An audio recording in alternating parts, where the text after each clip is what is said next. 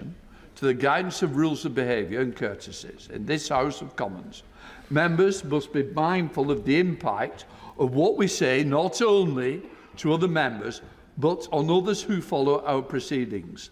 And members should be heard courteously, whatever their views. In particular, members should address the Chair rather than each other directly.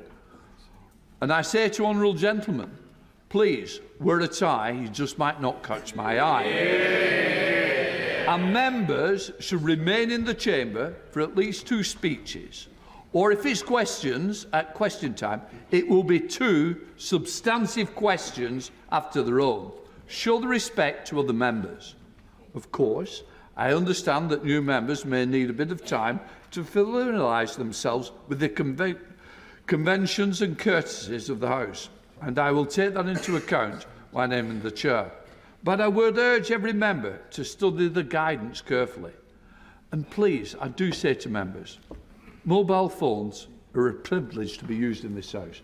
Please try and think about when you need them, when you use them. Members should be able to ask a question without reading it. Please, let's show the ability of this House. Let's show what we can do by working together. As I say, members would need a bit of time, and I will work with all new members. We must ensure, and I take into account when I'm in the chair, but I would urge every member to study, as I say, the guides. Please read it.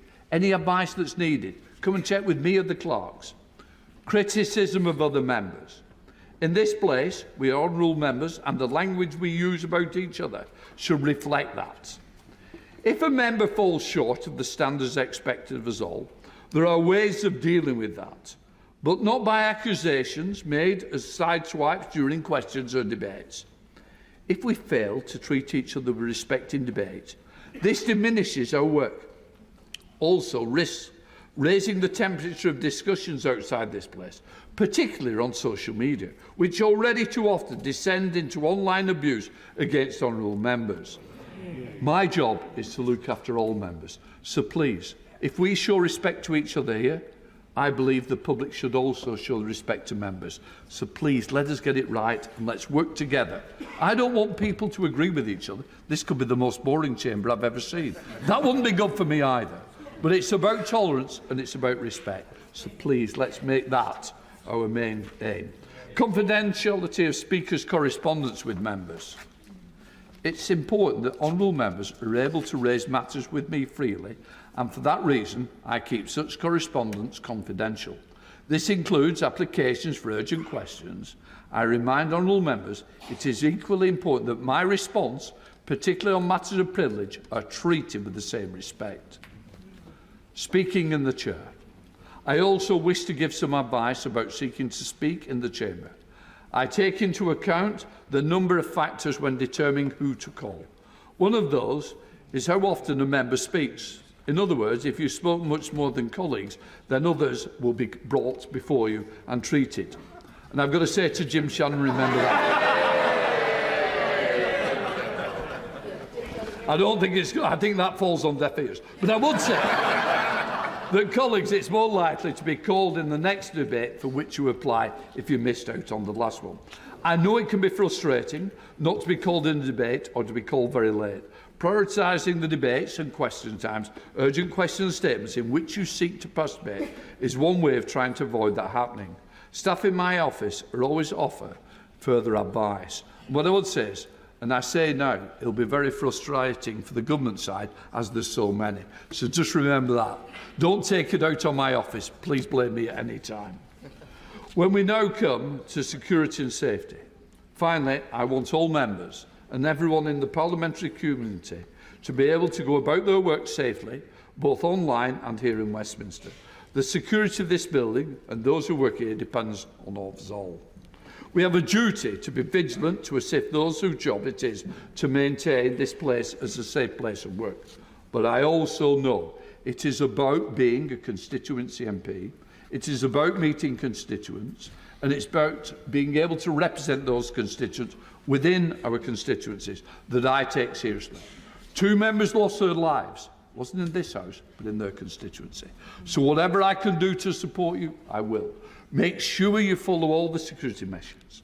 I never, ever want to receive another phone call like I've done previously. So please, look after yourselves, follow the advice. Your families matter, your staff matter, and this House matters. Security is the top of my agenda. Before moving to the first business of the new session, I would like to express my best wishes to all honourable members and to all those who work in the House. And I've got to say, well, I can. Thank you to all the staff who's made this transition. So I really do appreciate it. Please, let's enjoy the next session. Now then, we start with the clerk. Outlawries Bill. Before I call Leader of the House, I can now formally announce that the arrangements for the election of the Deputy Speakers. The ballot will be held on Tuesday, the 23rd of July, between 10 a.m. and 1:30 p.m. in the Committee Room 8. Nominations must be submitted to the table office between 10 a.m. and 5 p.m. on Monday, the 22nd of July. Nomination forms and an updated briefing note with information about the election are available in the vote office. Leader of the House to move the motion on temporary deputy speakers. I beg to move that for the period up to the first sitting day following the election of the deputy speakers under Standing Order 2A, Sir Edward Lee be Chairman of Ways and Means, Dame Siobhan McDonough be First Deputy Chairman of Ways and Means, and Sir Christopher Chope be the Second Deputy Chairman of Ways and Means.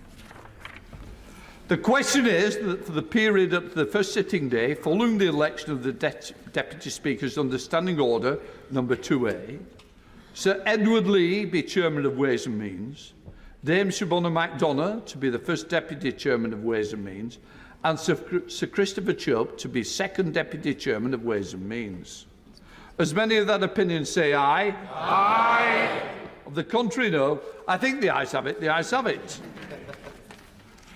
I now have to acquaint the House that the House has this day attended His Majesty's in the House of Peers, and that His Majesty was pleased to make the most gracious speech from the throne to both Houses of Parliament, of which I have the great accuracy obtained a copy.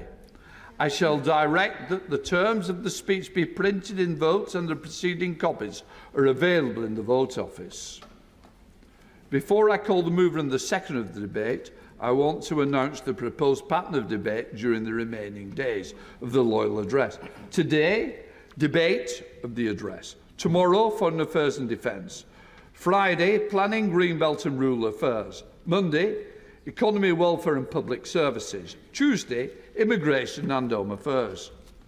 I now have the privilege.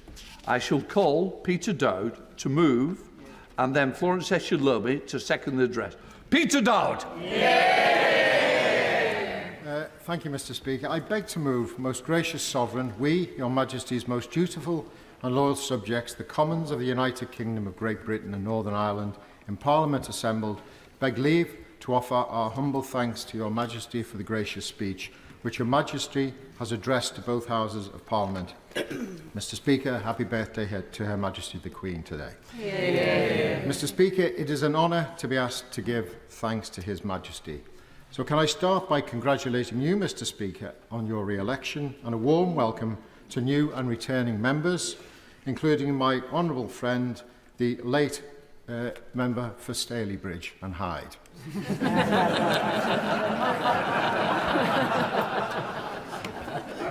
And congratulations to the Prime Minister and members of his new government. And Mr. Speaker, I think it's worthwhile putting into context how I came to be moving the motion on the King's speech this afternoon.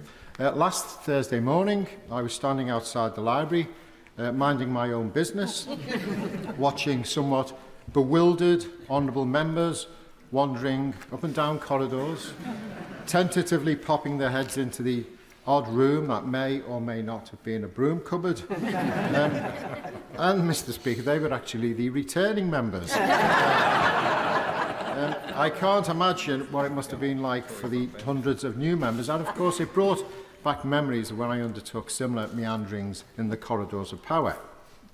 Then came the call from the Chief Whip. My first thoughts were, oh dear. Oh, yeah. What have I done or not done, as the case may be? Fortunately, those thoughts soon dissolved when he kindly asked me if I would undertake the humble address, to which I was delighted to accept and relieved. Mr. Speaker, unfortunately, I'm not the most competitive sort, which is just as well, as I'm afraid I can't claim to be the first to achieve virtually anything in my family. It started at birth, as I was the last born child. And although I was a councillor at a relatively young age, alas, I was not the first by a long measure from my family. I was the leader of a council, but not the first leader of a council in my family, nor even the first, for example, to unveil a plaque on a new public building. That was pretty much routine amongst my forebears. Nor will I be able to look forward to being the first person to reach 100 years of age in my family. My late grandmother, Nin, ticked that particular box in 1984 and drove the point home by living until she was 105. As for being the first MP in my family, well, I can't claim that accolade either, as there were two before me. One was the member, no surprises for guessing, Mr. Speaker, for Bootle constituency. And until today, my position in the back of the family queue has held sway for decades. So, thanks to a good Samaritan in the form of the Chief Whip, I am the first in my family to move the humble address to His Majesty. I am, as we say in Merseyside, made up. It goes without saying that being a member of Parliament is an honour, but I think being an MP representing the town I was born in is the icing on the cake. For those who don't know where my constituency is, it used to be a small fishing village, then a bathing resort for wealthy merchants just north of Liverpool. How times change. Today, my constituency comprises of a number of close-knit communities which, until after the war, were farmland. Ford, Litherland, Netherton and Old Rome. They comprised of the areas that housed thousands of families after the challenges of the war, and I think that vision can be renewed. Another part of my constituency, Seaforth, is home to the Port of Liverpool, and I'll come back to that in future debates. The country home of the Gladstone family was based in Seaforth. Indeed, Gladstone wrote how he had seen, quote, wild roses growing up on the very ground that is now the centre of Bootle. Another community, Orrell, expanded as time went by. Then, of course, there's the lovely coastline on Liverpool Bay, which has Waterloo and Crosby running along its shoreline, with beautiful views across to the hills of North Wales, and home to another place housing Anthony Gormley's Iron Men statues. And, of course, Bootle Town Centre itself is now the home to many government offices, the Charity Commission, the Health and Safety Executive, and even the Office for Nuclear Regulation, amongst others. And given its location and its major dock system, during the war, Bootle was a major target of the Luftwaffe. It was left badly scarred, with as many as 85% of buildings destroyed or damaged. It paid more than its fair share during that conflict. So I'm proud of my communities and their history. So I want the contents of the gracious speech to be part of its future. Now, Mr. Speaker, as much as I would like to think that Bootle constituency, with the largest majority in the country, so I'm told, is down to my character, charm and charisma, as well known to my colleagues, I really know it's down to the ambitious programme trailed in the general election campaign and now formally set out in the gracious speech. I welcome a legislative programme based on security, fairness and opportunity for all, investment, stability and reform. That's not a reference to the members over there. And perhaps above all, service. Service to our communities, our constituencies and our country.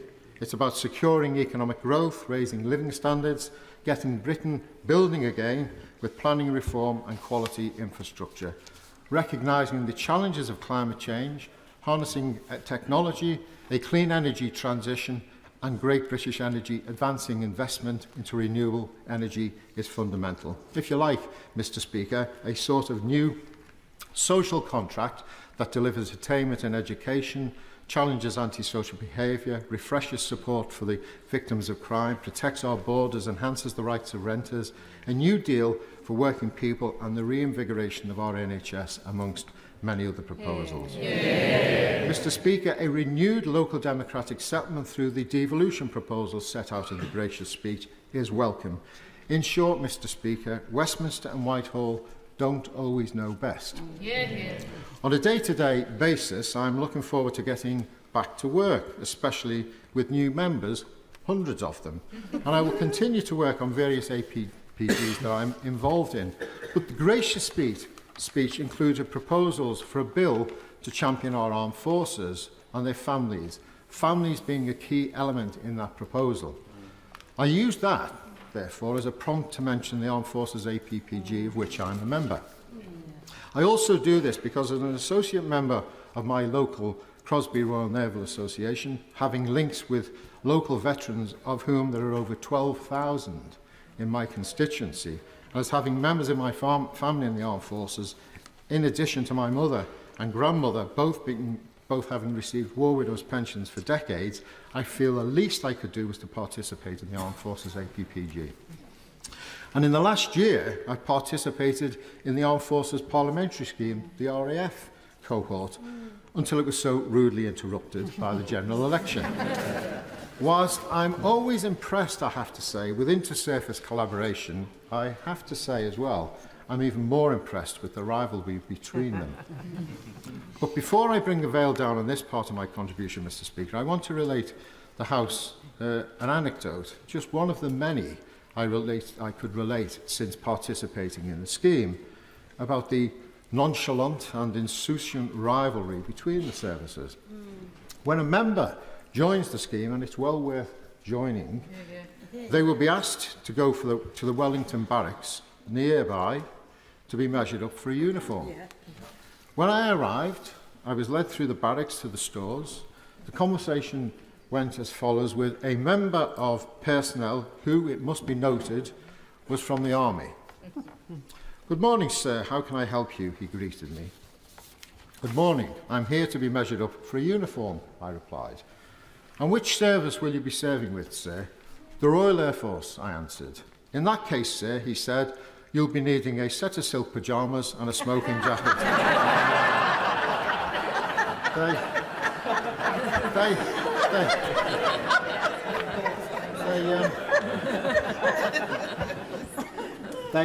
They fit like a dream, Mr Speaker.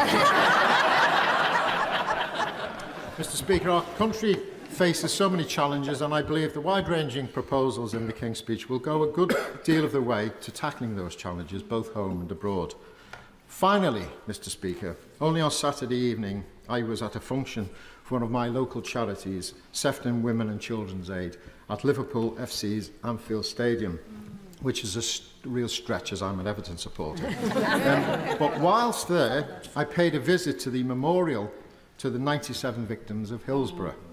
So I want to pay particular attention to the inclusion of what has become known as a Hillsborough Law in the gracious speech. I also want to thank the many individuals, families, survivors and the coalition of other organisations who have campaigned selflessly for decades to achieve this outcome, including members of this House.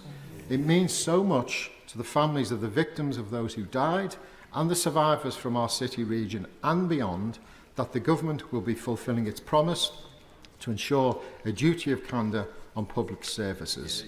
Justice and respect at last. Thank you, Mr Speaker.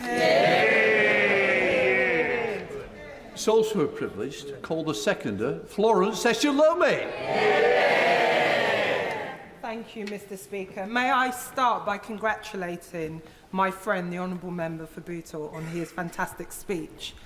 And as the eldest of three girls, we like the last-borns because we blame them for everything.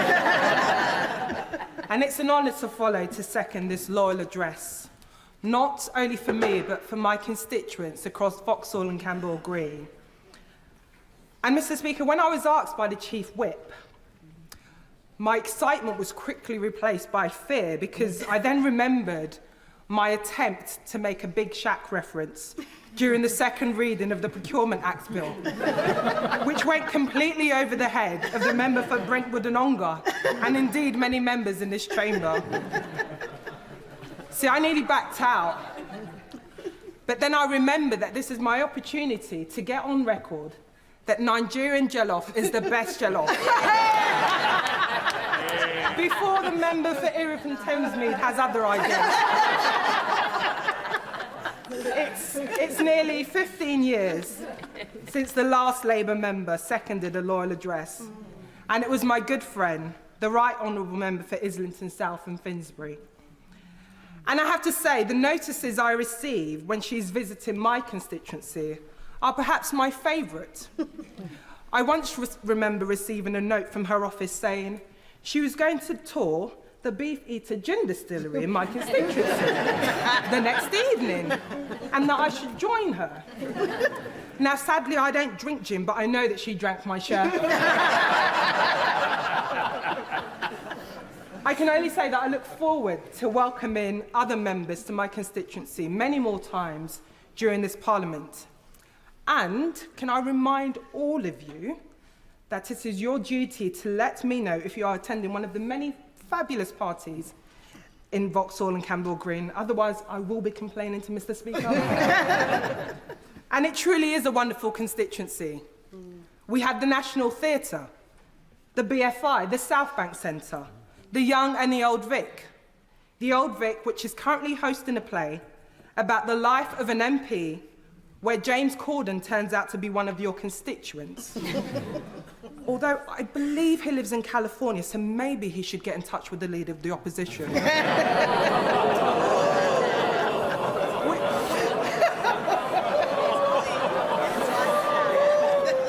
We also have the London Eye, which I'm sure the whole House will be delighted to know received permanent planning status earlier this year in May. That keeps it safe even from the clutches and planning reforms of the Chancellor and the Deputy Prime Minister. We have communities from all over the world, and even amongst the Sea of England shirts on Sunday, there were a few brave Spanish fans proudly wearing their colours, although, Mr. Speaker, they may have been just the SNP MPs. And we're also home to a number of MPs, advocacy groups, journalists, which means sometimes when I'm trying to avoid a journalist or politely decline an invitation, I often get hit with the dreaded line, "Oh, but I'm a constituent as well." I do warn journalists and members that I'll continue with my policy of giving no special treatment when you come up to me with any casework. Like many continuing MPs, the area I represent has changed significantly in this election following the boundary review. This means that I sadly no longer represent one of the Brixton estates I grew up on, as well as my church and my old primary school. The church is central to my life, and it's a microcosm of Lambeth. After Mass, I can see the impatience on my family's face, as I often discuss varied casework from the congregation. And I just want to reassure my honourable friend, the member for Clapham and Brixton Hill, you are going to receive multiple blessings with all those varied caseworks. And I know the wards that I'll lose will be represented by her. But then again, Mr. Speaker, based on past experience, not all the journey lobbies will notice that anything's actually changed.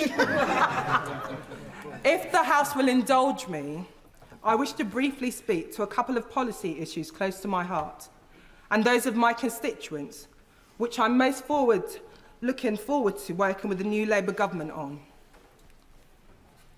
Now, as an MP, one of the hardest conversations any of us will have are with the victims of violent crime. I've sat in many front rooms, holding grieving mothers and fathers, and they tell me about their loved ones who've been taken too soon. And with every hug and tear wiped away, I can feel their pain and the impact that this has on the wider siblings and other family members. Crime rips communities apart, leaving too many people vulnerable and open to exploitation. And one of the areas I'm proud of working on is on preventing abuse of gang-associated girls, whose mistreatment is sadly just one example of why our streets need to be safer. The Home Secretary's commitment to halving rates of violence against women and improving support for victims should be welcomed across the House. Over the last couple of years, I've seen firsthand the impact of the cost of living crisis, and this has had on my constituents in Vauxhall and Campbell Green and communities right across the country.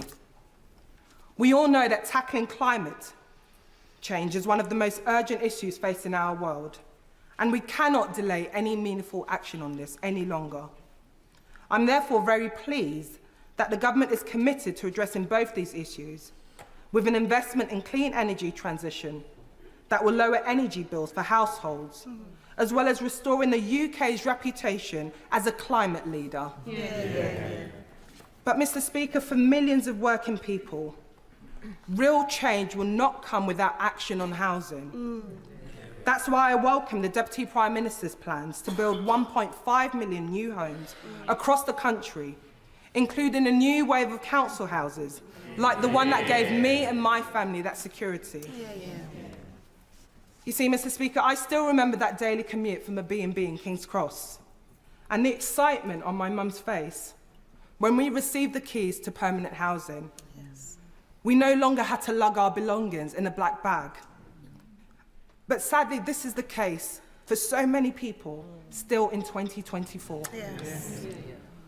Vauxhall and Campbell Green is home to a high number of people, many of whom are private renters. The power that Section 21 gives immoral landlords to evict tenants for no reason is an outrage. I'm glad that this government will finally ban no-fault evictions for good. Lastly, I'm proud to be an advocate for the eradication of HIV and AIDS, an issue on which we have made so much progress in recent months. As my fellow co-chairs of the All-Party Parliamentary Group on HIV and AIDS, in November last year we had the honour of hosting a reception in Mr. Speaker's house to thank Sir Elton John for his work in this field over the last 40 years. It was a fantastic event, and our new Prime Minister reaffirmed his commitment to ending new HIV transmissions in the UK by 2030. Coincidentally, it also means that today's royal event, I've had the privilege of speaking, and it's the second one in the last 12 months, because we can all agree Sir Elton is music royalty. This Parliament sees a large churn of MPs, and may I take this opportunity to congratulate and welcome new members. Literally, do not worry if you get lost. I've been here almost 5 years and I still get lost. My one piece of advice is this: make sure you know where Westminster Hall is, because you'll always find the member for Strangford there, on hand to point you in the right direction. Although this is after he's finished speaking in whatever debate's going on that day. And Mr. Speaker, while it was wonderful seeing so many Labour MPs winning on the 4th of July, it was mixed with a slight sadness that we have to say goodbye to colleagues who worked across this House with great dedication for their constituents. I'm delighted to see the member for cities of London and Westminster in her place on these benches. But I'd like to reference the importance of the work I did with her predecessor, my friend Nikki Aitken. As the two MPs responsible for Westminster Bridge, we worked together in the last Parliament, not only to commemorate the horrific Westminster Bridge attack, which happened in 2017, where 6 people sadly lost their lives, including the late P.T. Keith Palmer. We also worked to improve the safety of what is a very busy and active part of London. Nikki also worked tirelessly to make sure the Pedicabs Act was brought into law, despite the persistent objections of the member for Christchurch, which, again, I'm sure many new members will get used to. I also pay tribute to the outgoing father of the House, Sir Peter Bottomley. Like new MPs and members, I remember walking in as a new MP into a meeting of the all-party parliamentary group for votes at 16. The room was buzzing with excitement and energy and all these young people. And to my surprise, Sir Peter was in the chair. He really proved that age is just a number. I must mention my good friend and former constituency neighbour, the new Baroness Harriet Harman. Her 42 years in office blazed the trail for the rights of women in politics and wider society. When Harriet was elected, just 3% of MPs were women, and now this figure stands at 40%. So while there's some way to go, that rise is a testament to her undaring work and drive from Harriet to never take no for an answer. And while I'm daunted to have the responsibility of representing part of her former constituency in Camberwell Green, I could not have had a better example to learn from. My pledge to her and to the new constituents is that I will do my best to carry on her legacy and being a strong voice in Parliament for those communities.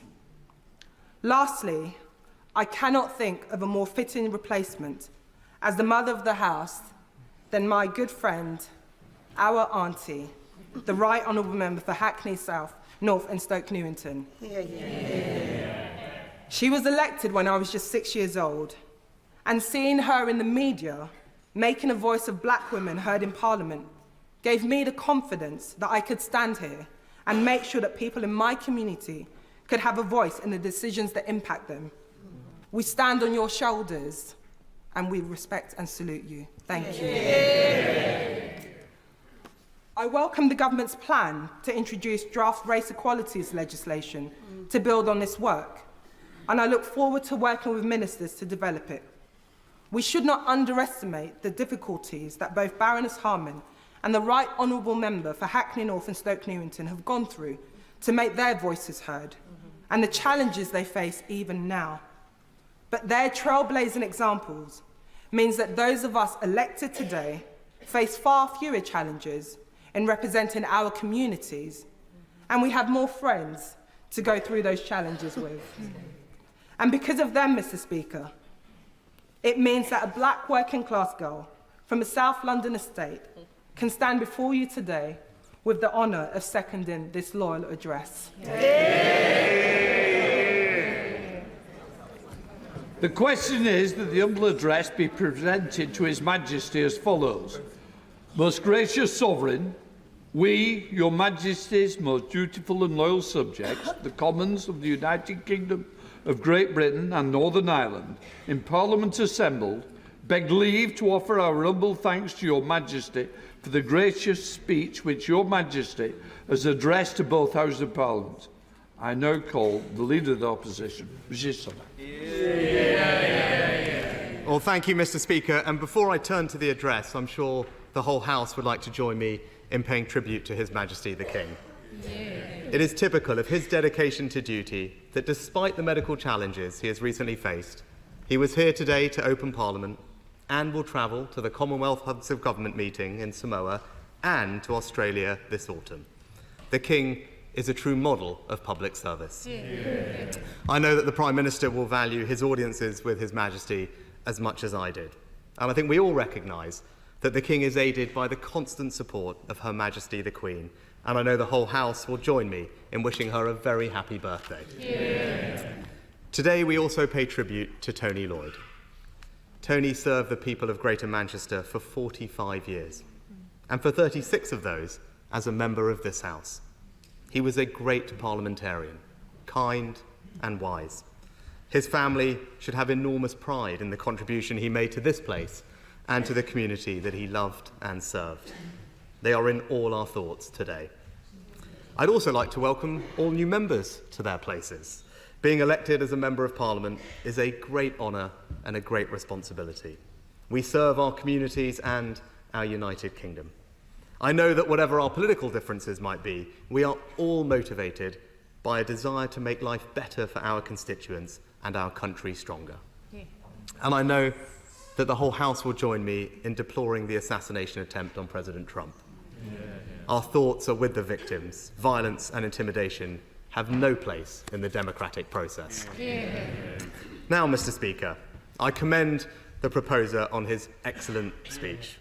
I know that the whole House will agree with me that the Honourable Member for Bootle has set a very high bar for speeches in this new Parliament. Now, my little sister always reminds me that being the youngest means you have to learn how to make yourself heard well. Well, the Honourable Member is the youngest of 8, and it really shows.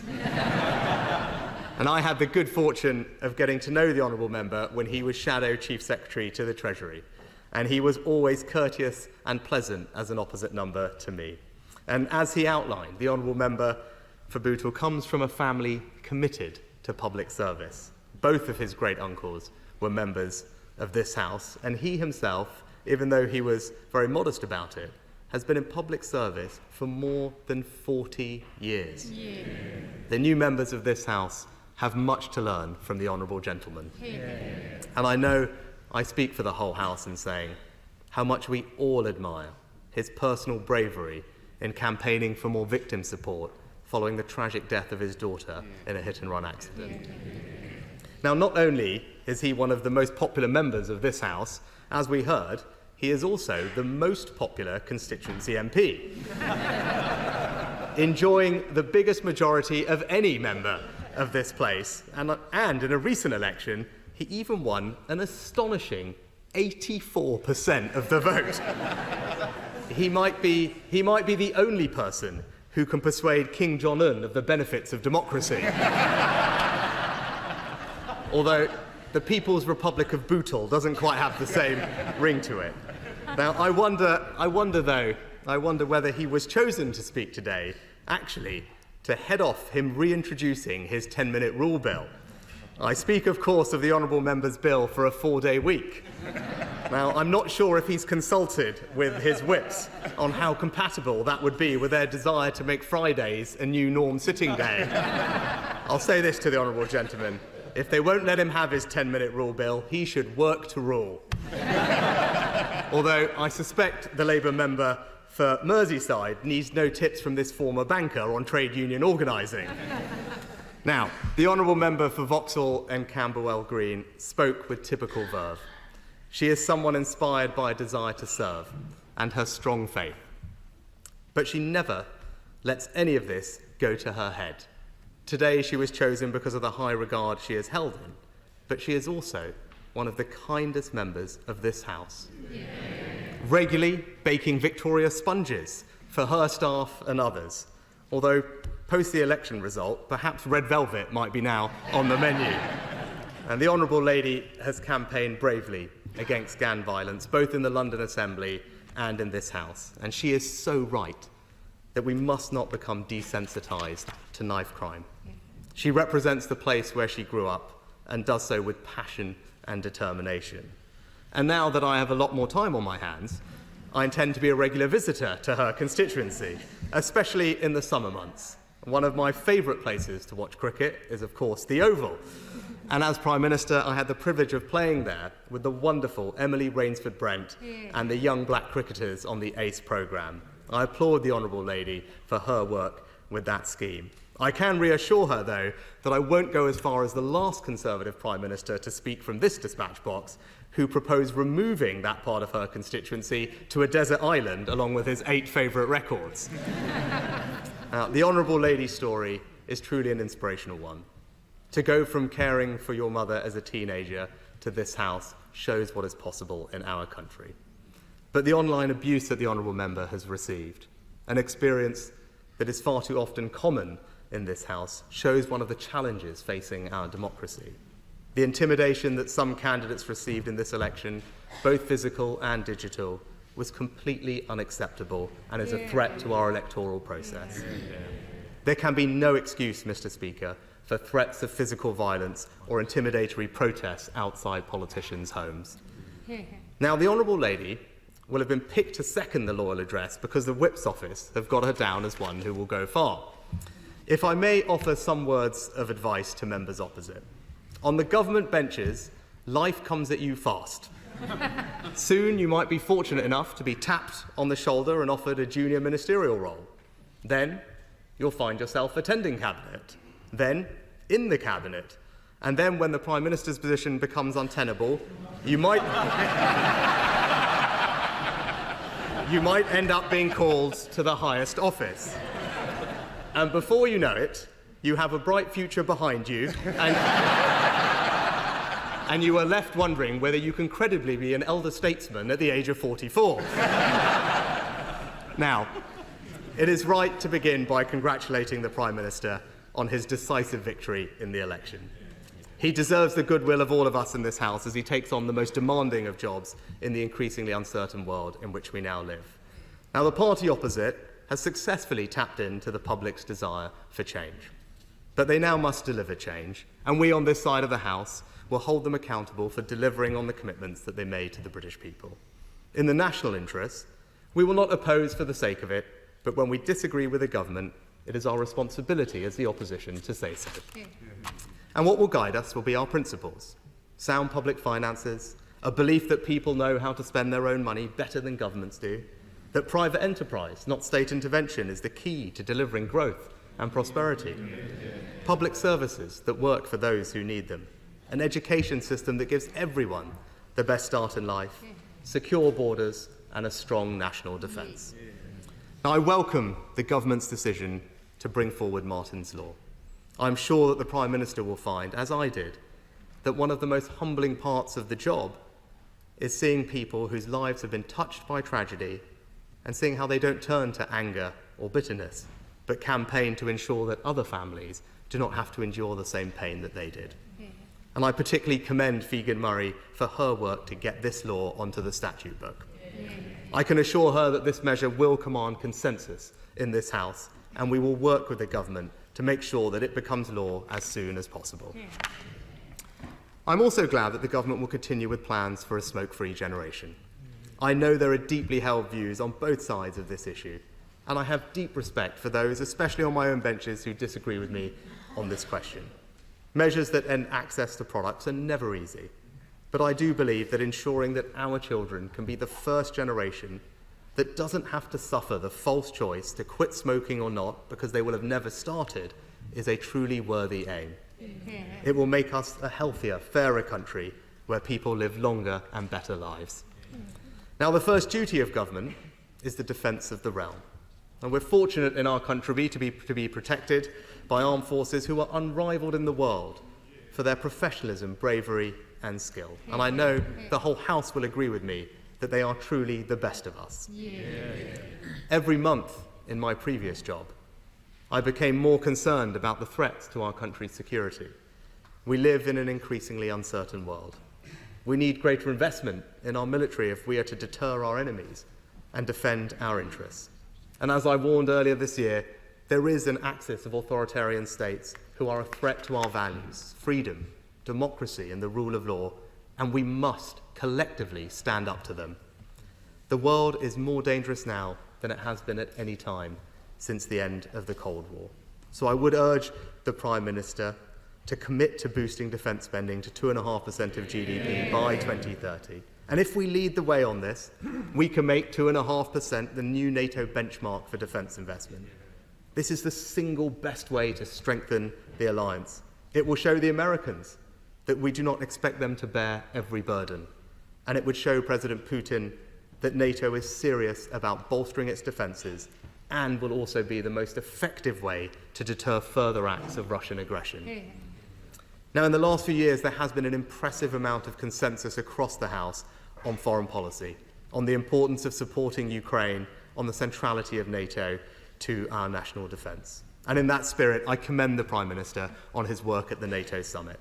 And I'm glad that he and the Secretary of State for Defence have taken such rapid steps to demonstrate that while the government has changed, this country's commitment to Ukraine's security remains constant. And I also welcome the Right Honourable Member for Tottenham's visit to the Middle East. It is of fundamental importance to this country that as we make real progress towards a two-state solution, our friend and ally Israel has a right to defend itself and to live in peace. And let me turn next to another crucial issue facing not just our country, but the broader Western world: illegal migration. Now, the fundamental question is what to do with people who arrive here illegally but cannot be returned to their own home country. Now, our approach was to send them to a safe third country. The Prime Minister was clear that he would scrap those plans, and I acknowledge that. And our fear remains that without such a deterrent, the country will end up having to accept that a large number of those who cross the channel illegally will end up remaining here. And how to prevent that is something that the government, I know, will soon look to address. And when it comes to legal migration, I urge the Home Secretary to retain the measures that we implemented, which are forecast to halve net migration in the next 12 months. Now, if I may turn next to the economy, I understand well that the Chancellor is keen to paint as bleak a picture as possible, but I would just gently point out that this is not exactly what the facts say. Inflation at 2%, unemployment 4%, and the fastest growing economy in the G7 so far this year. The party opposite has inherited an economy that is already on an upward trajectory. Now, the government have set out plans. The government has set out plans to strengthen the role of the Office for Budget Responsibility, and we will examine those proposals carefully.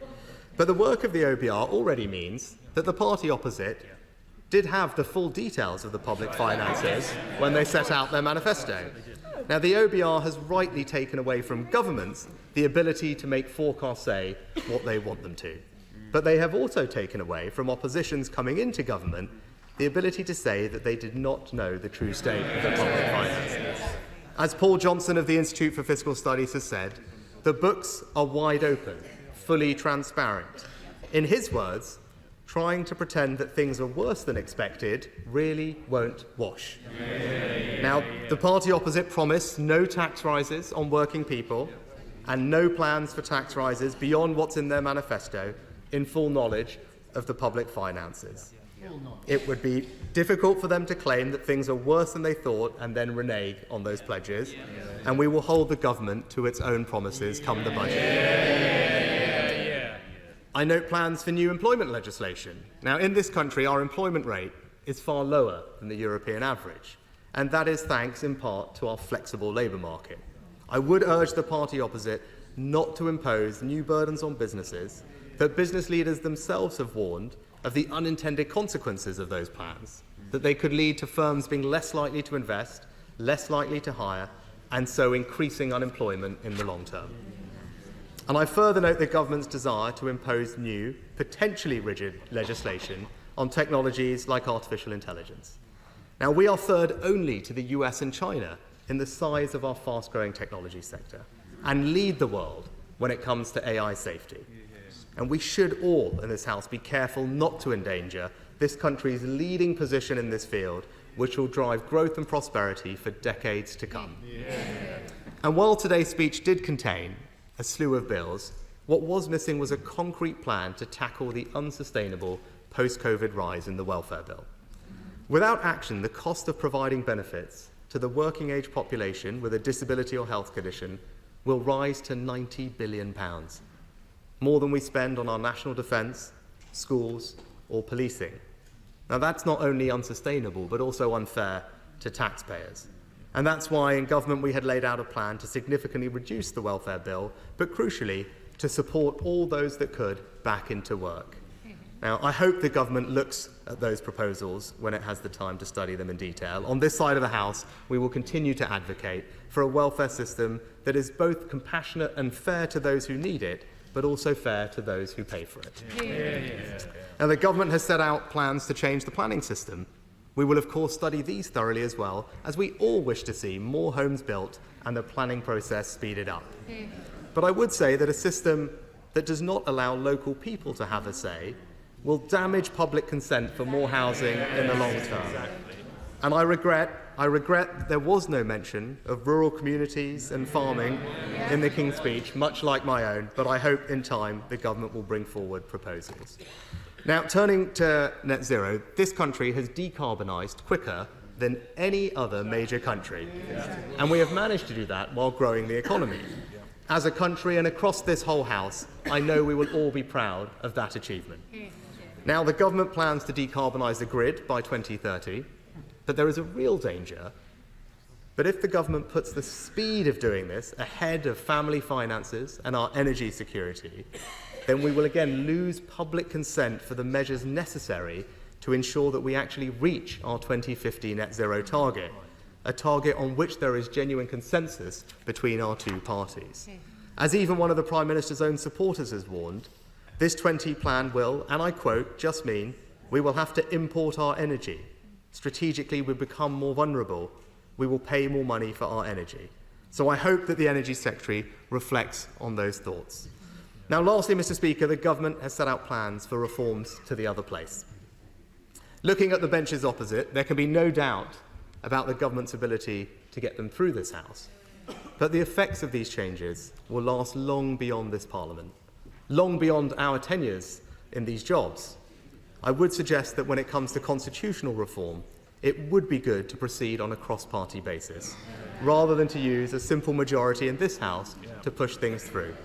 And that consensus should include the crossbenchers whose convener would be removed by the government's proposals. I also suspect that the public would prefer the government to prioritise practical, real-world issues over constitutional wrangling. However, I welcome the news that the government has paused on their plan to force members of the other place to retire at 80. Now, this proposal always felt like it would be a blunt instrument. And indeed, in the dissolution honours, the Prime Minister nominated rightly the former Right Honourable Member for Derby South, who will be a strong addition to the other place, despite the Right Honourable Lady being already over the retirement age that the Labour manifesto proposed. So, Mr. Speaker, let me close by saying that we, of course, recognise that the British people have entrusted the party opposite with the task of governing our country. On our side of the House, we will fulfil our duties as the loyal opposition, professionally and effectively. And across this House, we are all first and foremost patriots. We all wish to see our country and our people flourish and succeed. And in that spirit, I wish the new Prime Minister and the new government well. I now call the Prime Minister, Sir Keir Starmer. Thank you, Mr. Speaker. Before we begin, may I join the Leader of the Opposition in his tribute to His Majesty the King. It is so heartening to see him in his rightful place, delivering the gracious speech. And I'm sure the whole House will not mind, once again, wishing him a speedy recovery. Can I also join in wishing Her Majesty the Queen a happy birthday? Mr. Speaker, we also wish President Trump a speedy recovery from the appalling attempt on his life at the weekend. I spoke with President Trump on Sunday night to pass our best wishes, but also to share our revulsion at the senseless violence which has no place in democracy. Last time this address took place, and I stood at that dispatch box, I could see for the first time the then new plaque, now behind me, commemorating the memory of Sir David Amess. And I know how hard that loss was for members on the opposite benches. And now, standing on this side, I can see for the first time in front of me the plaque to our dear friend Jo Cox, with her words that catch the air of this chamber even more at a moment like this, more in common. So while our thoughts at this time are, of course, with President Trump and the American people, we cannot think that this is something that only happens elsewhere.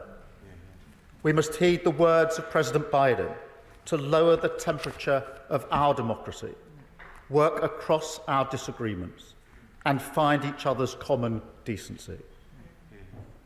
Mr. Speaker, I also want to congratulate the England football team for their achievements in the Euros, something the Leader of the Opposition and I were talking about this morning. Yes, the trophy eluded us again, but the team can be proud of another exceptional performance, something I'm sure the whole House would be only too pleased to recognise. And we pay tribute to Gareth Southgate, who shouldered the burden of national leadership with such dignity. Mr. Speaker, this government has been elected to deliver nothing less than national renewal, to stop the chaos of the past 14 years, turn the page on an era of politics as noisy performance, and return it to public service, and start the work of rebuilding our country. A determined rebuilding, a patient rebuilding, a calm rebuilding, a rejection in this complicated and volatile world of those who can only offer the easy answer, the snake oil charm of populism. Mr. Speaker, as the last 14 years has shown, that road is a dead end for this country. It does nothing to fix our foundations, and the British people have rejected it, as they have throughout our history. What people really want is change, and change is what this government of service will deliver. A King's speech that takes the brakes off our economy and shows to the British people that politics can be a force for good, the vehicle for improving lives of millions, no matter who you voted for. Mr. Speaker, it's a day when we get on with the serious business of government. And yet a House with no time for levity would go against the grain of our traditions. So it's fantastic to hear my honourable friend, the member from Bootle, in such fine fettle today when proposing the humble address. He spoke with great passion, as he always does, for his constituency, famous, as he himself mentioned, for the Anthony Gormley sculptures on Crosby Beach. It's a work of art that's entitled Another Place, a collection of gently rusting figures for whom the tide is perpetually coming in. A solid grounding should he ever consider a career in the other place. But I'm sure this House will agree. He is also one of the warmest and most generous members. A generosity that, ahead of a previous election, extended to an offer to hand-deliver Conservative leaflets, a commitment to the democratic process that should be applauded, not least because it resulted in a stonking increase in his majority for Labour.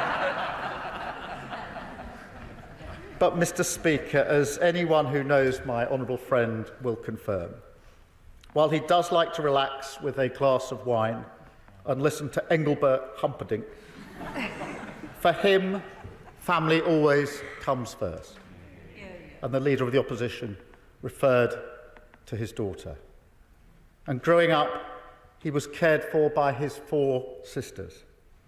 And now he is never happier than when he's with his grandchildren, who are convinced that he knows Mary Poppins personally, a belief I note he has never discouraged. He has been a tremendous servant to our family, the Labour family, and we thank him for his outstanding speech today. Mr. Speaker, the address was seconded by the honourable friend, the member for Vauxhall and Camberwell Green. A fitting tribute for a royal occasion, as I'm told she is known as Queen Flo on Instagram. The House will know her as a tireless champion for her community, as well as a founding member of one of our most vital affiliates, the Labour Friends of Karaoke. In fact, Mr. Speaker, I'm reliably told that Queen Flo doesn't mean Queen Bee, which we look forward to hearing at Labour conference. But, Mr. Speaker, truly it was a fantastic speech. Another demonstration that my honourable friend is a shining example of our movement. A young carer when growing up, a fighter for their causes on AIDS and HIV, on the health inequalities which still deliver poorer outcomes for black women, and on sickle cell, which her late mum suffered from. I know what it's like to watch your mum move in and out of hospital as a child, and so I respect and admire the way she now champions young people from poorer households and fights for the opportunities that they deserve. Perhaps most powerfully of all, she's spoken about her own experience arriving at the scene of a stabbing, and has rightly demanded that we never allow ourselves to become desensitised to the tragedy of knife crime. As a fellow inner London MP, I know how much this is hurting our city, as it is towns and cities across the country. I know how much potential is lost and how many families fear that their child could be next. So be under no doubt, turning the tide on this violence is absolutely central, a key mission that this government of service will take on. Mr. Speaker, both speeches were in the finest traditions of this House. Let me also follow the Leader of the Opposition and mark the passing of our colleagues in the traditional way. Because since the last gracious address, the Labour Party has lost a stalwart of our movement with the passing of Tony Lloyd, who served in 36 years of distinction the communities of Rochdale, Manchester Central and Stretford. I had the chance to speak to Tony just days before he left us. That was when he was leaving hospital to go home, and he knew it was for the last time and that he wouldn't see a day like this. And without being partisan, I can tell you he would have loved to see the House set up as it is today. He would have told us, using his experience, to use every precious moment that we have to serve those communities that he held so dear, because that is what he stood for, the best of our movement, a champion of politics as a force for good. And, Mr. Speaker, that is the great test of our times. The fight for trust is the battle that defines our political era. And it's a task not just for this government, but for the whole Parliament. We are all responsible for the tone and standards that we set. And I want to thank the Right Honourable Gentleman in every exchange that we've had since the election. And in his words today, he has gone well beyond the usual standards of generosity, and I thank him for that. And in that spirit, this King's Speech picks up some of the important business not concluded in the last session. And so, on football governance and the reduction of smoking, we hope to proceed in a manner that recognises the previous consensus. We will also carry forward the Holocaust Memorial Bill.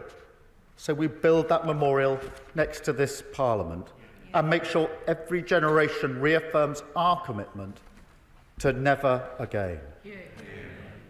And we will also honour the promises that I made and the Leader of the Opposition made to the family of Martin Hett and all the families affected by the horrific events in Manchester that day. Figan Murray, Martin's mum, walked 200 miles to tell us that Britain needs that law quickly. I told her then that she would get that from a Labour government, and we honour that promise today, and I'm very grateful for the indication of the cross-party support we will have on that very important provision. Because the security of the British people is the most fundamental priority of any government.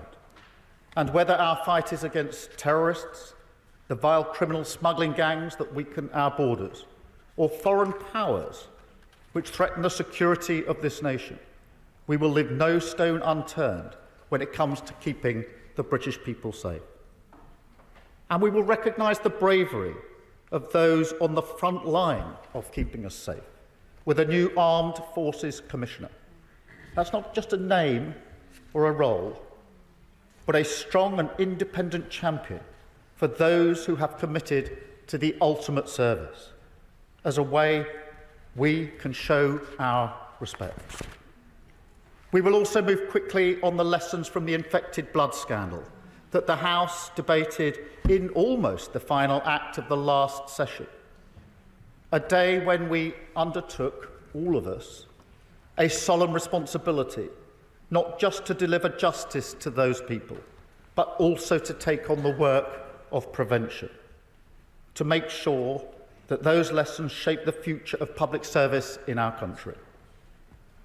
Because scandals like infected blood, Windrush, Horizon, Hillsborough are united not just by the scale of the injustice, but also by the indignity that the victims and their families have been put through, merely for standing up for truth and justice. So it is high time to bring in a duty of candour, the Hillsborough Law, because a government of service must also be a government of accountability and justice. That is what service means. Yes, I will. I thank the Prime Minister for giving way during his excellent speech, outlining the hope and renewal within this King's speech, much needed in constituencies like mine, in Luton North, where over 45% of children are growing up in relative poverty. What reassurances can the Prime Minister give me and my constituents that he personally takes this issue very seriously and that his government will address it? Prime Minister. Well, I'm grateful for that intervention, and I give my assurance to her and to the whole House that I do take child poverty extremely seriously.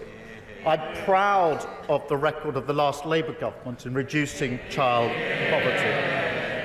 It clearly had a strategy, and we will have a strategy, and I'm very pleased to have announced today the task force that will lead our strategy to reduce child poverty. No child should be growing up in poverty. And we will work across the House on that issue, and I will take an intervention. Very grateful. Thank you, Mr. Speaker. I'm very grateful to the Prime Minister for giving way on his newly announced task force, which of course Beth Rigby was announcing on Twitter as we were all within this chamber. Mr. Speaker, can the Prime Minister outline how many children will remain in poverty whilst that task force undertakes the work, which will ultimately lead to the same conclusion we are proposing, to scrap the two-child benefit cap? Well, look, I do welcome this. I know this is an issue across the whole House. I don't think there's a single member that doesn't care about child poverty. The point of the task force is to devise a strategy, as we did last in government, to drive those numbers down. It can't be a single issue, it's across a number of strands, and we will work with people across the House in order to do it. What matters is the commitment to do it and to drive those numbers down. That is what we did last in government, and we will do it again. But, Mr. Speaker, I'll just make some progress and then I will. Mr. Speaker, whilst I respect the tone of the Leader of the Opposition's contribution, I can't stop my mind wandering back to 9 months ago when he was at this dispatch box. His great political hero, Nigel Lawson, once said, "To govern is to choose." And every day serving the people of this country is a chance to make a difference for them. Yet, Mr. Speaker, the last King's speech was the day when the veil of his choices slipped. And we all saw a party, his party, content to let our country's problems fester, content to push aside the national interest, as they focused almost entirely on trying to save their own skins. Mr. Speaker, we will have time over the weeks, months and years to debate the measures in this King's speech and the choices of this government. But I defy anyone on those benches or elsewhere to look at the ambition and purpose of our intent and not to receive a return to the serious business of government. No more wedge issues, no more gimmicks, no more party political strategy masquerading as policy. This is an agenda focused entirely on delivering for the people of this country. Legislation for the national interest that seeks only to fix our foundations and make people better off. Solve problems, not exploit them. Because, I'll just make some progress in the work. Because, Mr. Speaker, with each day that passes, my government is finding new and unexpected marks of their claim. Scars of the last 14 years where politics was put above the national interest. Decline deep in the marrow of our institutions. We've seen that in our prisons, writ large. We've seen it in our rivers and seas, even worse than we thought. And we've seen it in our councils, pushed to the brink by the previous government, now unable even to deliver basic services to children with special educational needs. And Mr. Speaker, we've already taken first steps on so many of the priorities we put before the British people. The work of change has begun, but we know, as they do, that national renewal is not a quick fix. The rot of 14 years will take time to repair. Nonetheless, I will give that.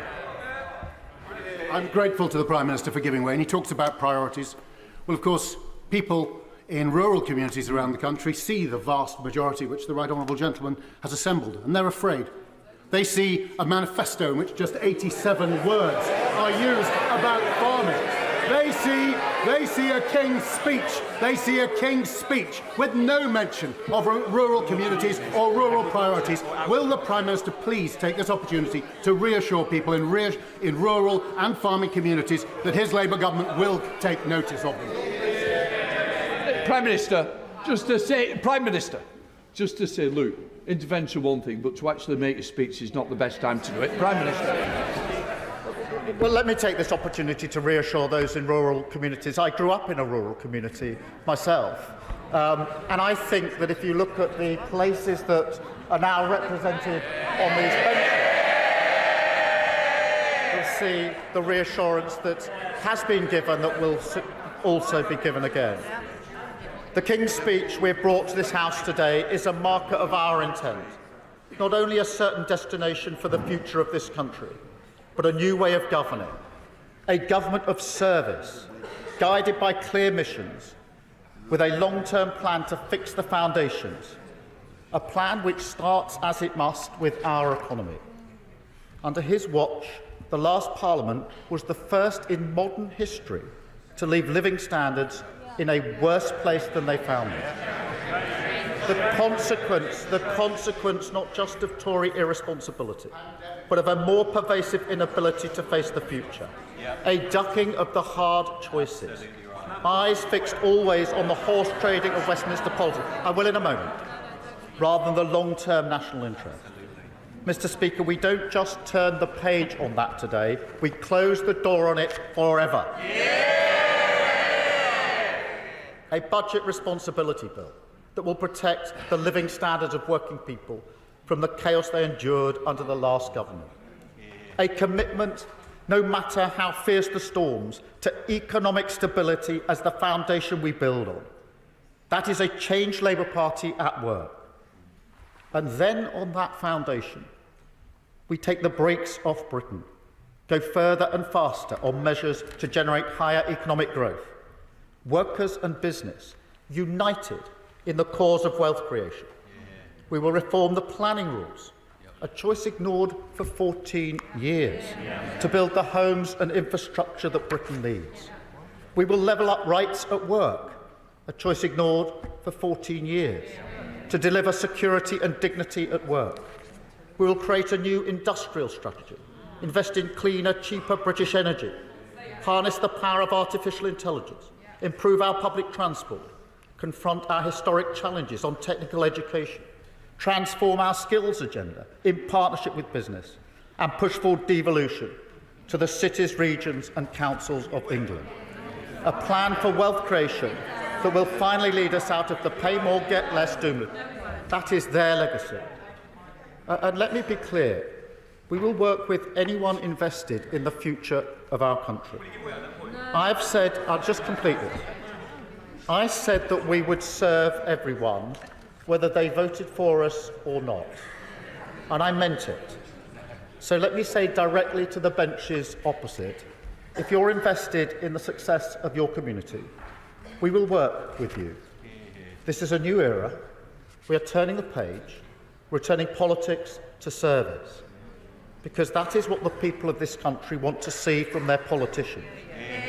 And service is a stronger bond than political self-interest. That is what country first means. The only way we can restore trust, and the reason this government of service was elected. Mr. Speaker, we were also elected to repair our public services with investment and reform, to make them once again beacons of justice for the communities that they serve. A signal to our country of the cause that fires national renewal. my determination for everyone in our country, England, Scotland, Northern Ireland, Wales, no matter where they started in life, to feel that success belongs to them. It is a cause, Mr. Speaker, that I do believe unites this House and indeed the people of this great nation. So I will. Mr. Speaker, can I commend the Prime Minister? There are many within this House, both sides of this chamber, both in opposition but also in your party, who welcome your election as Prime Minister and look forward to the delivery of some feel-good factors for all of this great nation of the United Kingdom of Great Britain and Northern Ireland. Always better together, is what I always say, and even those in the chamber who maybe have different ideas perhaps think the same as well. Prime Minister, in the paper, of my provincial paper 2 weeks ago, we recognised that Northern Ireland was very much part of your 10-year plan. Can I ask the Prime Minister, can he perhaps outline exactly what that plan will be for Northern Ireland to ensure that our position will never weaken and always get stronger? Say, Jim, you'll be definitely bottom of the list, but don't worry. Prime Minister. I'm grateful for that intervention. It was very important to me and to my government that within days of being elected, I went to Scotland, to Northern Ireland and Wales with the message that I did about working together. As he will know, I worked in Northern Ireland for 5 years on reforms to the police service in Northern Ireland. It matters to me that we make progress on all matters across all of our nations, and that is the way that we will operate as a government. That was a statement of intent going as I did in those early days, and I will continue in that vein in direct answer to his question. Mr. Speaker, so as well as our plan to cut waiting times, we will modernise the Mental Health Act and finally drag it into the 21st century. And we will raise standards in our schools, improve the confidence, the well-being and the happiness of our children, because that is so often the barrier that holds them back. We will also work on landmark legislation on race equality, tackle the structural injustice of unfair discriminatory pay. Now, Britain has come a long way on matters like this. One look at this Parliament shows that we're moving forward. And I recognise the efforts of so many in this House, on all sides, to tackle this injustice. But, Mr. Speaker, we can still do more, and therefore we must, and we will. We will also begin work on banning conversion practices and bring forward tough new protections for renters. Promises that have lingered in the lobby of good intentions for far too long.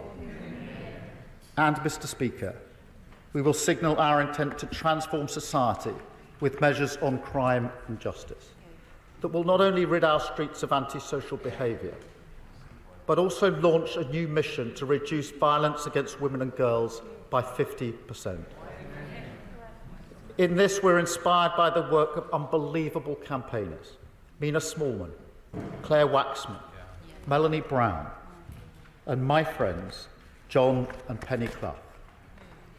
Mr. Speaker, I will never forget the day that John and Penny came to my office and told me what they had been through just to get justice for their daughter, Jane, murdered in the car park of the Blackpool Hospital where she worked by the man awaiting trial on multiple charges of raping her. I gave them my word then that I would do what I could, not just for John and Penny and Jane, but for all the Johns, Pennies and Janes in our country. Mr. Speaker, it's an enormous undertaking. I wish it wasn't, but it is. Just listen to the contribution made every year in this House by my honourable friend, the member for Birmingham Yardley. A grim reminder of just how many women are killed every year by domestic violence. And yet, as everybody who works in public service knows, government can make or break a life. I've seen it myself as a public servant. I also know from those campaigners what service can do when it listens and empowers people far beyond the walls of the state. So, Mr. Speaker, this is how we will go about our business: mission-driven, focused on ambitious goals, bringing together the best of our country, committed to the practical difference, big and small, that we can make together. That is the reward and the hope of service, the business of change, and the work of this government of service that we will take on. We will stop the chaos, fix our foundations, and take the brakes off Britain. A King's Speech that returns politics to serious government, that returns government to public service, and that returns public service to the interests of working people. That is the path of national renewal, the rebuilding of our country, and we take another step today. Thank you, Mr. Speaker.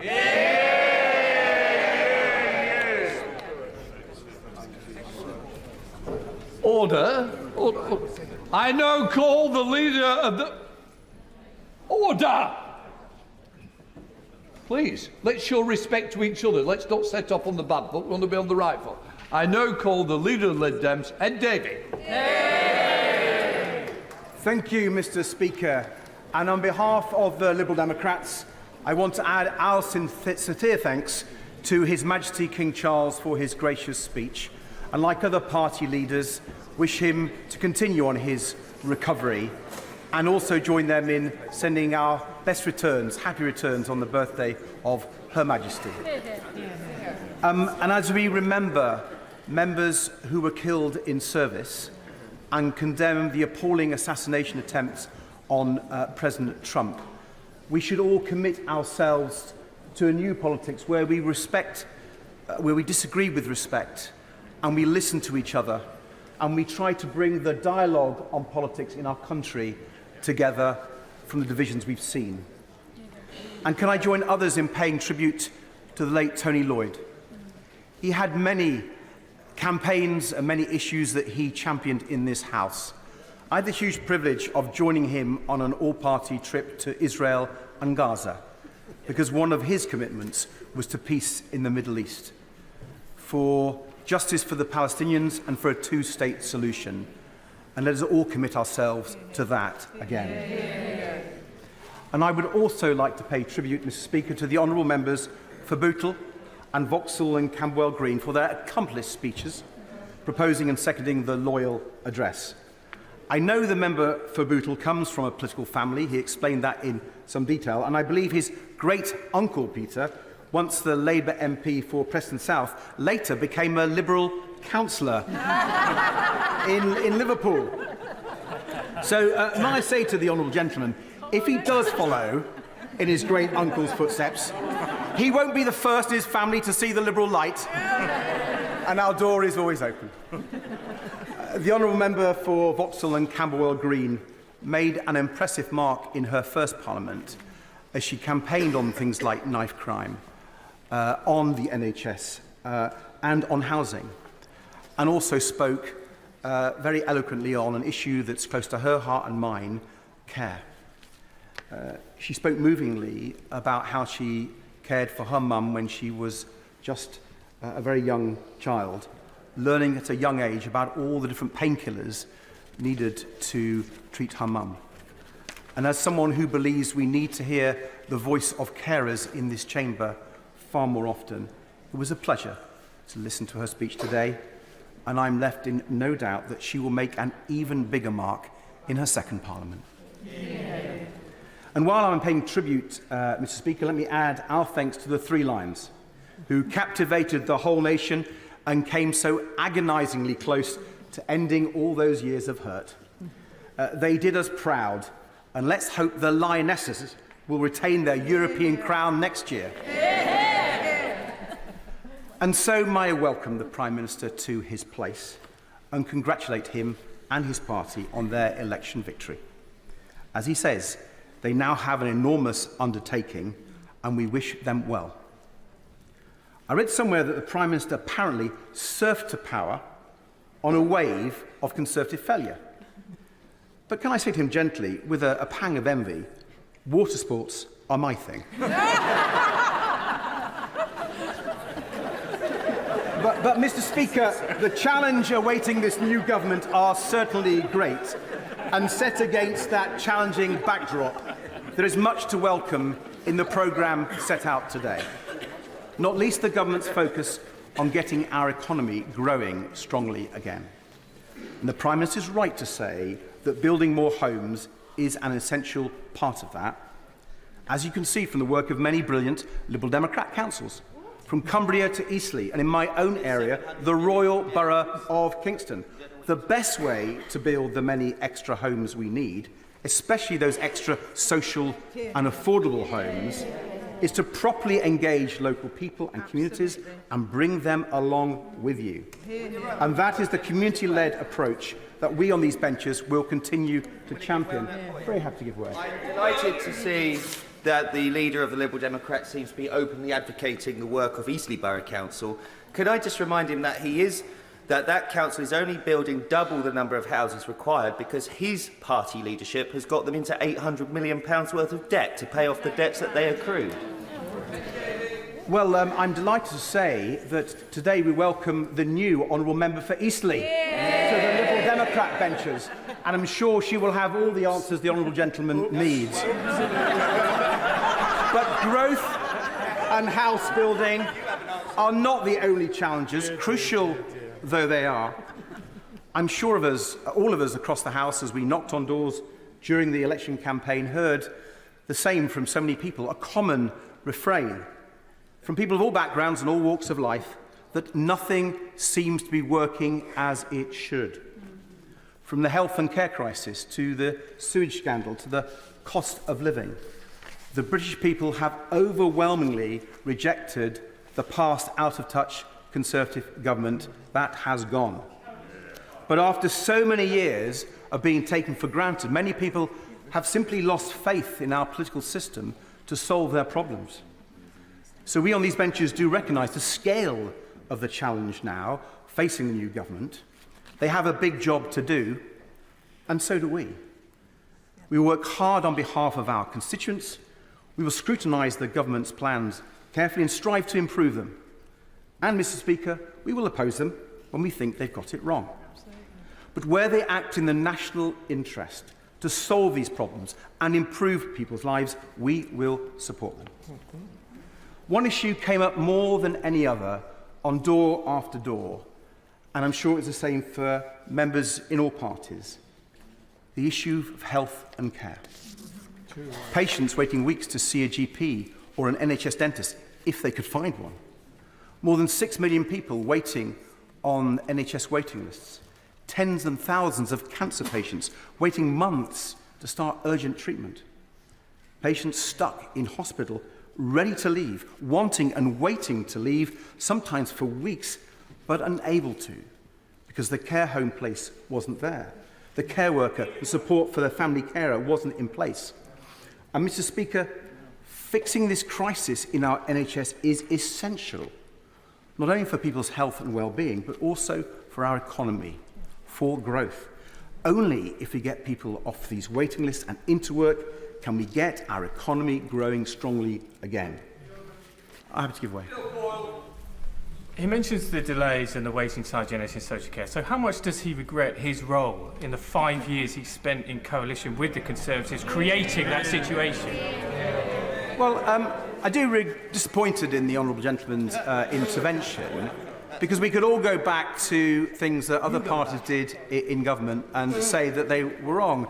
And I would just say to the Honourable Gentleman, I come to this task now in a spirit of constructive opposition to work through for the best for our country, and I hope he and other members will too.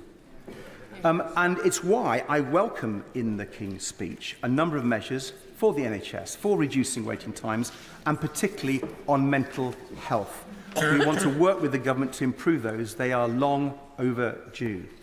But I would also urge the government, of course, to look at the proposals in our manifesto on the NHS, boosting GP numbers so that everyone can get an appointment within 7 days or 24 hours if it's urgent, improving access to dentists and, crucially, to local pharmacists too.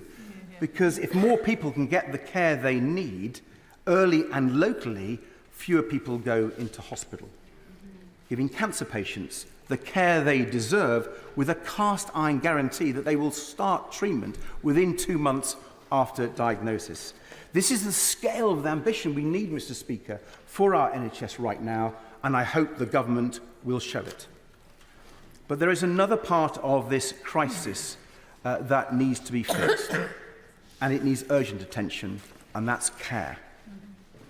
I spoke about my own caring journey during the election, first for my mum when I was a teenager, then for my dear Nana, and now as Emily and I care for our severely disabled son, John.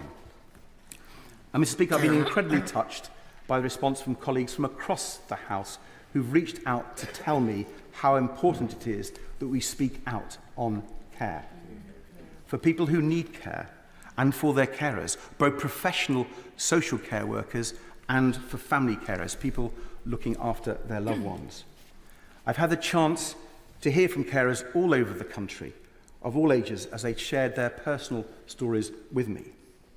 Like the couple who care for a son with similar care needs to John, who reached out to say they know what it's like to worry about what happens when you're no longer there to look after your disabled son. And they offered me advice. I was so touched by their kindness and generosity. Mr. Speaker, each care story is so different, and yet in many ways they have much in common.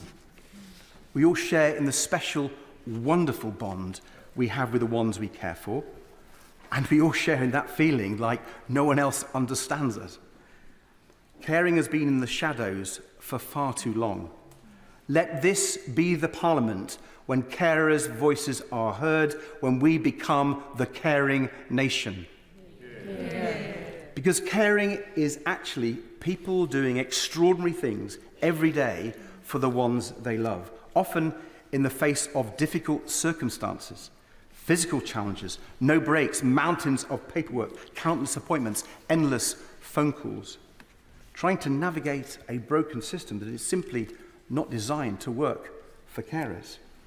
So we on these benches will do our very best to get a fair deal for carers, whether on issues like carers allowance or the big challenge of fixing social care, so that our loved ones get the support they need when and where they need it. Now this, of course, will not be easy, Mr. Speaker.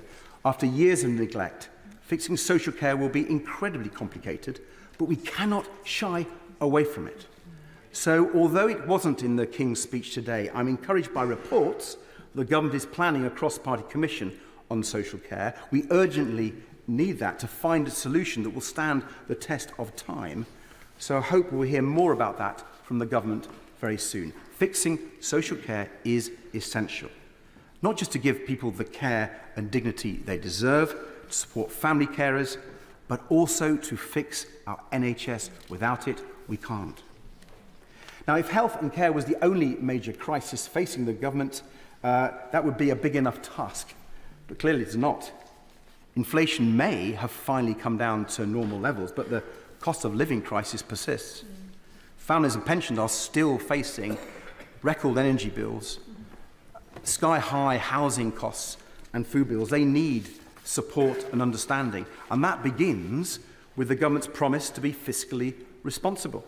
It would mark a big and welcome shift from the previous government's rather reckless approach to the budget. But with energy bills forecast to rise by 10% in October, clearly we need bold action to bring costs down, from home insulation to expanding renewable power. Liberal Democrats have a proud record of investing in renewable power, almost quadrupling it when we ran energy policy. And our policy drove the cost of renewable electricity below fossil fuel generated power. So I hope this government will act with the same level of ambition to tackle not only the cost of living crisis, but climate change too. Because urgent action is needed now to prevent catastrophic climate change. And we've shown how it can be done. And that, if you do it well, it benefits consumers, the economy and the environment too. So we welcome the focus the government has placed on this challenge, and we will push them to meet it. As we will when it comes to another environmental challenge, ending the sewage crisis. The election campaign showed clearly, for anyone who still doubted, the strength of public anger about the pollution being put into our rivers, into our lakes and onto our beaches. The government has made some initial welcome noises about holding the water companies to account, about making sure they put these environmental issues before profit.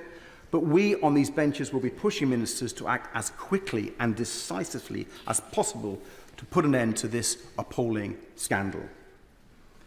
Health and care, the cost of living, climate change, sewage, these are big crises that just got worse and worse over the last years of the last government. And that government's failure to address them is a big part of why people's trust in politics is so low. This year's British Social Attitudes Survey found that 45% of people, 45%, almost never trust the government to put the national interest first, a record high. Now, I'm sure I speak for everyone in the House when I hope this government will prove that wrong. But restoring public trust and confidence in our politics is a major task for us all, right across this House, no matter our party.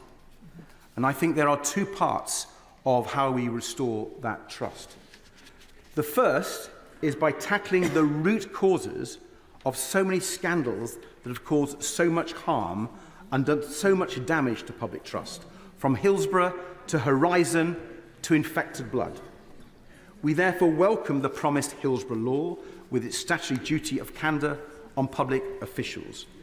But we would urge the government to go further in this area. Given the vital role that whistleblowers have played in exposing these scandals, can I urge ministers to look at our proposals for stronger protections for whistleblowers, including a new office of the whistleblower? The second way to restore trust is by transforming our politics so it is relevant, engaging and responsive to people's needs and to their dreams. The measures that the government have promised to strengthen democratic rights and participation are therefore welcome. Also welcome is the principle of shifting more power out of Westminster and Whitehall so local decisions are made by the people for them and the communities they live in. But I'm sure the Prime Minister will know that the devil is in the detail, so we will scrutinise these plans carefully when they come. We fear they won't go far enough, for it won't surprise anyone in this House, Mr. Speaker, to hear that we on these benches believe that political reform must include electoral reform. Yeah. Proportional representation, giving everyone equal power to hold members of Parliament properly to account, and maybe even the Conservatives support that these days. And I note that, according to the same Social Attitude Survey, a majority of the public agree with us. Yeah. Mr. Speaker, I've focused on many big domestic challenges facing us, but I want to conclude by touching on the enormous, challenging international picture too. From Vladimir Putin's appalling war in Ukraine to the dreadful conflict in Israel and Gaza, with the terrible humanitarian catastrophe there and hostages still being held by Hamas, these are tumultuous times indeed. They demand that we work together with our allies through international institutions. And yes, that means working constructively with our European neighbours. Yes. To rebuild the ties of trust, trade and friendship with our European friends, so badly damaged by the Conservatives. As Liberals, we believe that the UK can be an incredible force for good when we stand tall on the world stage, championing the vital British values of democracy, liberty, human rights and the rule of law. So when the government does that, they will have our full support. Mr. Speaker, I would like to close by paying tribute to those on the front lines of that effort, our armed forces deployed around the world, whether securing NATO's flanks in Eastern Europe, combating Daesh terrorists in the Middle East, or supporting peacekeeping missions in Africa. They serve our country with incredible courage and professionalism, and we all owe them an eternal debt. Dave Begg-Hillier. Thank you, Mr. Speaker. And Mr. Speaker, it's a pleasure to follow the honourable gentleman, the member for Kingston and Surbiton, but I have to confess... Just round up.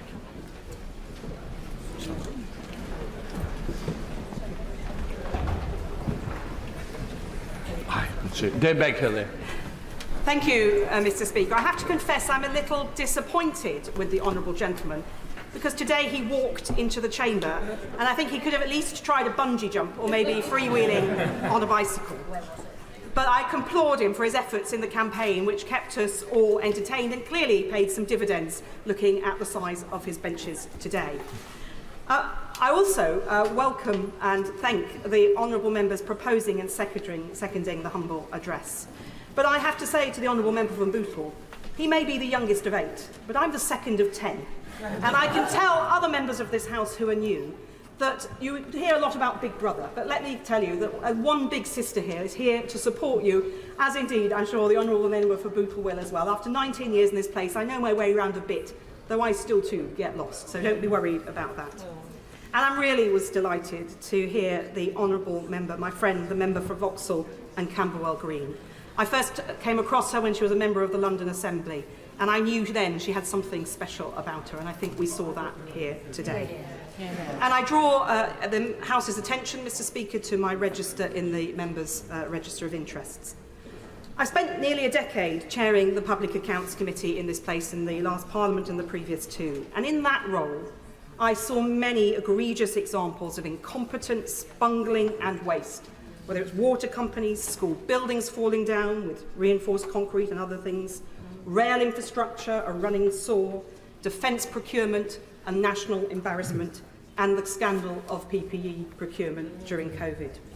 Again and again, government bungles, poorly drafted contracts, lack of oversight, dodged responsibility, endless excuses, and the taxpayer picking up the tab.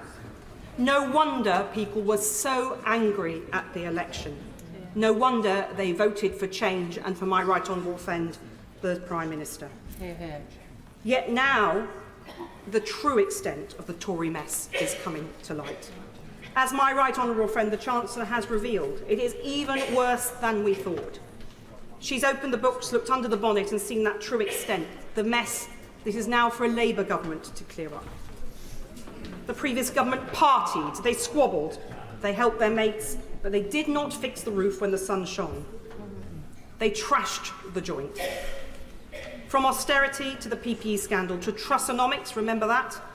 They weakened the fundamentals of our economy and stretched our public services to breaking point. And one of my last reports as a chair of the Public Accounts Committee was my annual report, where I listed what I called the big nasties, some of which the Chancellor is revealing to us now. That 700,000 pupils are in schools that are not fit for purpose, that our hospitals are falling, that the much vaunted 40 new hospitals was in fact far fewer and never going to be delivered on the timetable promised, and the gaping hole in our defence budget. And I certainly applaud the approach of this government, and it seems some consensus from the other side, that we do need to see an increase in defence spending. But the consequences of this mess that have been left behind by the previous government are human.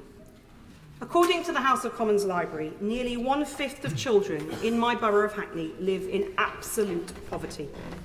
And Mr. Speaker, 4 in 10 children in Hackney live in poverty after housing costs are taken into account, according to the Joseph Rowntree Foundation's recent figures. And my constituency is in the top 5% of English constituencies with children who are income deprived. This is the shameful legacy of 14 years of failure. In one of the world's greatest and richest cities, a bus ride from the financial powerhouse of Liverpool Street, no child should be cold or hungry or lack a winter coat or decent shoes.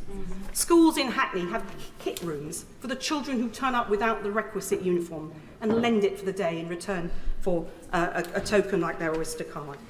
And no parent should be having to skip meals to feed their kids, which is what's happening too often in Hackney and elsewhere in the country. No child should be arriving at school with a rumbling tummy, which is why I welcome the breakfast clubs we already have in Hackney and the fact that one of the first acts of this Labour government will be to make sure that every child in primary school has a decent breakfast.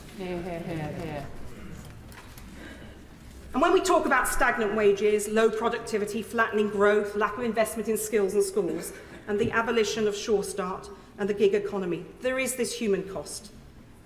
Right now, in a Hackney school, there is a hungry child whose huge potential is being wasted, whose opportunities are stunted, and whose life chances are hobbled. And a lot of people, when I first arrived in this place 19 years ago, I had to tell people about the good things going on in Hackney because people had written off my borough as a poor and deprived area where things didn't happen. Now people think of the Shoreditch hipster, the tech companies, the city fringe. But underneath that, there is this huge poverty and this opportunity being stunted for our children. And this is the mess that this government now has to clear up. And another example of this is the housing crisis. A safe, warm, affordable place to live should be and is a basic right. We all need a roof over our heads before we can do anything else in our life, whether it be study or work or bring up our families. And yet after 14 years, my constituents face a housing crisis, whatever the tenure. The median household income in Hackney is just under £36,500 a year, according to Hackney Council. Yet the median house price in my constituency is £610,000, and this has doubled since 2010. This means, for those of you who haven't caught up on the maths yet, that a house costs more than 16 times the median household income. And the average first-time buyer in Hackney paid just under £600,000, according to the Land Registry. Over £500,000 for a first-time buyer. Well, that's not most first-time buyers, is it? That's the lucky few who've got help on either a very good job or help from the bank of mum and dad or other family members. I don't deny them that help, but that should be an opportunity available to all. It is utterly ridiculous that we're in this situation. Young professionals with double incomes are simply unable to afford a deposit to get a place of their own, being stuck often with family members into their 30s. Forcing people into a rented accommodation with no security of tenure, rents so high that there is no spare money to save to get on the housing ladder. And according to the Public Accounts Committee's work, around 13% of privately rented properties pose a serious threat to health. That's 589,000 properties. So landlords are getting the rent, but landing their tenants in hospital with lung diseases, mental illness or physical injury. And the Public Accounts Committee estimated, and I hope the Chancellor's pricking her ears up on this, that this costs the NHS £340 million a year. So this makes the broader point. Economic inefficiency, child poverty, the housing crisis, and failing public services all cost us more money. The economics of decline is an expensive business.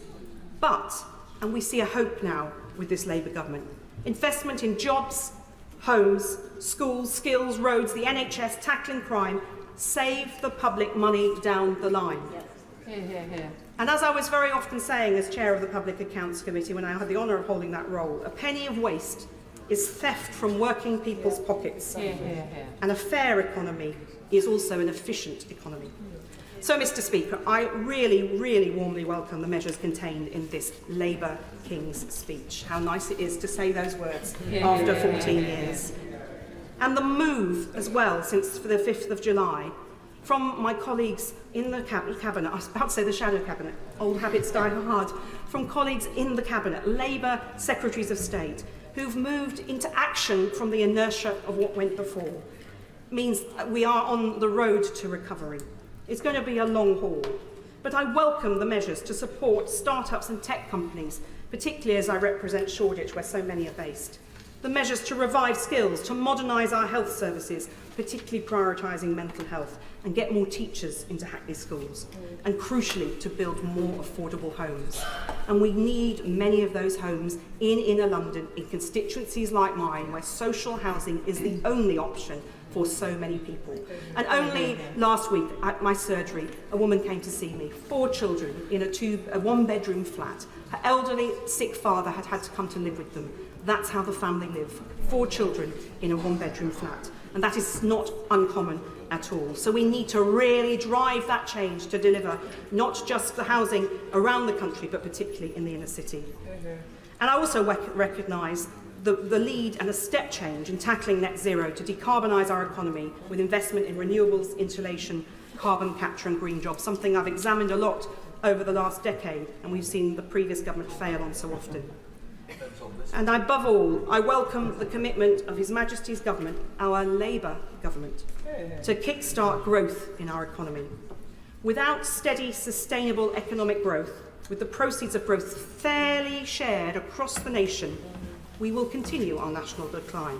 But instead, in this King's speech, we are offered a hopeful prospectus for change, the prospect of progress, a new sense of national renewal and hope after 14 years.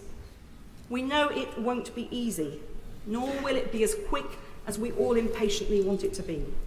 And as a former minister, and having been a member of the Public Accounts Committee for 13 years, I know that modernisation and reform can be frustratingly slow. I've seen many good ambitions be frustrated by poor delivery. So if I may proffer a word of advice for those on the Treasury bench, finding themselves newly surrounded by eager officials, many of whom came in front of my committee, and red boxes, please stay focused. Look up at that horizon. Think of the people who sent us here, who voted for that change you want to deliver and we all want to see. Keep an eye on that guiding goal of growth. Test every proposition that comes across your desk against that simple question: does this promote or hinder growth? Because successful government, as the Prime Minister said, is mission-led. So we want to, of course, tackle poverty, build homes, transform our NHS. But the main mission is growth, because without that, we cannot deliver any of the others. I now come to Stephen Flynn. Thank you, Mr. Speaker. Let me begin by congratulating the Prime Minister on his first King's speech. I'm sure it's an incredibly important moment for both him and his family, and I do wish him well over the months to come. I'm sure it's going to be an incredibly challenging time, but I do again repeat my best wishes to him and indeed all of his new colleagues on the benches beside him. I just want to firstly reflect, though, Mr. Speaker, on the fact that the day the election was called, there was a Prime Minister's questions, and I perhaps goaded the former Prime Minister in respect of calling a general election. I think I referred to him as being feared. Should he not do that?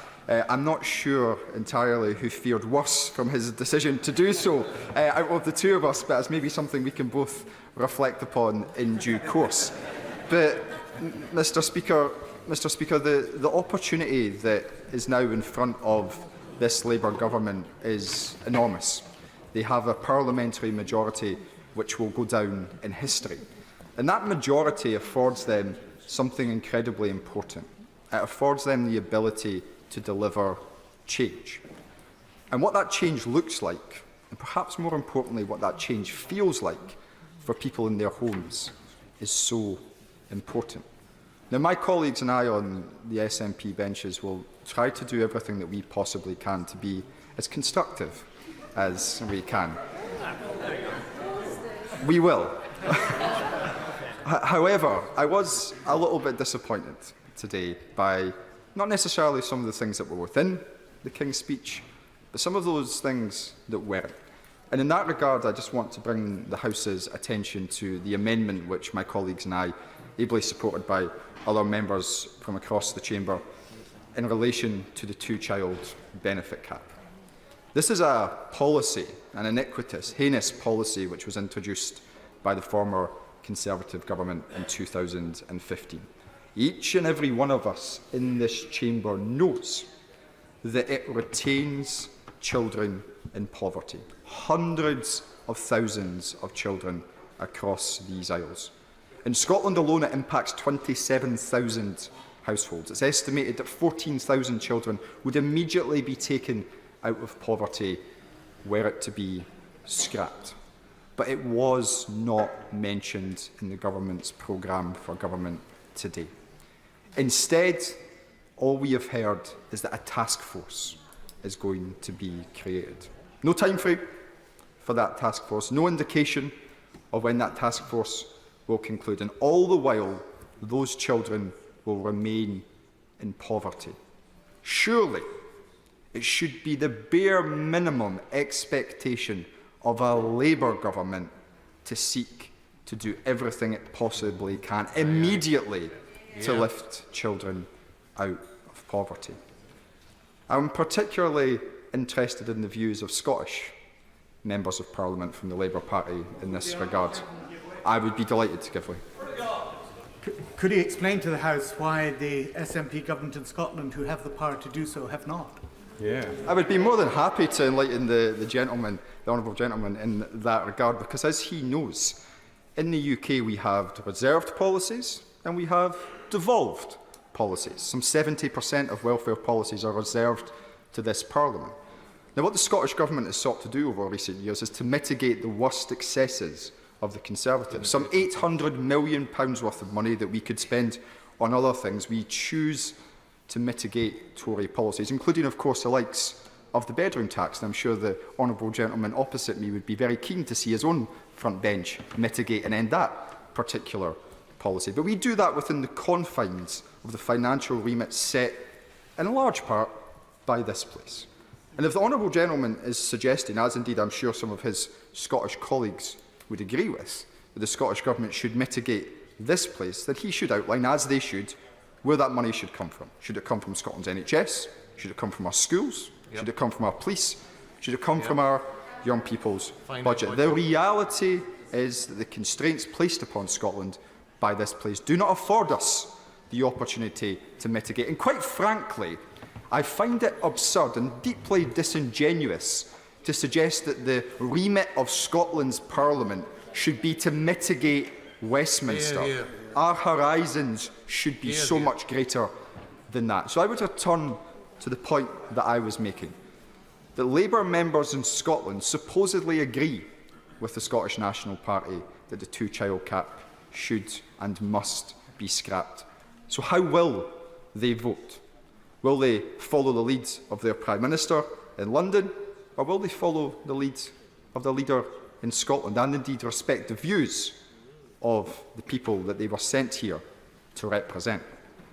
But of course, whilst my disappointment is very much great in that regard, there is one area where I hope the Prime Minister can put a smile on my face, and that's in relation to GB Energy.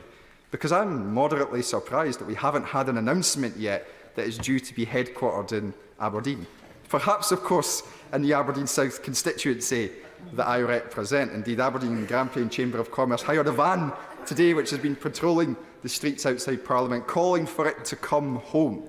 And that is the only time I will ever use those words, and it should come home, Mr. Speaker, straight to the energy capital of Europe. But whilst I would welcome its placement in Aberdeen, I also want to see much more detail about what GB Energy is going to deliver. Because if I've read correctly, £8.3 billion cumulatively over the course of the next 5 years will go towards GB Energy, some £1.6 billion each and every year. Well, one hydro pump storage project in Scotland would almost blow that entire budget apart. We know that GB Energy isn't going to sell energy. We know that it's not going to distribute energy. We appear to know it's not going to generate energy. It's suggested that it will be an investment vehicle for projects to go forward.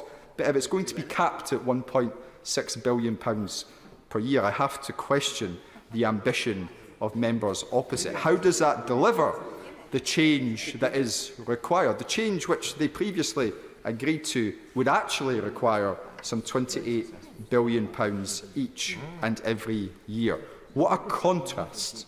What a contrast to the ambitions that they once had. And of course, net zero is going to be absolutely crucial to our economic future, the growth and prosperity that we all want to see. But ultimately, that growth can only also come about through productivity. And I would like to hear more from an incoming Labour government, a government which now has a significant majority, as to what they are going to do to reverse some of the policies of the Conservative Party in relation to migration. Migration which is dramatically and drastically impacting Scotland's higher education institutions, which will be impacting higher education institutions in each and every one of the members opposite's constituencies. And we know that universities are a key driver of productivity. But on that point of migration, I wish to seek consensus in this House, which might be moderately difficult given some of the people who now sit behind me. We need to stand up and be bold and brave in the face of those who seek to demonise migration, who seek to other those people who come and work in our public sector, and in our private sector, who care for us in our hospitals and who teach our children.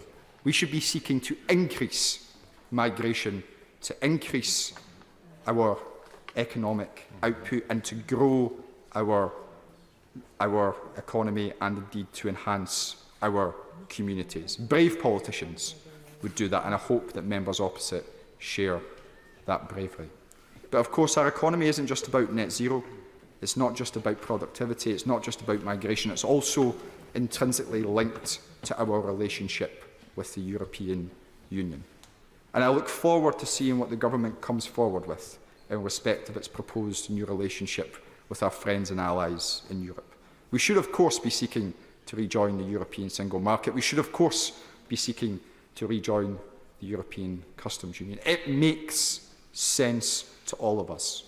The politicians in this House, they're afraid of doing so. Well, they're going to come to realise that the only way to achieve the aims that they want to achieve is to do just that. So on all those issues and so many more, we will seek to be a voice of reason in this House and to work constructively with members opposite. And I look forward over the coming hours and coming days to hearing their contributions and what they intend to bring to our national discourse as we all try to better improve the lives of the people that we are so fortunate to represent. Thank you, Mr. Speaker. Can I just gently say to members that we've got a lot to get in today, so if we can look to try and keep it below or up to 8 minutes, I'd be very grateful. John MacDonald. Thank you, Mr. Speaker. Can I add my commendations to those of others with regard to the speeches that introduced this debate? I have only one anecdote with regard to the Honourable Member for Bootle, who was in my Treasury team. He's a fan of Shostakovich, and one occasion we went to the Royal Albert Hall to listen to a Shostakovich symphony. It was the symphony that Dmitri Shostakovich upset Stalin by, and it almost cost him his life. But we thought the performance was superb, but there were two grumpy old men in front of us, and at the end of this symphony, one turned to the other and said, "Stalin may have had a point." We enjoyed it. I thought the speeches today were superb. I want to get to the business of the next few days, really, of examining the King's speech. We all come to it. We all come to this House with a mandate from our own constituents, and therefore it's important that we bring to the House the experience of our constituents. And I just say that when the exit poll landed that night, in my community, there was almost like a collective breath of relief, a sigh of relief that we are ending 14 years of a Conservative government. Because mine, like many others, and the Honourable Member for Hackney South has said that my community couldn't take any more, to be frank. And like her, I've got 1 in 3 of the children in my constituency are living in poverty. Some of them are living in destitution, according to statistics. I've got a housing crisis. I've got a housing crisis, even though there's 4,000 properties being built in the centre of my constituency, but most of my constituents can't afford them. And those ones that have scraped together and have got a leaseholder access to those properties now being hit by massive increases in service charges, some of them wanting to hand the keys back. I've got rents spiralling out of all control, and I've got slum housing reappearing. The back-to-back has been reinvented in my constituency, where one family will rent the front, another will rent another floor or the back of a normal house. And in terms of employment for my constituency, wages have virtually been frozen for the last 14 years. I've got Heathrow in my constituency. People would fight to get a job at Heathrow because the wages were so good. Not anymore. We're running low-pay campaigns. And insecure work is endemic in my constituency. It was Heathrow that started fire and rehire. It was Heathrow Limited. And the same can be said, we'll all say this, in public services, the NHS in my area is on its knees. I just do not know how the staff have coped. And in terms of teachers, the stress is such that we cannot retain teachers. No matter how committed they are, they don't survive under this sort of pressure. And social care, for many of our areas, well, it's almost non-existent. And you meet family members who are caring for other family members, and unpaid carers. It's inevitable, if you're looking after someone in your family, that person have a disability or whatever, it's almost inevitable you're now living in poverty as a result of the lack of support. So I think, yes, people voted for change. But I think we have to be also realistic on this side as well, and I think have some humility about the assessment in which we relate to that election. Only 1 in 5 of the population actually voted for it. And what worried me in my constituency, our turnout has gone from 70% when I was elected in the 1990s to 51% in this election. We need to be wary of that. And we need to understand the reasons for it. The More in Common poll that was published this week confirms the sort of scale of disillusionment that there is with politics overall. And that's been reflected in some of the debate today. And what my fear is we now have others on this political scene in this country and elsewhere that will feed on that disillusionment, and it is the far right mobilising again. And we should guard against what's happened in Germany, in France and Italy with the mobilisation on the far right. So we have to, as a Labour government, we have to deliver. I think, like all governments, the honeymoon will inevitably be short-lived. I welcome the King's speech because actually it does set out the elements of a programme for rebuilding our country. Can I just say, there's elements I have to smile over. There is much that's drawn, I have to say, from the 2017 and 2019, but maybe manifestos, but maybe we shouldn't mention that. Like employment rights, the New Deal, rail nationalisation on buses, the GB Energy, the National Investment Fund, which reflects the National Investment Bank that we put forward then.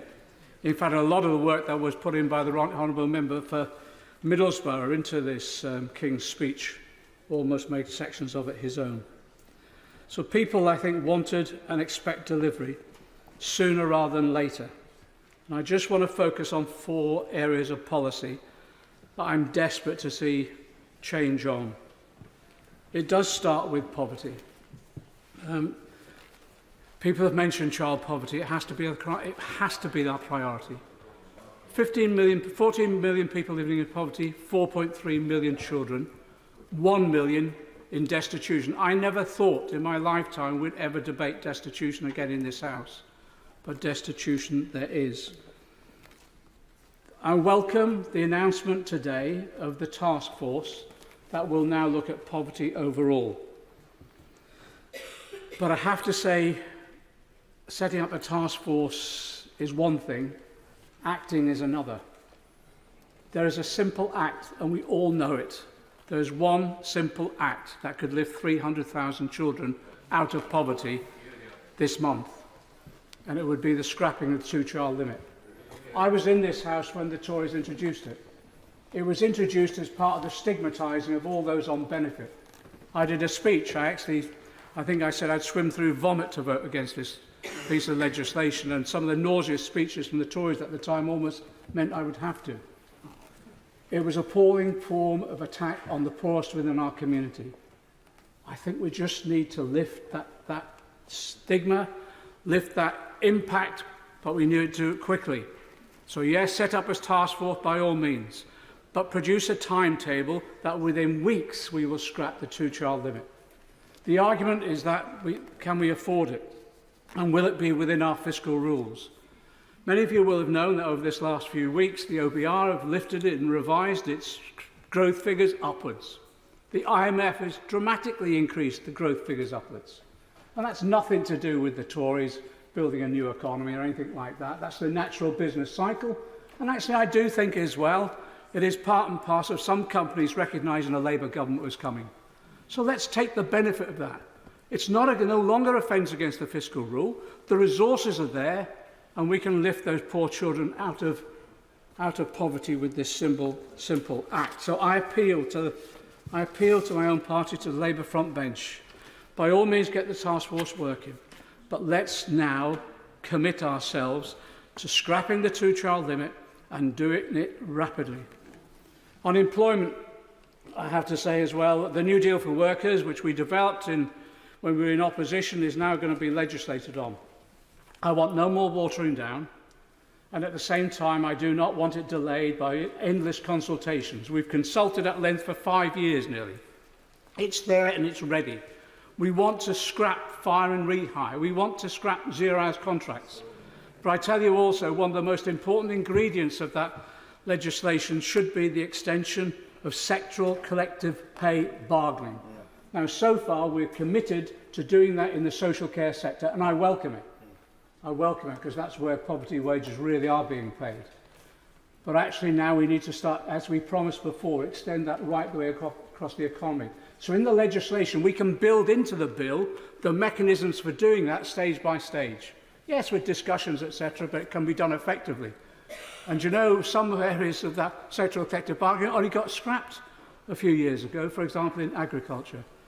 One of the areas I'd like to see that in is to ensure that we have that within transport in particular. Then we'd have no more P&Os that we've had in the past.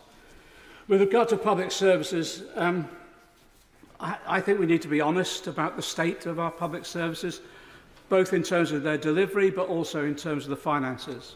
I did a report last September with Andrew Fisher on Labour's in-tray, the calculation of how much between 2010 to now it's been cut by the Conservatives is 80 billion. No one's expecting that 80 billion to be discovered overnight or whatever, but we need a plan for reinvestment over the length of this Parliament. And I have to say, that does mean being honest about the debate that we have to have, not just about this budget, but future budgets. People recognise that we'll need to find the money, and yes, we'll get some from growth. But 1% of growth brings in about £12.5 billion. To achieve 1% of growth, I tell you, is hard work. It requires investment and it takes time. And if we can get back up to 2%, fine. But that will take time. But in the meantime, we need the resources for our public services. And that means we have to have an honest debate about taxation and the distribution of wealth in our country. And it does mean, for example, we need to grasp the nettle of levelling capital gains tax with income tax, making sure our tax relief, the corporate welfare that's going on, is effective and not simply subsidising profits. And in addition to that, I believe we will have to have a discussion at some stage about what we do about wealth distribution overall. Finally, with regard to public service, there's been a lot of discussion about reform. I agree. But I want reform to be based and placed in the hands of the frontline staff themselves, those ones who are the experts in delivering this service, but then working with the recipients of those services, the patients, the others. So there's co-production. In the disability movement, we've developed that theme of nothing about us without us. And that should be in every sector of public service, so that we are working with those not just who deliver the service, but also those who receive it. And I agree with what's been said also with regard to unpaid carers and the way in which we treat disabled people who now, I'm afraid, live in poverty and under the last government are still stigmatised. We can come to these debates as we run to the next budget. So I actually think my conclusion is carpe diem, seize the moment. We've got a large majority. We've got to beware the danger of the far right mobilising if we fail, but recognise the potential that we now have. Final point from me is that overhanging, I don't know what it was like in other constituencies, but overhanging our whole debate was the issue of the humanitarian crisis in Gaza. Night after night coming in and seeing more children being slaughtered and war crimes being committed. So I just say this, I don't think we'll solve this problem unless we seek an immediate ceasefire that will enable us to have the hostages released. But I think we can make some immediate steps. And that's stopping the arms sales to Israel, and it's also respecting the ICC and ensuring that we recognise that war crimes should be punished. One final thing I've been trying to do since January is I've been trying to mobilise the last government, as other governments across the world have been doing, is to accept seriously injured children in Gaza to come here for treatment. Not one visa has been issued to a Palestinian child for that respect. I've written to the Foreign Secretary and also the Home Secretary, and I'm hoping that our government can welcome those children here so that they can receive the treatment they need and hopefully then be returned to a Palestinian state that we recognise and lives in peace. Thank you, Deputy. Sir Bernard Jenkin. Mr Deputy Speaker, it's a pleasure to see you in the chair this afternoon. And it's an honour to speak so early in this debate and to follow the Right Honourable Gentleman for Hayes and Harlington. And I would remark that his speech, preceded by two others we heard from the opposition benches from the party leaders, is demonstrating that you can't keep a good parliament down, Mr Deputy Speaker. We've already got the Liberal Democrats trying to rerun the referendum on proportional representation. The SNP want to rerun the referendum on Brexit and, of course, on Scottish independence. And I would encourage the Right Honourable Gentleman to continue a healthy debate about matters such as the two-child policy, because the idea that the bigger majority, the more control you have over your party, has just been demonstrated by the Honourable Gentleman's speech. And I look forward to an entertaining Parliament in that respect. But I wish to concentrate my remarks. This is my first opportunity, Mr. Deputy Speaker, to draw the House's attention to a report produced by the Liaison Committee in its dying moments in the last Parliament, which was this was actually published after Parliament had risen before final dissolution, and it's about strategic thinking in government. And I ask myself whether this King's speech really reflects comprehensive strategic thinking in government. I think it does in parts, but certainly not in others. And it's a significant moment when a newly elected government's King's speech is delivered, because that is when the rhetoric of the campaigning hits the reality of government. So how strategic is this government? Much of the speech is good. Budget responsibility, prioritising wealth creation. These are good. But how is this to be achieved? With enhanced employment rights, which we know is a threat to the flexibility of the labour market, which business is already warning will destroy jobs. And what about all these new super quangos, which are rather an echo of Labour governments past? A new Great British Railways, like the failed Strategic Rail Authority under John Prescott, or a new Great British Energy. I don't suppose that's going to be quite like the old Central Electricity Generating Board, but I thought the limits on its authority and spending power make it rather less significant, as the leader of the SNP pointed out. Or the new Industrial Strategy Council, rather like the unlamented National Enterprise Board set up by Tony Benn in 1975. The Prime Minister claimed that this is nothing less than national renewal, but I would suggest that these are little more than the recycling of old failed ideas.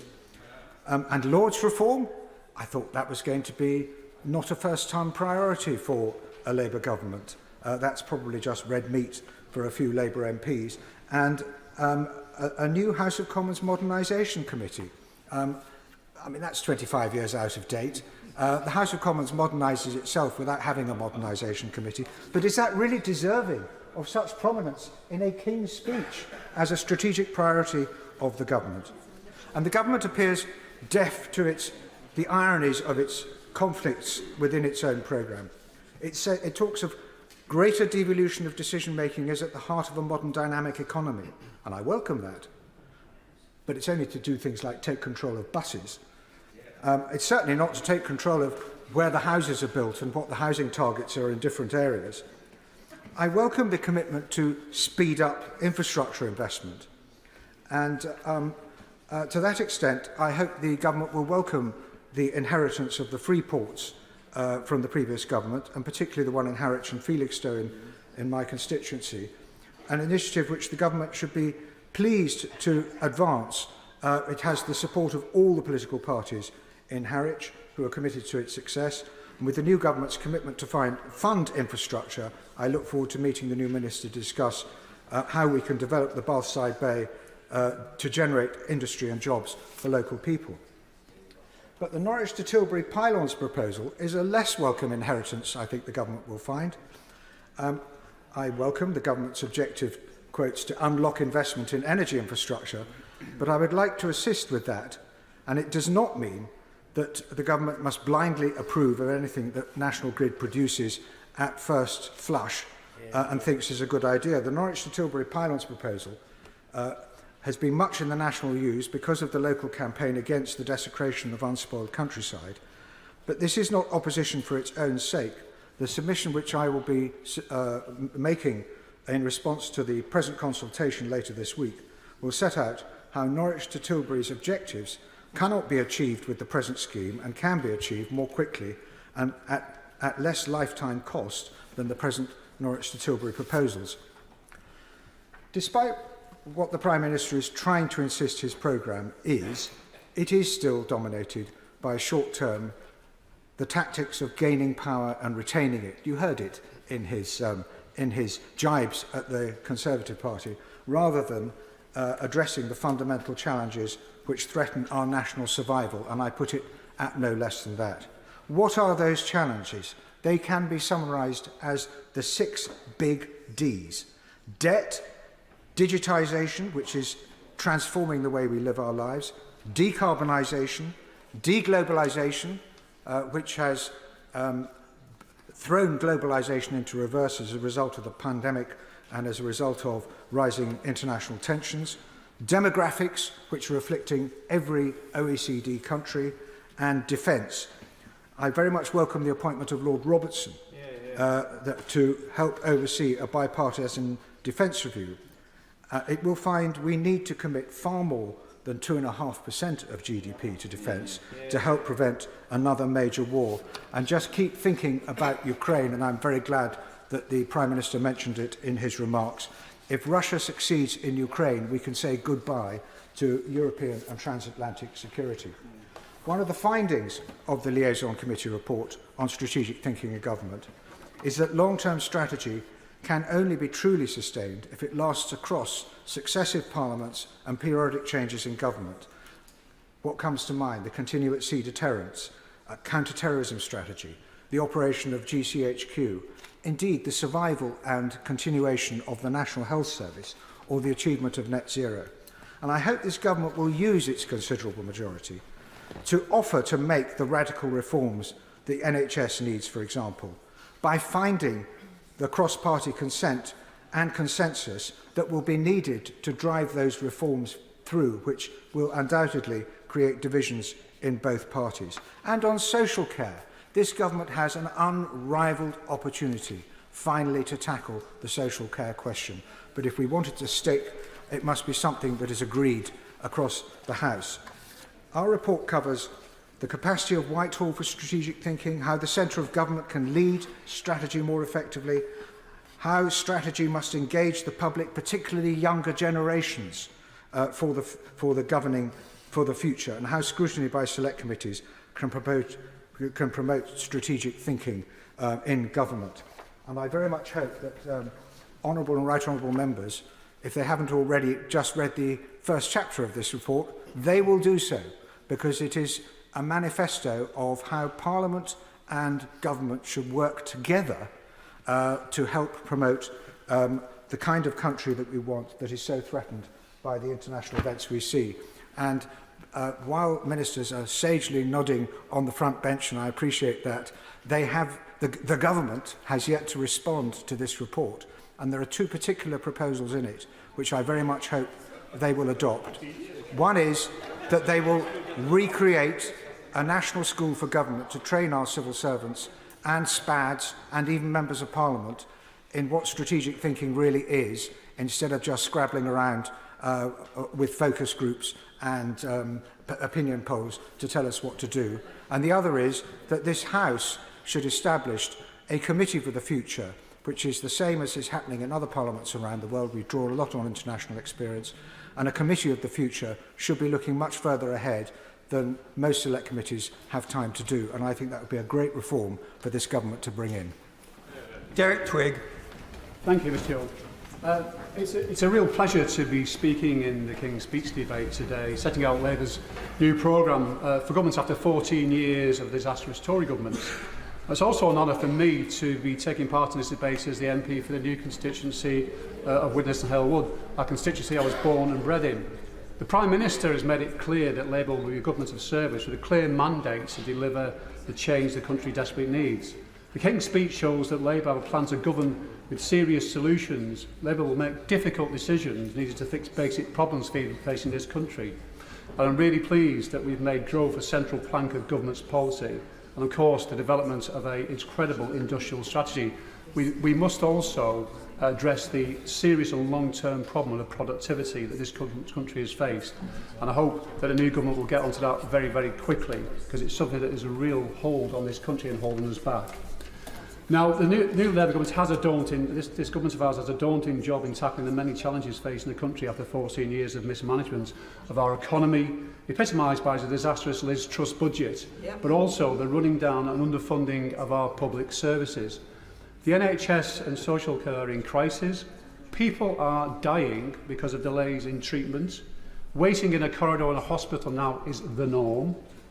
And local authorities are struggling to remain financially viable. Rather than stick our heads in the sand or pull the wool over people's eyes as the Tories did, Labour will be straight with people about the problems we inherit.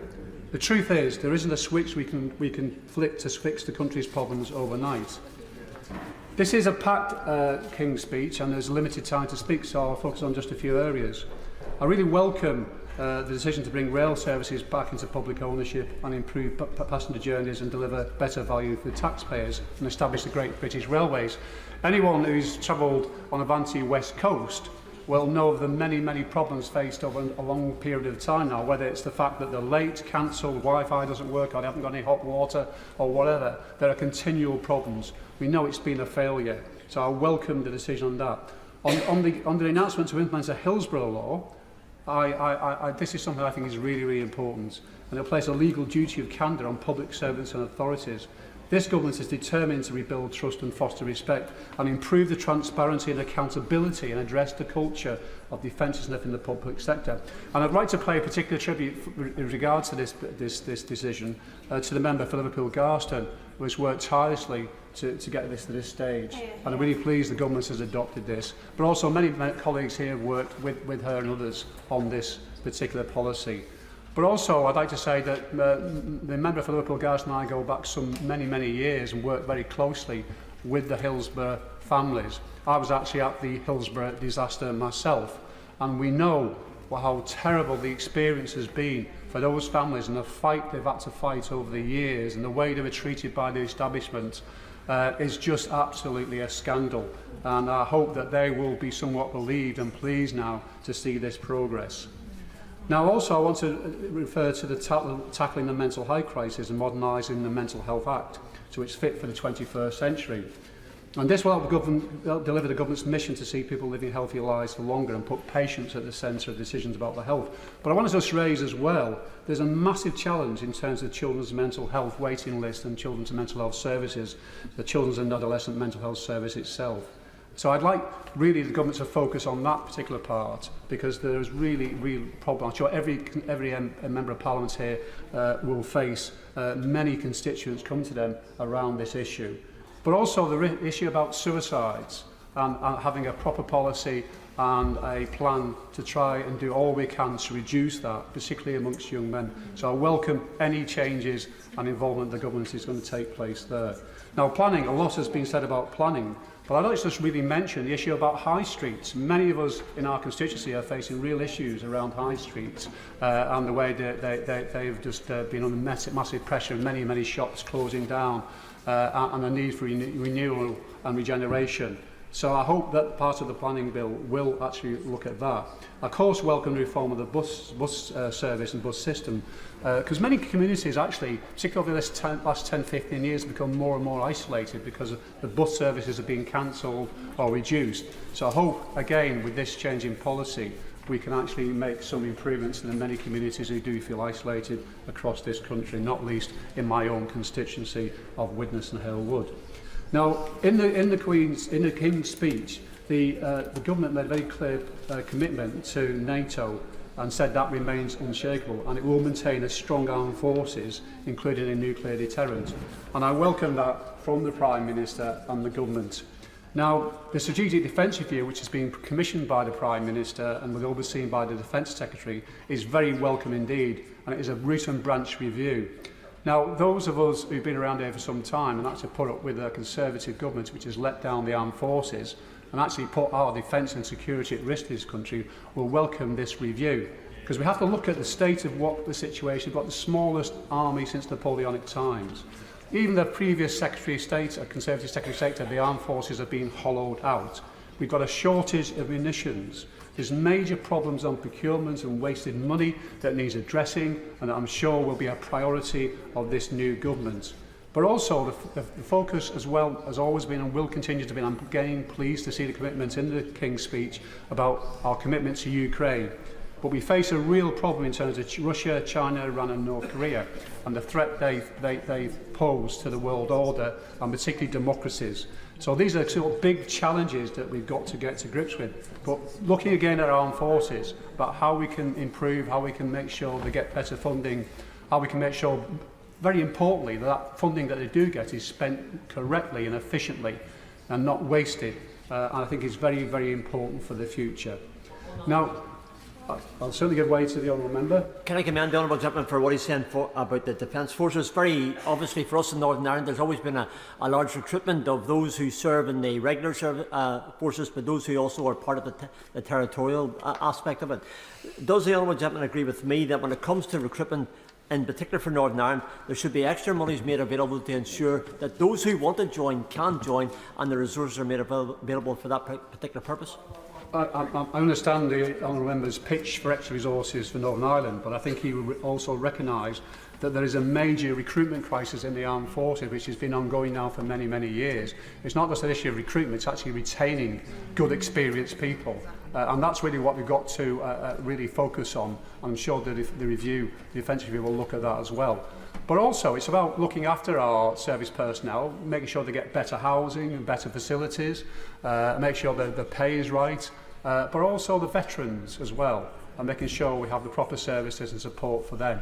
So I agree with the honourable member in terms of recruitment is a challenge, and we've got to really, really sort that out because it's weakening our armed forces currently.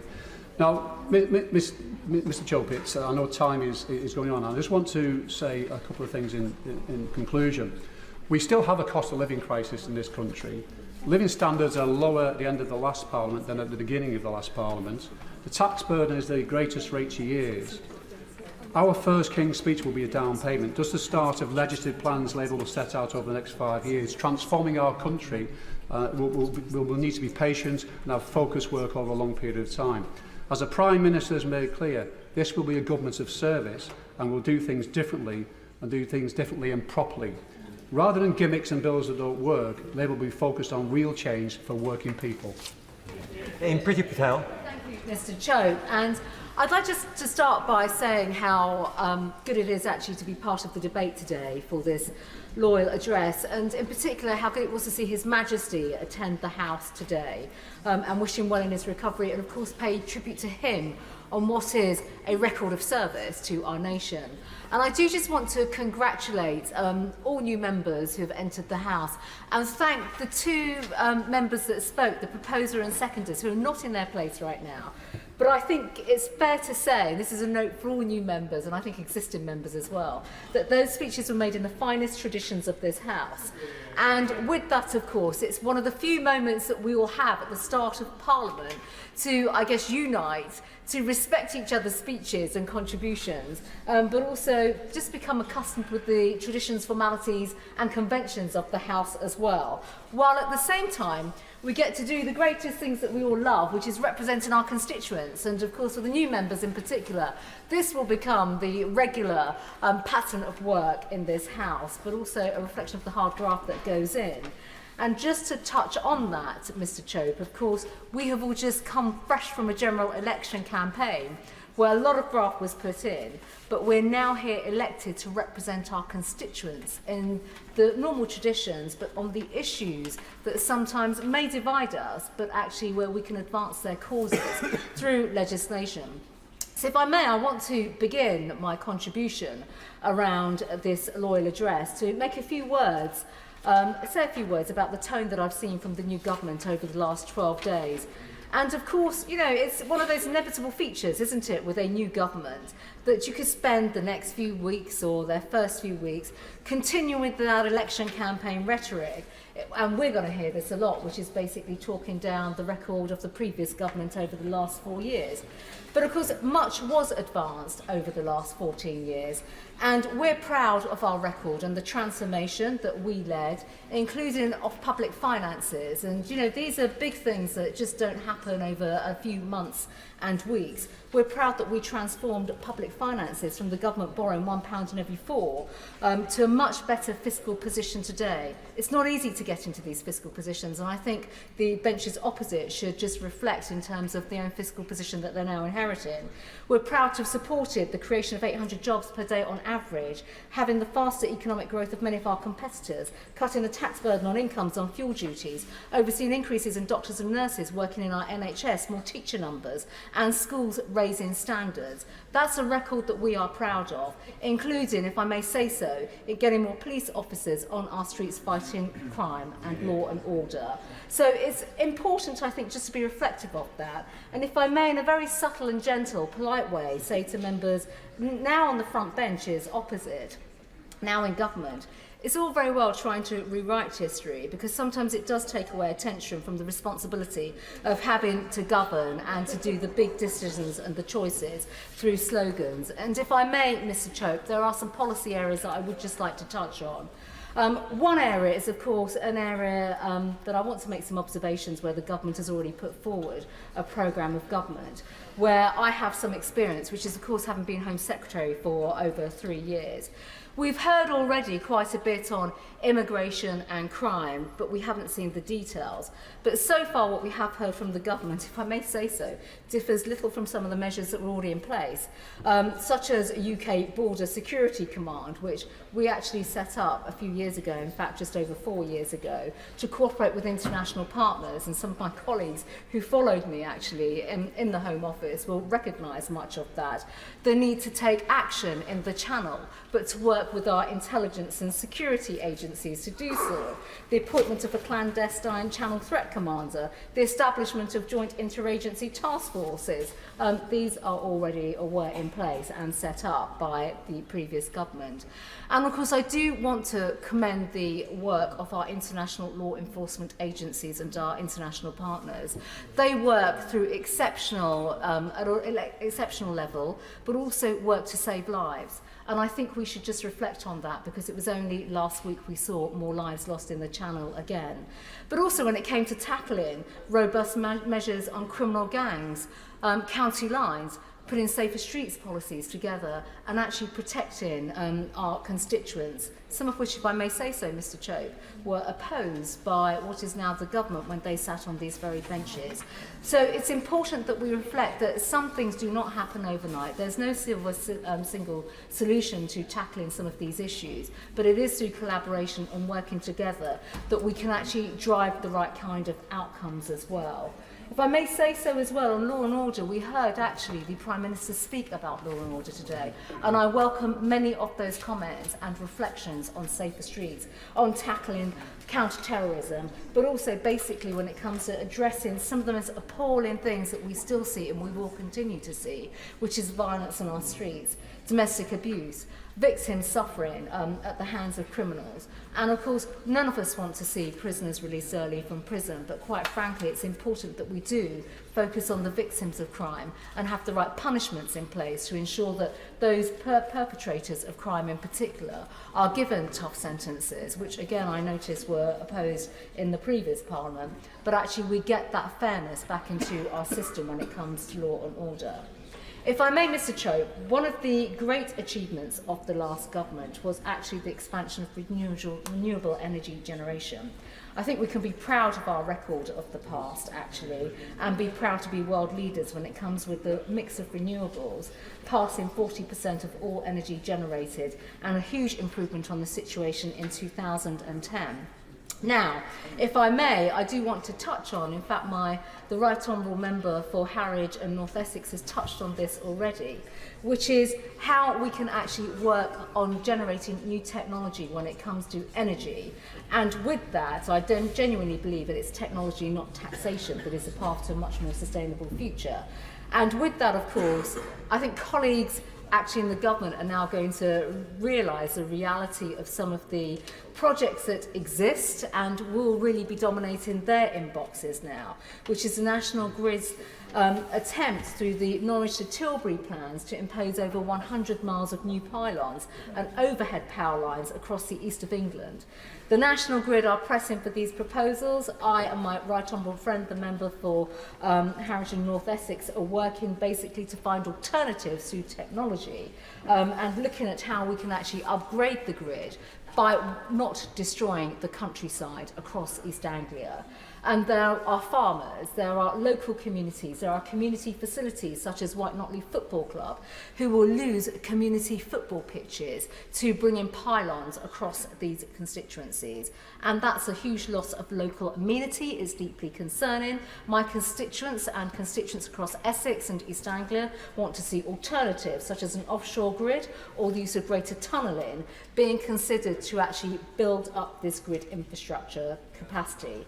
And of course the proposals for the infrastructure and planning bill will be considered with a lot of detail, and I think, if I may say so, the right level of scrutiny does need to come to that legislation, along with the legislation that is being proposed around planning and new housing, and ensuring that local views and the views of our constituents are simply not disregarded.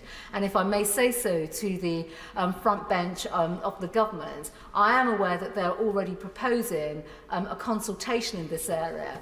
If I may give them some subtle and gentle advice, listening to the views of that consultation will be incredibly important, because this isn't about saying that people do not want homes. In fact, constituencies like mine have put forward so many plans for new homes. We've actually built over 10,000 new homes over the last decade, and actually they're family homes which have helped my constituency to become a very good commuter town, and a town that is actually successful when it comes to schools and families want to move to our area.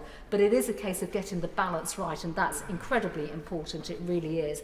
In the minute that I have left, I do just want to basically make a point about economic growth. Of course, everybody across the country and in this House absolutely fundamentally believes in securing higher levels of economic growth. Every government wants that. Name a government that doesn't want that. We want more jobs, we want more job creation, we want more successful businesses. But actually it is about being on the side of businesses and how we can effectively support them to employ people. In a constituency like mine, over 80% of my constituents are employed by small and medium-sized businesses. We're incredibly proud of that. But the minute more regulation and burden comes upon those businesses, I'm afraid they will lose the ability to grow their businesses and employ local people. And of course, that is the backbone of our economy, small businesses. And if I may say so, Mr. Chope, you know, on a day like today when we see new bills coming forward, through the Loyal Address, through the King's Speech, it is right that as we go forward through this session of Parliament, that we literally give the scrutiny that is appropriate, the time that is appropriate to scrutinise these bills, but fundamentally make sure that we as members of Parliament and on this side of the chamber as His Majesty's loyal opposition provide the scrutiny but also the redress to ensure that constituencies' voice are heard, whether it's on planning, development, economic growth, but fundamentally making sure that Britain advances in the right way forward. Thank you. I call Kirth Entwistle to make her maiden speech. Thank you, Mr. Deputy Speaker, and can I thank the Right Honourable Member for Witham for her contributions to this debate as well. I'd also like to congratulate my honourable members for Bootle and also for Vauxhall and Camberwell Green for their excellent contributions. And I'd like to join colleagues in congratulating all of the new MPs who have joined me in this House this Parliament. I would also like to thank all of the staff and members who have welcomed me so kindly to this House. As a new MP, I want to reach across the political divide and find the things that unite us all. And indeed, this King's speech offers hope that we can come together to tackle the issues of today for the good of this country. I have the rare honour of having the support in the recent election of all of Bolton North East's previous living MPs, both Labour and Conservative, and that I share one ambition in particular with both of them, and that is for Bolton to be better connected within the region and the rest of the country. And I welcome the announcements in the King's speech on transport today. Sir David Crosby had a long-standing interest in improving the railways in our region, something I hope to continue work on, having experienced cancellations on day one, travelling down to this place. Sir David has been a great mentor of mine, and I hope to build on his legacy and do the people of Bolton North East proud. I wish him, his wife Enid, and their family well, and cannot thank them enough for their ongoing support. My predecessor, Mark Logan, who has as thick a Boltonian accent as mine, aspired to work hard to make the required metro link from Bolton to Manchester a reality. We have a shared vision in improving connectivity for the town neither of us was born or bred in, but one that we both call home. I hope to work with our ambitious Metro Mayor for Greater Manchester in making this vision a reality, and thank Mark Logan for his service to the people of Bolton, and indeed his support during my general election campaign. I also wish him and his family well. I am the new Member of Parliament for Bolton North East, the first woman to represent this great constituency, the first Alawalia in Parliament, and I had also hoped to be the first Entwistle. However, Major Sir Cyril Fullard Entwistle, and I thought Kirith Cor Alawalia Entwistle was long, beat me to it in 1918, and indeed he later returned to represent the great town of Bolton in 1931. Mr. Deputy Speaker, Sir Cyril and I share some similarities. He was born in Bombay in 1887 to a cotton manufacturer and came to Bolton, where he was educated at Bolton Grammar School in my constituency. How fitting is it then, Mr. Deputy Speaker, that all these years later, a second-generation Indian immigrant would move to Bolton, settle down, and then represent our great town in Westminster? Sir Cyril was also an early advocate for equal rights, introducing the Matrimonial Causes Act 1923 as a private member's bill to give women legal equality in divorce cases. We have come a long way since then, as a nation and society, in improving the rights of women and those from ethnic minority backgrounds, such as myself. It is my hope that I can go further during my time here and support great initiatives like the Pregnant No Scrooge campaign, play my part in closing the gender and ethnicity pay gap, improve parental rights, and continue to shape a country that is more accessible, accommodating, and inclusive. Bolton is a town of great innovation, entrepreneurship, and industry, with it being the birthplace of the spinning mule invented by the late, great Samuel Crompton. Mr. Deputy Speaker, having had the privilege of meeting so many fantastic entrepreneurs throughout my campaign, I want to pay particular tribute to the great female entrepreneurs I encountered. Alison Angel, a female mentor who has helped women launch, grow, and develop sustainable businesses, and Mrs. Farida Patel, who owns the shop Mum's Mate in Halliwell, a particularly formidable woman who, alongside her daughters Nazanin and Mezzabine, go above and beyond for their local community. I also had the privilege of meeting Anita, who set up the Bolton Women in Business Awards and voted for the first time in this election and decided to put her faith in me. I also want to mention the inspirational organisation Fort Alice, a Bolton-based charity providing frontline services for people who are or have been affected by domestic abuse and violence. These women helping women, standing up and being exceptional role models in our town, Mr. Deputy Speaker, are the reason I am so proud to stand here today, to tell their stories, to do what I can to support them, and to highlight the incredible work Boltonians have done and are doing. I am also the first Sikh to represent the constituency of Bolton North East. The Sikh values of seva, service for the betterment of others, and humility are visible throughout Bolton. It's in our history, and it has been woven through the very fabric of our town.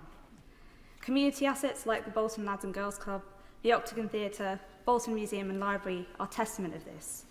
And I will do my utmost to keep these at the heart of everything that I do here, and will do my best to protect them and restore rich heritage centres such as the Hallethwood Museum. I have found a great source of pride in Bolton, Mr Deputy Speaker, and it is this pride for our great town that I wish to reflect here in Westminster. I have both the desire and the determination to improve our town, in particular our town centre, which I wish to see revitalised and renewed, and to give our young people hope and a chance of a brighter future again, and finally to see our history and heritage rightly celebrated. For this little Indian girl from the culture-rich Southall, it is a great honour and a privilege to represent this fascinating and heritage-rich town of Bolton.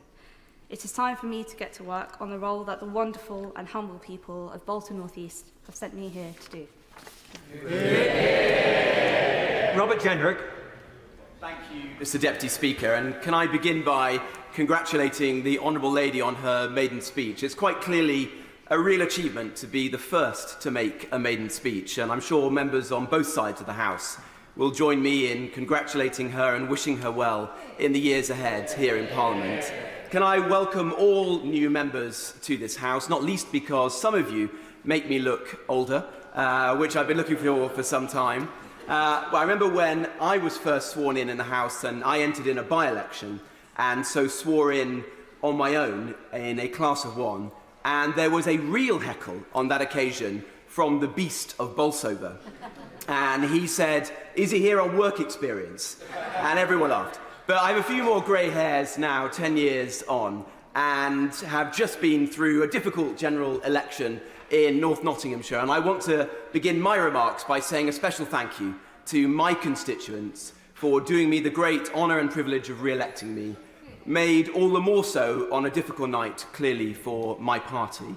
I will use my time in this House over the course of this Parliament to represent them with all of the vim and vigour that I possibly can. Having served as a minister in each of the governments of the last 5 Prime Ministers, I know what a special privilege it is to serve as a minister, and so can I wish our successors in office all best wishes and all good luck in the years ahead. As a patriot, we all know that this government's success is our success, and we want them to tackle the great challenges facing our country and to enjoy their time in office as much as I did in my years in ministerial office. The course of the general election made a number of things clear to me. There were many things that I was deeply proud of that our government achieved and which I will fiercely defend in the months and the years ahead, taking a bankrupt country and righting our public services and public finances, ensuring a decade of good employment when we inherited high unemployment, particularly amongst young people, ensuring that we led Europe in the defence of Ukraine. I'll give way in a second to the honourable member, but let me finish my point. Ensuring that we reformed our education system, and so that we now outstrip countries all over the world for the literacy and the numeracy of our children. Ensuring that we were one of the greatest countries in the world for tackling environmental challenges, decarbonising faster than any other G8 country. For all those and other reasons, I will always defend the record of the last Conservative government. But I'll come on in a moment to some of the lessons that I learnt of its failings. But I'll give way to the honourable member first. I thank the honourable member for giving way. Is he suggesting that voters on July the 4th were ungrateful? Well, I didn't quite hear the honourable, but if he was asking whether or not the electorate was wrong, no. No politician should ever doubt the electorate. But it's right that we defend the things that we did well in government, and that there is a proper diagnosis of what we got right and what we got wrong. I think we did get some things wrong. When we stood in 2019, we promised to get Brexit done, and we did that. We got Brexit done, and we restored our sovereignty as a nation, a great and lasting achievement.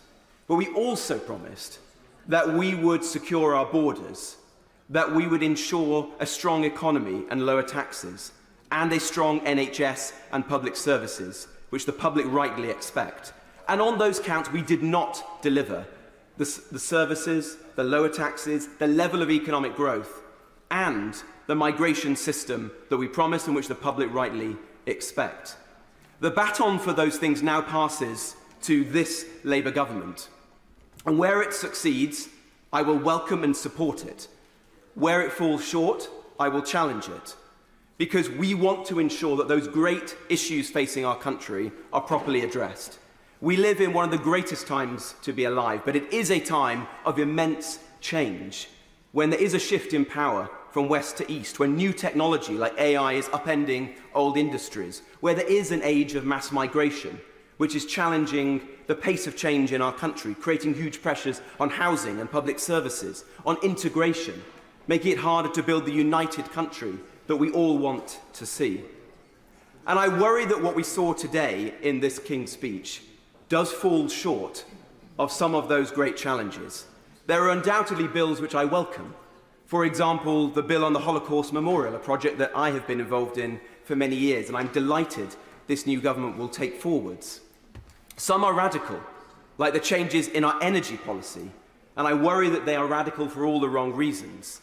Despite having decarbonised faster than other countries, despite only being responsible for 1% of global emissions, we now find ourselves with a government pursuing, for ideological reasons, a net zero policy which is going to make it harder for our own consumers to afford their bills, which is going to further erode our industrial base, which is going to lead us in hock to Chinese technology, where we're trading dependence on Russian hydrocarbons for Chinese electric vehicles, smart meters and solar panels that will despoil our countryside, where new quangos will spring up, like Great British Energy, which serve no apparent purpose and take inspiration from their predecessors like Robin Hood Energy in my part of the world in Nottingham, a failed project that wasted £50 million of taxpayers' money.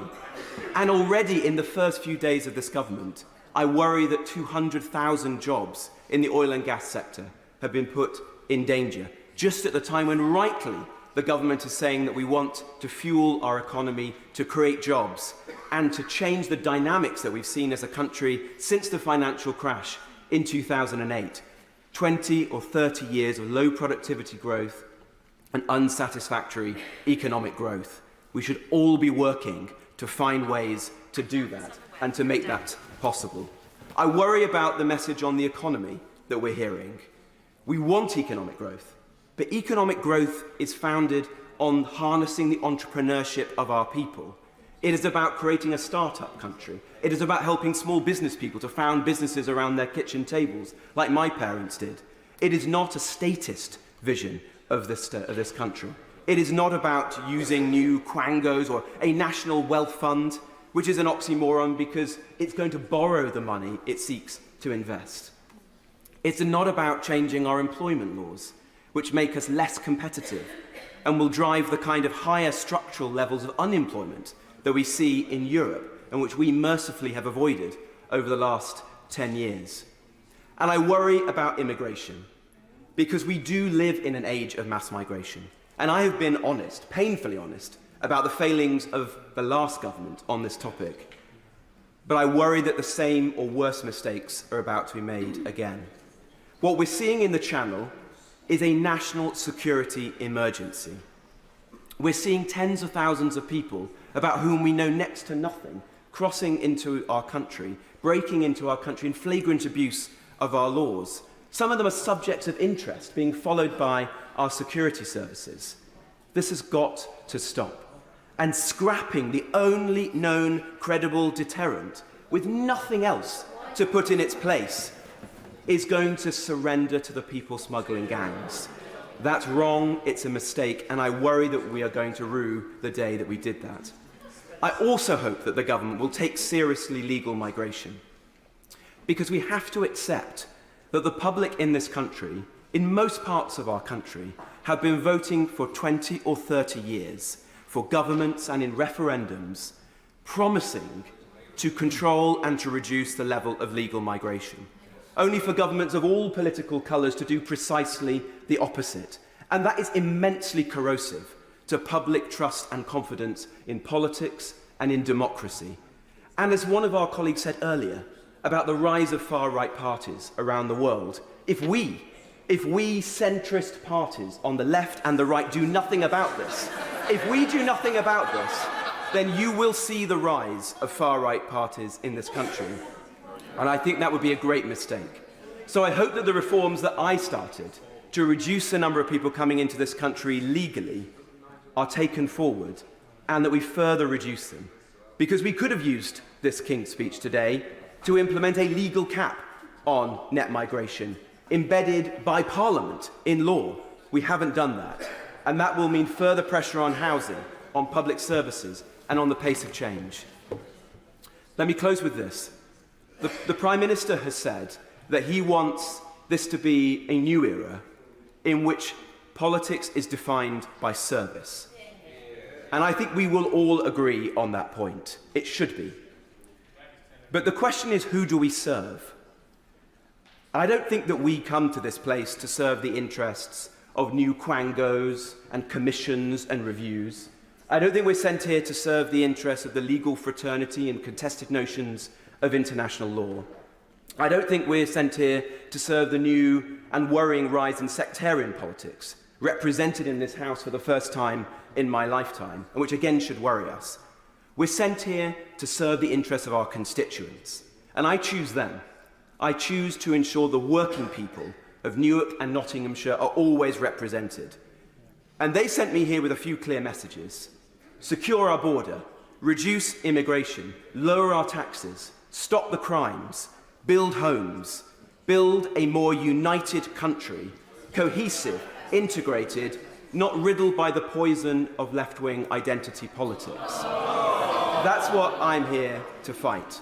Where this government does that and lives up to that test, I will support it. Where it doesn't, I'll fiercely challenge it. Thank you, Mr. Deputy Speaker. Sir Mark Hendrick. Mr. Chope, today's King's speech has laid before us an ambitious and exciting vision which will benefit our country and my constituents in Preston for decades to come. In particular, I welcome the announcement that this government will be introducing a new publicly owned company, Great British Energy. As a first step, Great British Energy will take back control of our energy supply, producing cheaper power for our country and ensure that profits go back into our communities. And as a Cooperative Party MP, I want to see more community energy companies based on the cooperative model. Not only will Great British Energy generate clean energy, but it will also cut energy bills and deliver good jobs. This news comes at a time when our constituents are desperately in need of support. For too long, they have been exposed to the energy insecurity created under the previous government, which has seen a cost of living crisis and bills skyrocketing to eye-watering prices. Every family and business in Britain is still paying the price of 14 years of Conservative failure with sky-high energy bills. The Conservatives have squandered our advantage in clean energy and left the country dangerously exposed to international energy markets manipulated by dictators like Vladimir Putin. And under the plans that Labour have, oil and gas giants who have made record profits from energy insecurity in this country will now be held accountable. A windfall tax on their excess profits will benefit the entire nation, lifting the burden off the public. Working alongside the private sector, we have the opportunity to double onshore wind, triple solar power and quadruple offshore wind by 2030. This investment in renewable energy is an investment in our future. We need to harness the advantage of our long coastline along with our engineering capabilities to become energy independent once again. We need to invest in carbon capture and storage, hydrogen and marine energy to ensure that we have a long-term energy storage our country needs. We need to accelerate investment in energy infrastructure. This can be achieved by this government's Green Prosperity Plan, which involves investing in cutting-edge green technology to create 650,000 jobs in the industries of the future by 2030. The previous government was slipping more and more towards climate denial, but it is critical now more than ever that the UK commits to our future by doing all that we can to achieve net zero, setting a good example to the rest of the world. Mr Chope, I've been extremely fortunate to experience firsthand the progress that has been made in this over the years. As somebody who worked as a professional electrical engineer before entering full-time politics, I've always been very conscious of energy consumption issues and their impacts on the environment. I also served as a member of the European Parliament, where I sat on the Environment and Consumer Protection Committee, where we helped develop the European Emissions Trading Scheme. I'm very strongly in favour of clean energy and our mission to move towards a clean energy transition as a matter of urgency.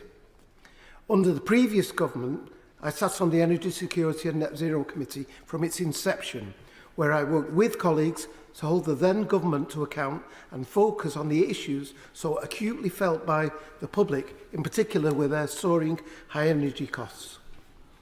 And during the Blair years, as a PPS to the former member for Derby South during her 3 years as Environment Secretary in the Cabinet, I became extremely aware of the crucial importance of reducing emissions as quickly as possible.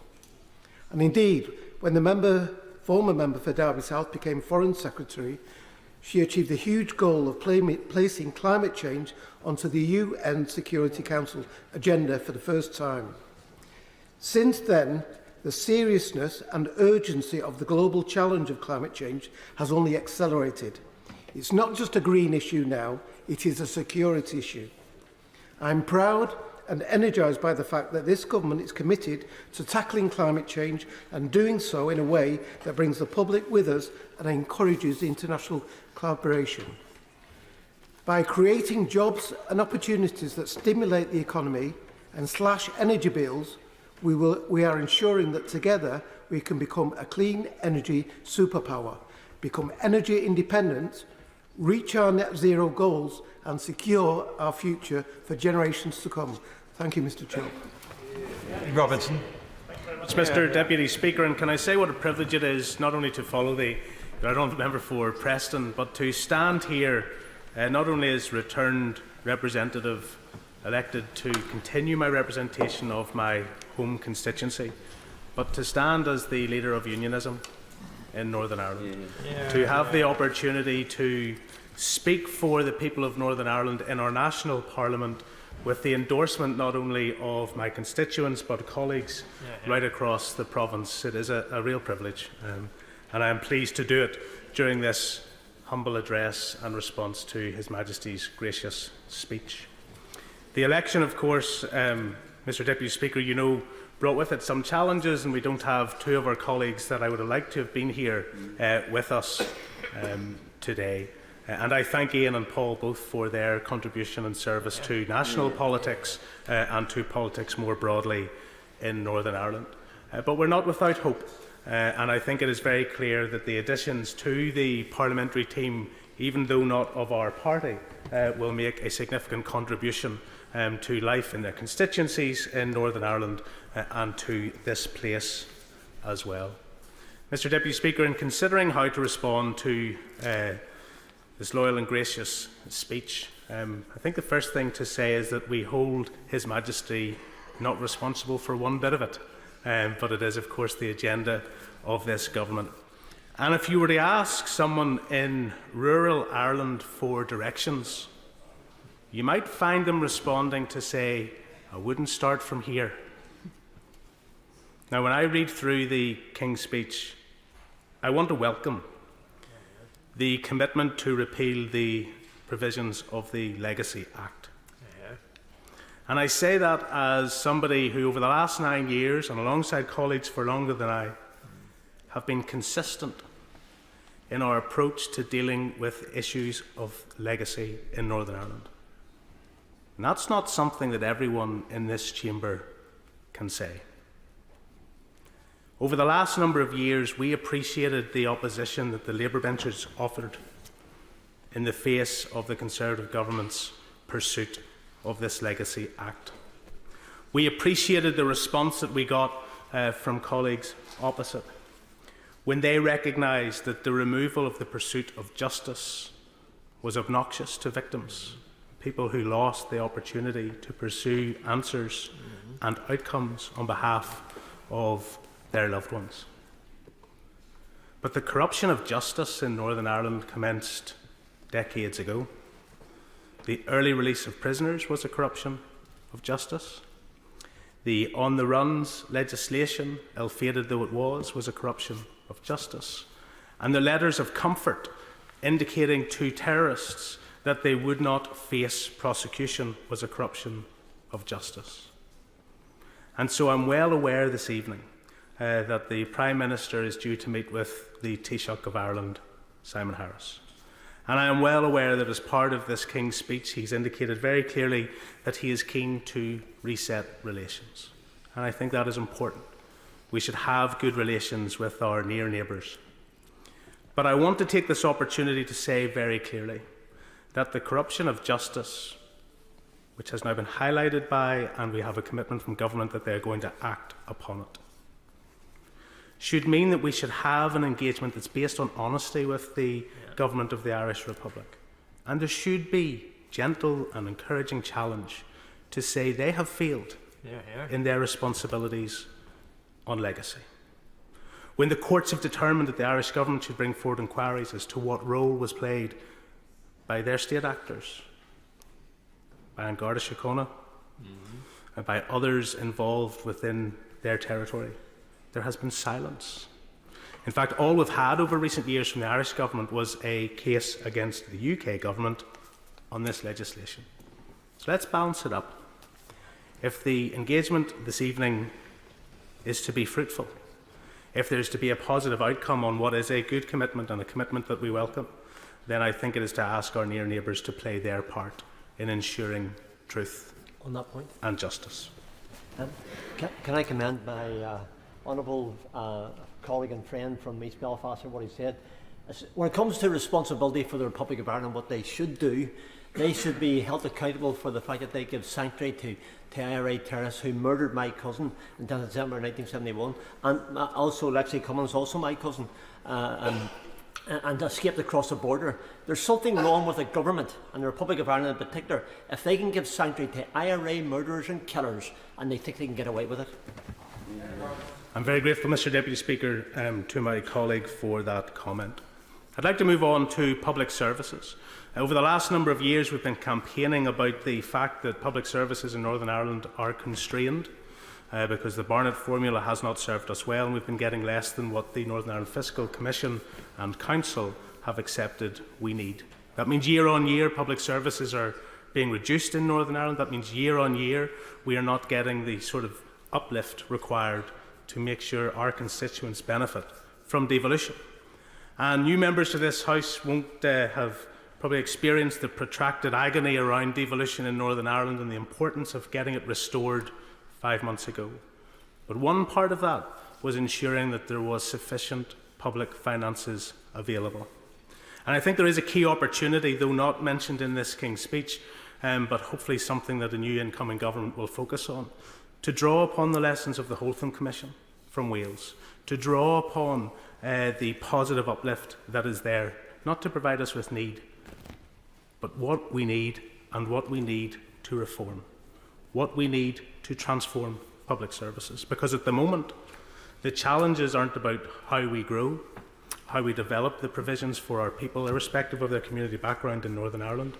It's about what special schools we close. It's about what hospitals we close. It's about what services we stop providing. And I ask, as somebody who speaks for our corner of the United Kingdom in this place, that there would be earnest engagement on public services and public funding in Northern Ireland. Devolution was restored on the basis of an agreement that we reached with the then government, but it was supported by Labour in February of this year. Safeguarding the Union document allowed devolution to be restored and has contained within its key and significant commitments that we look forward to the Labour government honouring. Their members supported it at the time in February. They know the importance of it. And whilst I see reference in the King's speech to resetting relationships with the European Union, and as I said earlier, we should have good relationships and we should build upon those good relationships with near neighbours, we need to carefully nurture the arrangements that were agreed in February and need to be delivered. It's about removing barriers within our own country. We can focus on relationships with others outside, and we should, but that should not be to the detriment of that which makes this country work. There are opportunities about regional connectivity, opportunities to build on the Union Connectivity Review. The creation of a Council for the Regions and Borders looks quite like the East-West Council that was agreed back in February as part of the Safeguarding the Union document. We'll have to study the detail. If it's a rename and it's a rebadge, that's fine. But we need to talk about how do we move people and products from one part of our country to another. Where's the connectivity review work on the A75 when you move from Northern Ireland into Scotland and down toward Carlisle? How do we think about this as a national endeavour? There will be Scottish members of Parliament now newly elected on the Labour benches who will take a keen interest in making sure that the Union works across the United Kingdom, and we want to play our part in that. Mr Deputy Speaker, on defence, I've spent the last 8 years on the Defence Select Committee. I've spoken many times of the contribution from my constituency of Talis and the in-laws and how important they were in the initial weeks of defence of Kyiv particularly and Ukraine more generally.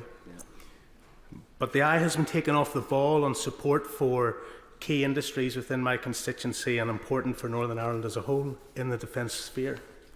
You will have seen negative briefing in the last 24 hours around Harnler Wolf. I want to see a very clear commitment from this government that they believe in the contracts that have been awarded to Belfast. They believe in the renaissance of shipbuilding in Belfast. They adhere to the commitments of the National Shipbuilding Review that talks about building skills and opportunities throughout our United Kingdom, and that irrespective of the ups and downs, highs and lows of any individual company, that the aspiration and the economic benefits of retaining shipbuilding and growing the shipbuilding capacity in Belfast is highly important. So too the issues around Boeing wishing to bring Spirit Aerospace back in to their company. Significant issues arise in that for the economy of Belfast and Northern Ireland, the largest private employer with high-skilled manufacturing jobs in my constituency, but servicing the entirety of the United Kingdom, something government needs to focus on, something previous business secretaries did, and current secretaries for business are.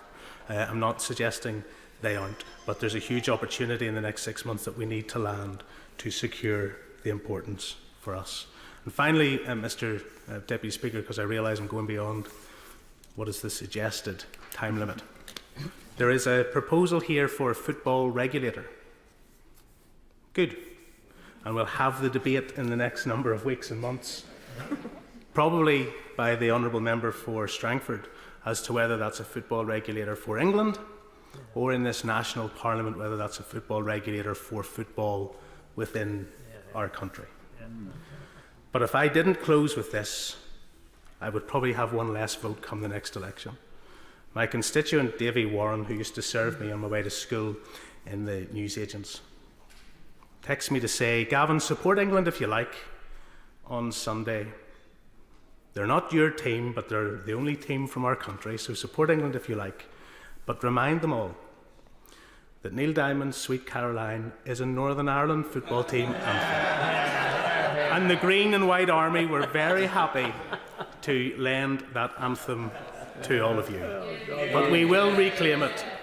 And just to remind you gently that the last time Spain faced a home nation in any significant final or competition, and Jim Shannon was there and I wasn't born. Northern Ireland beat Spain. Thank you, Mr Deputy Speaker. To make his maiden speech, I call Narendra Jas.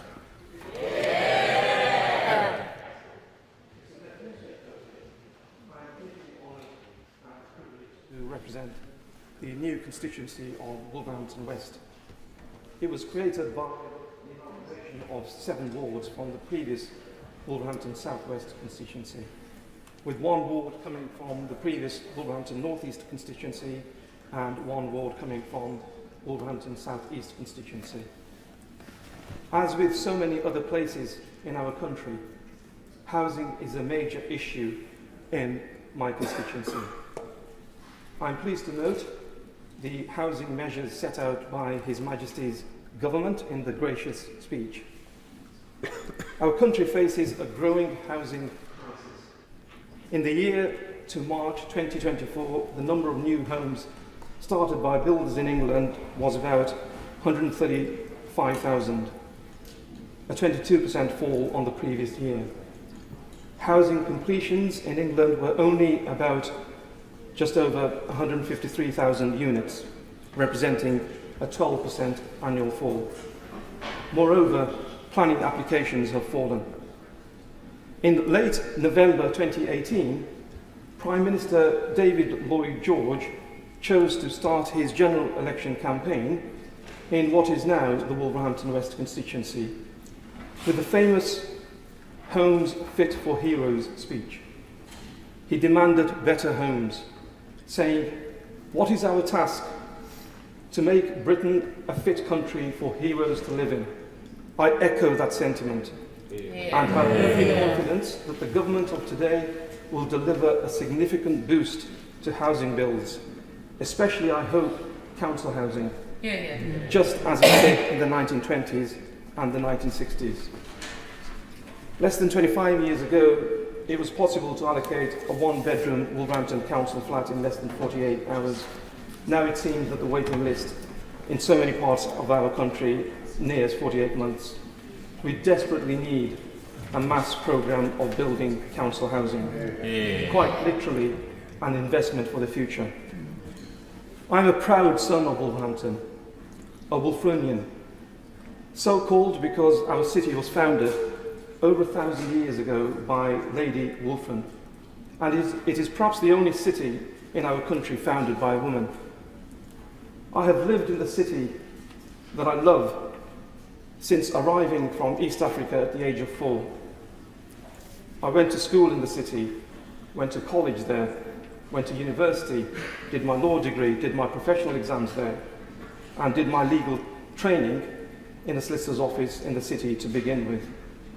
I've spent my working life as a social justice lawyer in the great firm of Thompson Solicitors, focusing on work for trade union members and on clinical negligence cases.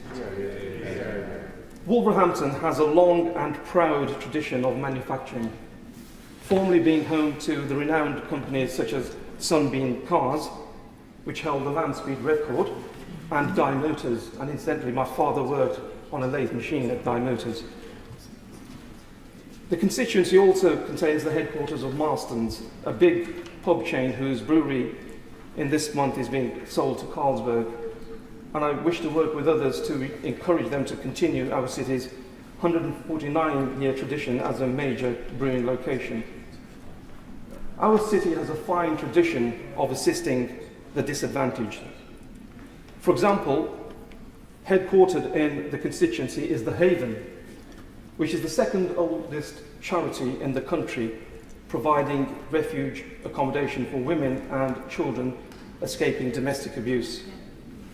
We are also the head office of the excellent Refugee and Migrant Centre, a national centre of expertise. I'm a long-standing and active trade unionist and on the Executive Council of the GMB.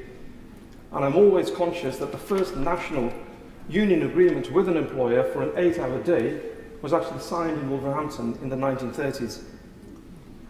Those who are unfortunate enough not to know Wolverhampton are often surprised as to how much our city has to offer.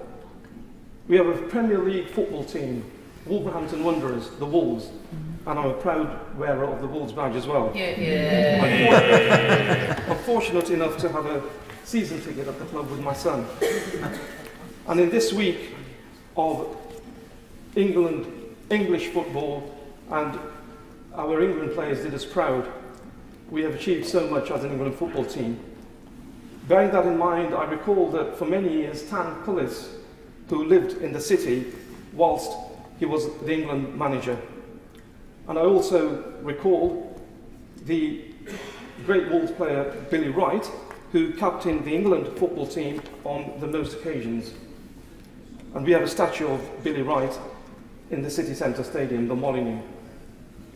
Correspondingly, perhaps the best-known captain of the England cricket team was Rachel, later Baroness Hayhoe Flint, who in 1963 hit the first six in a women's test match against the old enemy Australia, and who was unbeaten in 6 test series.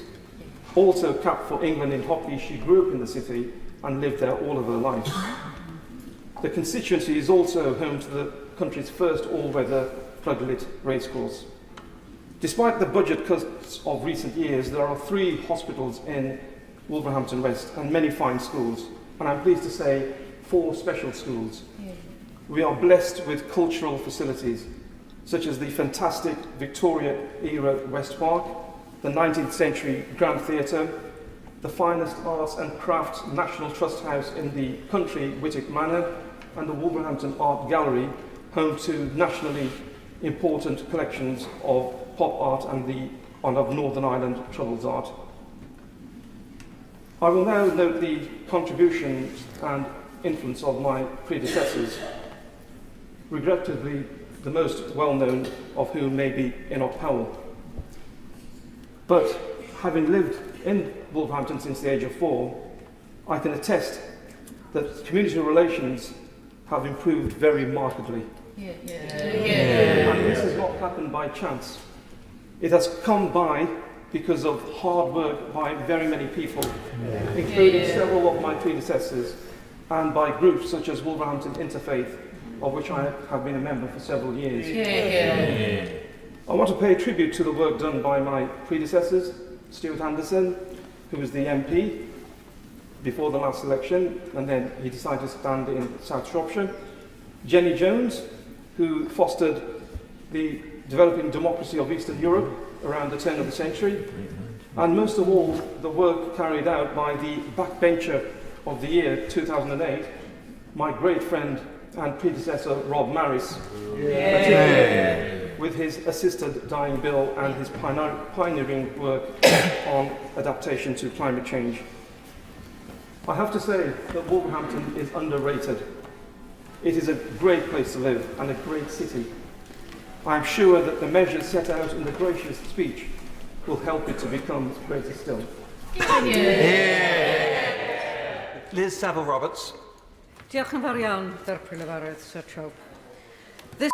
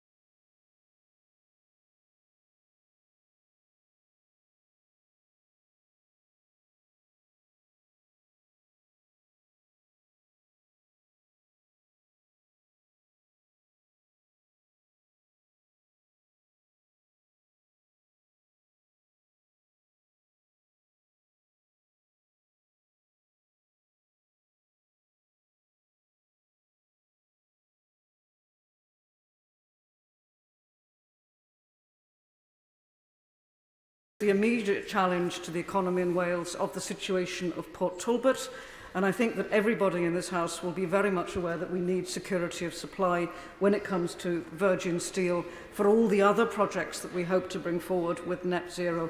And that, of course, is something that the UK government needs to be working closely to find some solution to what is happening in Port Talbot. And I think this is an important point. When we're talking about fairness, it isn't a matter of begging for money from Westminster. This is, on the one hand, demanding the money rightly owed to Wales. And if people are arguing for the strength of the Union, and that's not something that my party does, but if you are, I would be looking that the strength of the Union does give the nation of Wales fair funding from the other side of the House, quite possibly. But equally significant to me and my party is that we have the necessary levers, the tools that we need to drive up our own economic development in Wales. We don't want to be with our hands out for the begging bowl. We want the means to grow our own economy and for that to be answerable in Wales. Interestingly, this is raised in the King's speech today in relation to devolution in England.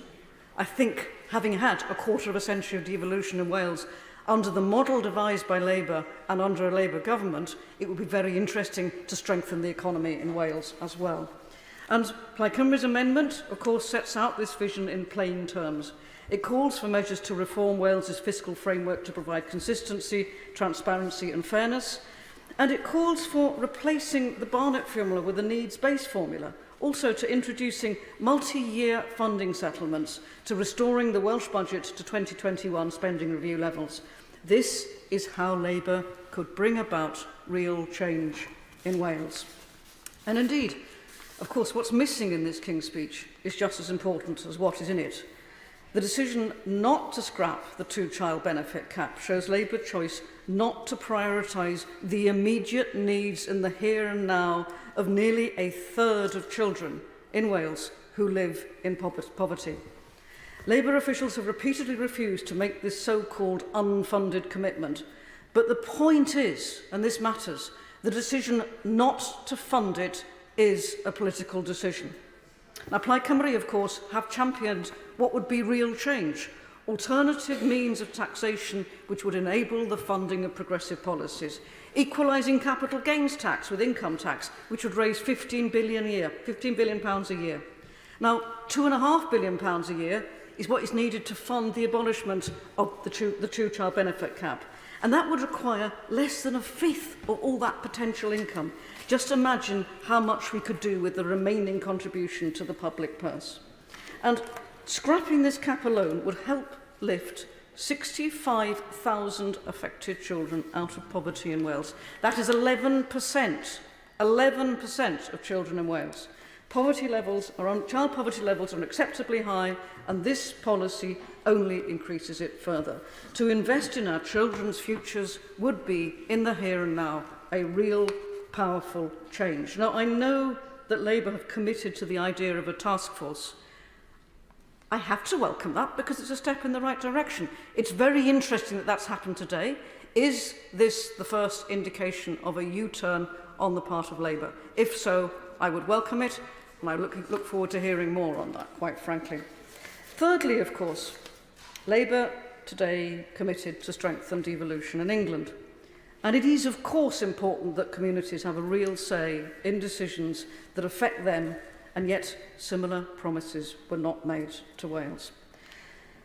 Labour's manifesto committed to strengthening the Sewell Convention and to consider, that weasel word, the devolution of justice and policing to Wales, which has already been considered, of course, because it's the policy of Labour's own party in Wales, but actually brought forward. And when we consider the state of our prisons as left to us, as bequeathed to us by the previous government, with their policy of 14 years of austerity, we need radical ideas if we are to tackle the blight of how we rehabilitate, how we deal with justice. And in Wales, of course, the key measures involved with rehabilitation in making our communities safer, those are in the hands already of the Senedd, namely health and housing. We need all this in place. Welsh devolution in recent years has been constantly undermined, and it is high time to go further and pass legislation to put legal safeguards in place to protect devolved powers. We also need to heed the recommendations of experts and expand devolved powers, critically, of course, policing and justice, but also broadcasting. And if we are to tackle, again, the question of far-right populism expanding, we need to have the means to do that through broadcasting, with rail services, and, of course, the Crown Estate, just to name some. Plaid Cymru will use the clear role that we now have in this new Parliament to demand that Wales is treated fairly. We will, of course, also be raising the question with colleagues here in relation to our relationship with our nearest neighbours. When I'm standing in Penllyn, my nearest capital city is not London, it is Dublin. And our relationship with the rest of the EU is absolutely critical since we've seen the economic damage that Brexit has caused. We will also be raising the issue of how the calamity, the disaster that is unfolding in Gaza, the response that is made from this place, and how we seek justice for the people of Palestine, and how we make sure that they are properly treated and recognised as a nation in the world in future. Again, we will be using this theatre to be making sure that our voice is heard. We will therefore continue to push the UK Labour government to be more ambitious. I heard the Prime Minister talk about the lobby of good intentions. Yes, there are good intentions. There are good intentions also to work together where we can. But Plaid Cymru will hold this place to account for the people of Wales. Diolch yn fawr iawn. Bill Esterson. Thank you very much indeed, Mr. Chope. It is always a pleasure to speak in this chamber. I've had the pleasure of doing so for the last 14 years, but I can tell you it's not a big improvement standing on this side of the chamber. And I look forward to giving full support to this new Labour government in its endeavour as it makes its first steps in changing our country for the better. Can I congratulate my honourable friends from Bolton North East and from Wolverhampton West who gave outstanding maiden speeches. They've set the bar rather high for the rest of you, I think you would all agree, and I wish you all well in your endeavours. I can indeed congratulate all new and returning members. Mr. Chope, we have an inheritance after 14 years, and I'll just say to some of those honourable members opposite who have defended the previous government's record, or at least attempted to do so as they made their various leadership pitches, that the 14 years of economic performance tell a rather different story to that which we have just heard. Low living standards, a cost of living crisis, low growth.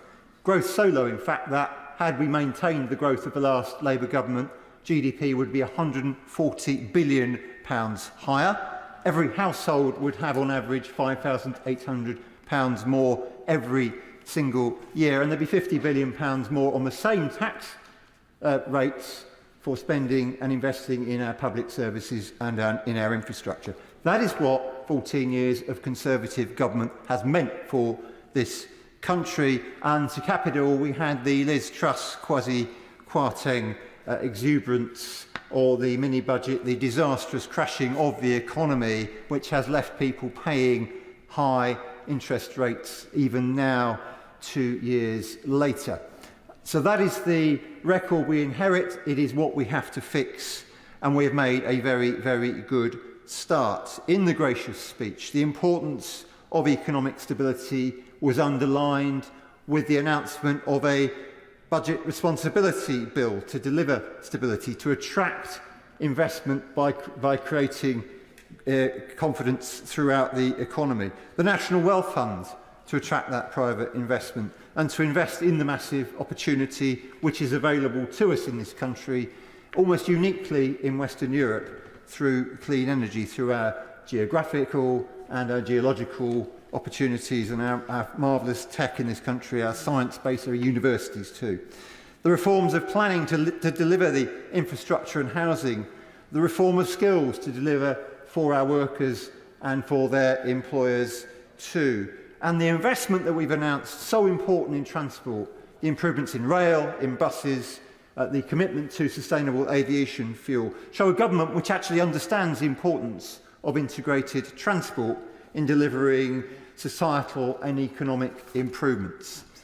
Turning to the impact on my constituency, and like everybody in this House, we will benefit from the commitments to take action on NHS and dental waiting lists and to improve appointments, to recruit the additional teachers, to put in place the places in breakfast clubs for our children. All of these will make a massive immediate difference and are part of the down payment that the Prime Minister committed to during the election campaign and reiterated in his brilliant speech earlier. But in my constituency, there is one piece of legislation announced today above all that is of particular significance. I represent many people whose loved ones died at Hillsborough, or who were injured, or who attended.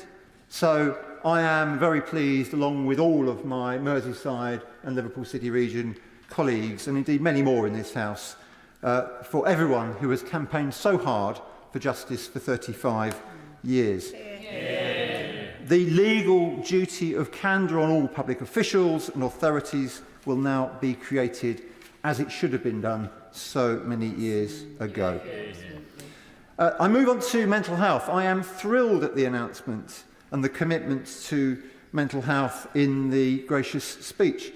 Maghull Health Park in my constituency has arguably the most comprehensive array of mental health services in Europe. We have medium secure and low secure to go with the well-known high secure Ashworth Hospital, and that is the best arrangement on a single location.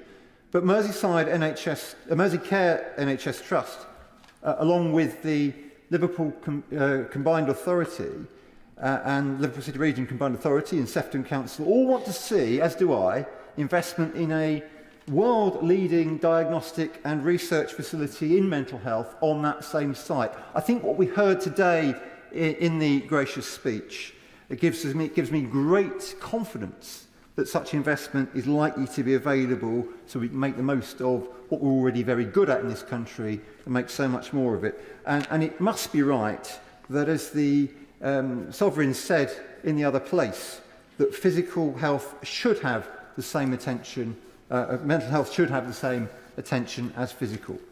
Now, this brings me in more detail onto energy.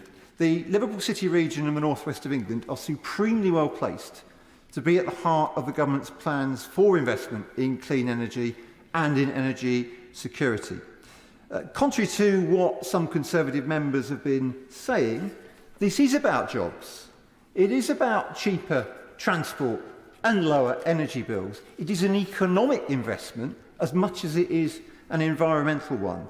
And it's essential that we support workers, of course it is, in the oil and gas industry, so that we avoid the mistakes of deindustrialisation, so that there are jobs, so that there is training for people to make the transition and to take advantage of the lower carbon future that we all know is coming.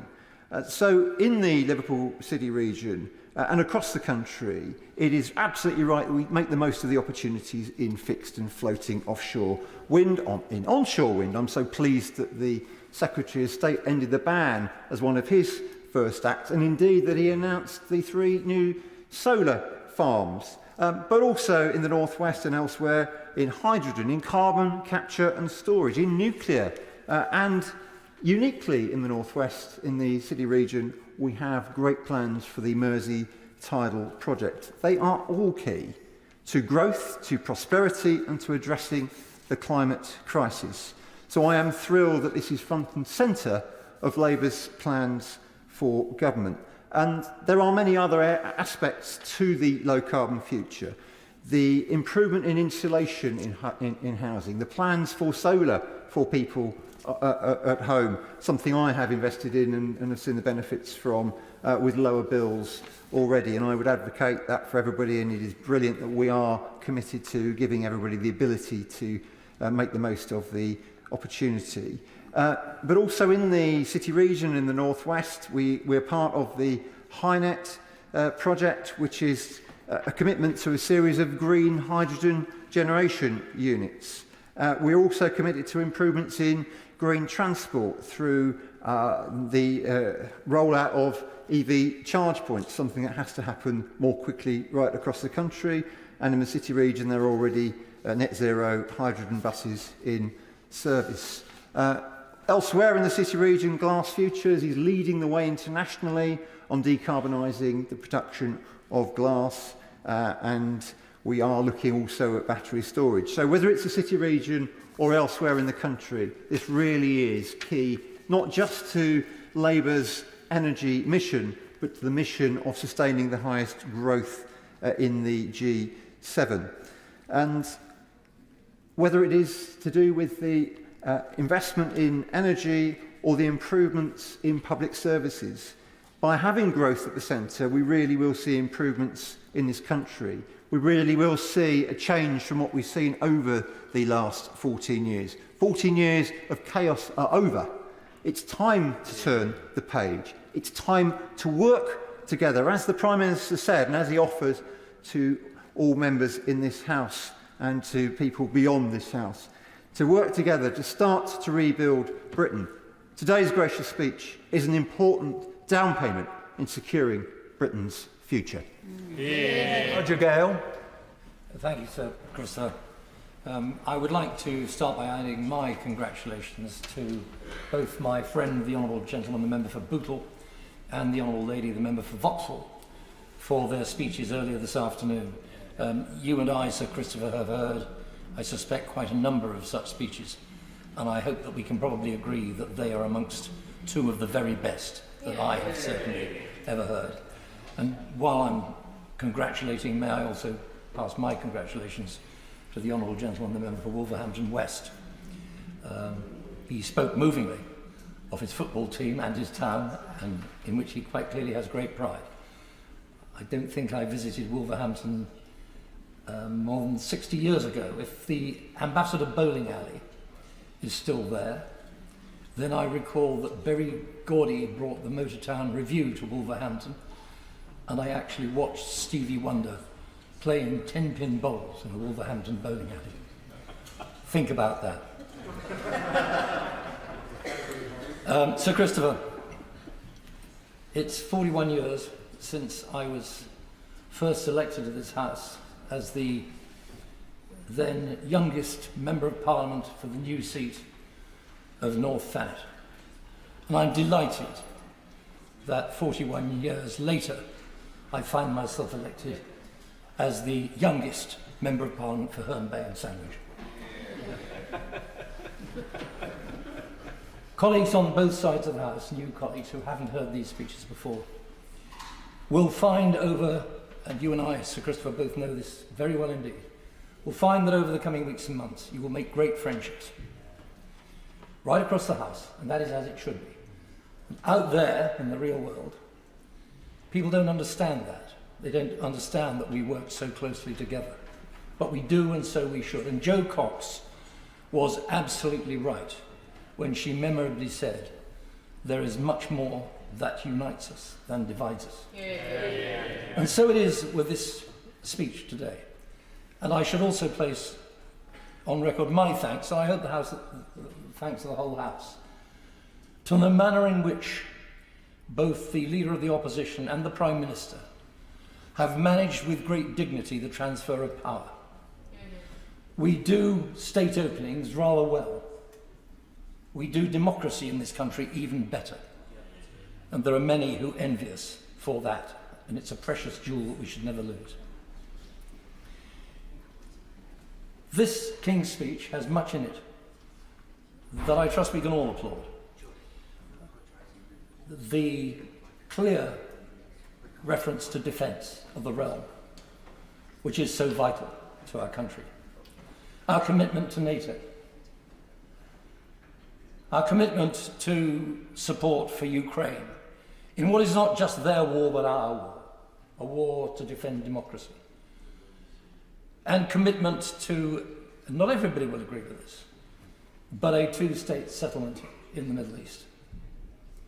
Those are all laudable, and we can all, I trust, support them. There are other areas that are greyer and that we shall have to take some issue with. And that is the job of opposition, and the Prime Minister would expect that. And the opposition will hold his feet to the fire and hold him to account when we think that he's got it wrong. There are three issues that I want to raise very briefly this afternoon. I have grave concerns about the proposed reforms of planning law. I, like many on the government benches now, represent a rural constituency. I fear for the loss of farmland.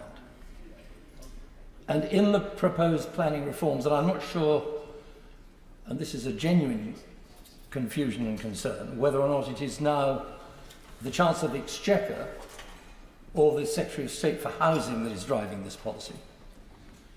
But I have a very real concern that local democracy will be removed and that we shall find ourselves with a slash and burn policy that will destroy yet more, not of the green belt, but of the land that we need to grow the food to feed our country.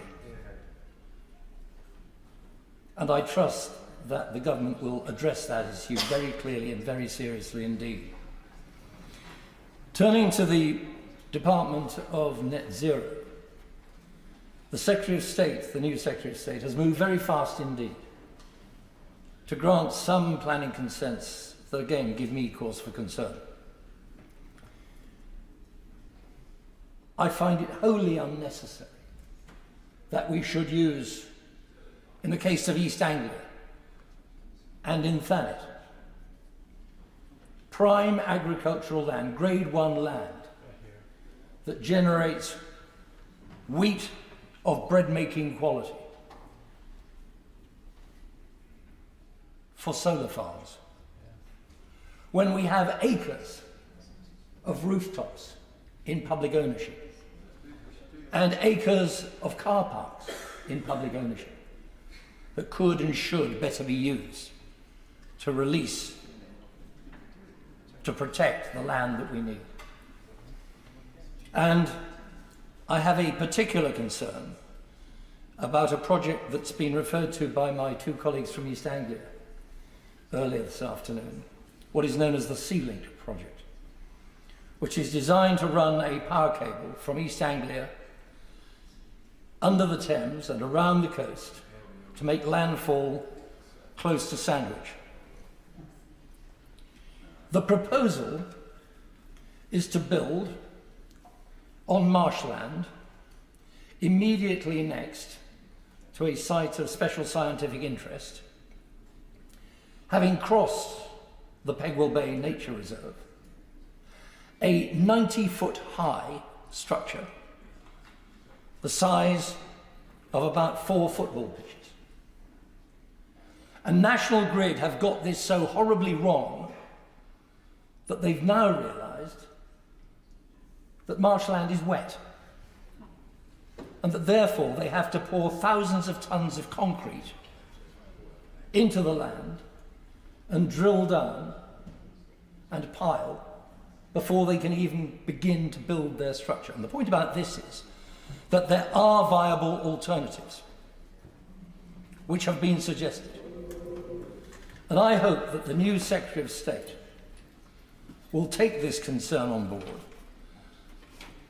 and use his powers, which he has, to instruct National Grid to go back to the drawing board and get it right. We all want clean energy. We all want renewable energy.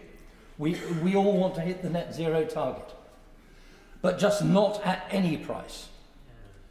And if we rush into this, we will get it wrong.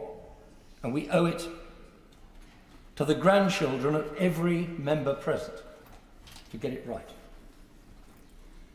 My final and very quick remaining concern is an omission from the King's speech. It is a sadness to me that, given the amount of comment and publicity, there is not one mention that I can see of animal welfare anywhere in the speech at all.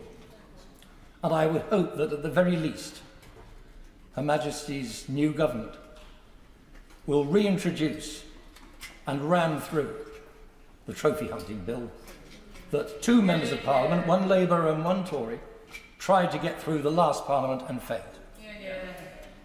And with that, I would simply say, in the interests of this United Kingdom, I wish the government and its programme well. We will hold feet to the fire where necessary. But I trust, as the Freudian slip, the Leader of the Opposition this afternoon said, we shall not be obstructive. A government has a right to get its business. Thank you. I call Patrick Hurley to make his maiden speech. Thank you, sir, for calling me to make my first speech as part of this important debate. Firstly, may I thank the Right Honourable Member for Herne Bay and Sandwich for his contribution. May I also pay tribute to all of those who are making their first speeches today. I wish them well today and for the remainder of this Parliament, and I hope that we each manage to repay the trust that our new constituents have placed in us. I'm led to believe that certain conventions apply to members' first speeches. I wish to assure the House that I will abide by those conventions. Accordingly, I wish to pay sincere tribute to my predecessor, Damien Moore, who diligently served Southport for the past 7 years, paving the way for a new government to ensure that the town's best days lie ahead of it. I wish him nothing but the best for the future. I also wish to refer to another of my predecessors as Southport's MP, somebody already mentioned in today's debate.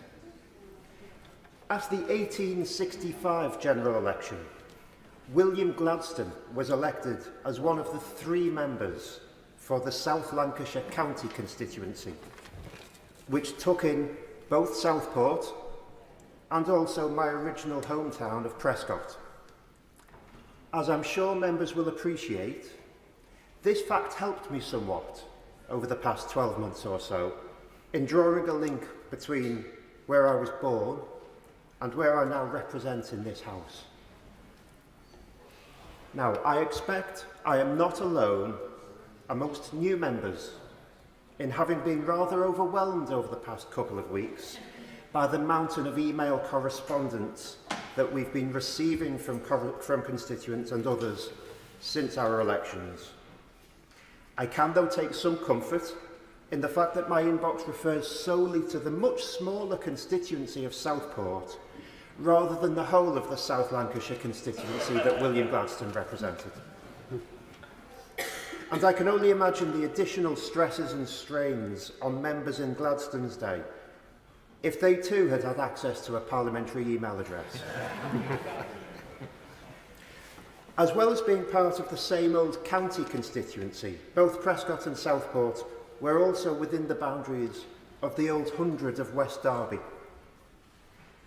This fact was brought further to my attention when the Boundary Commission announced during the last Parliament that the new Southport constituency would from now onwards also contain Tarleton and Hesketh Bank, 2 beautiful villages on the south coast of the Ribble.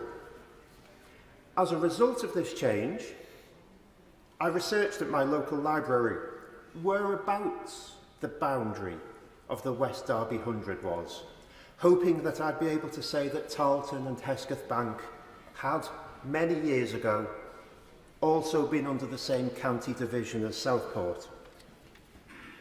Alas, this was not to be. After quite some hours of research, I realised that the information I was looking for had actually been staring me in the face all along. It appears that the boundary between the hundreds of West Derby and Leyland lay along, would you believe, Boundary Lane. And that Boundary Lane is situated in a hamlet called 100 End. It's a lesson, I think, in not ignoring the obvious when it's right there in front of you. My predecessors in previous parliaments have talked about how they have felt that Southport has sometimes been taken for granted or taken advantage of, and so have subsequently sought to discuss and elevate divisions between the towns of the local borough. I wish to assure my constituents that I will take a different approach. Instead, I will work to ensure that our country's new government will not look to cause divisions with our neighbours. whether they be other countries thousands of miles away, or even just other towns just a few thousand yards away. Instead, I will work with colleagues to ensure that the government will look instead to unite our country in the task of national renewal, because the politics I believe in is a politics of the common good, a politics where each of us looks out for the well-being of the other rather than tries to do us down. Many towns and villages in this country have seen better days over the past few years. Southport is no different.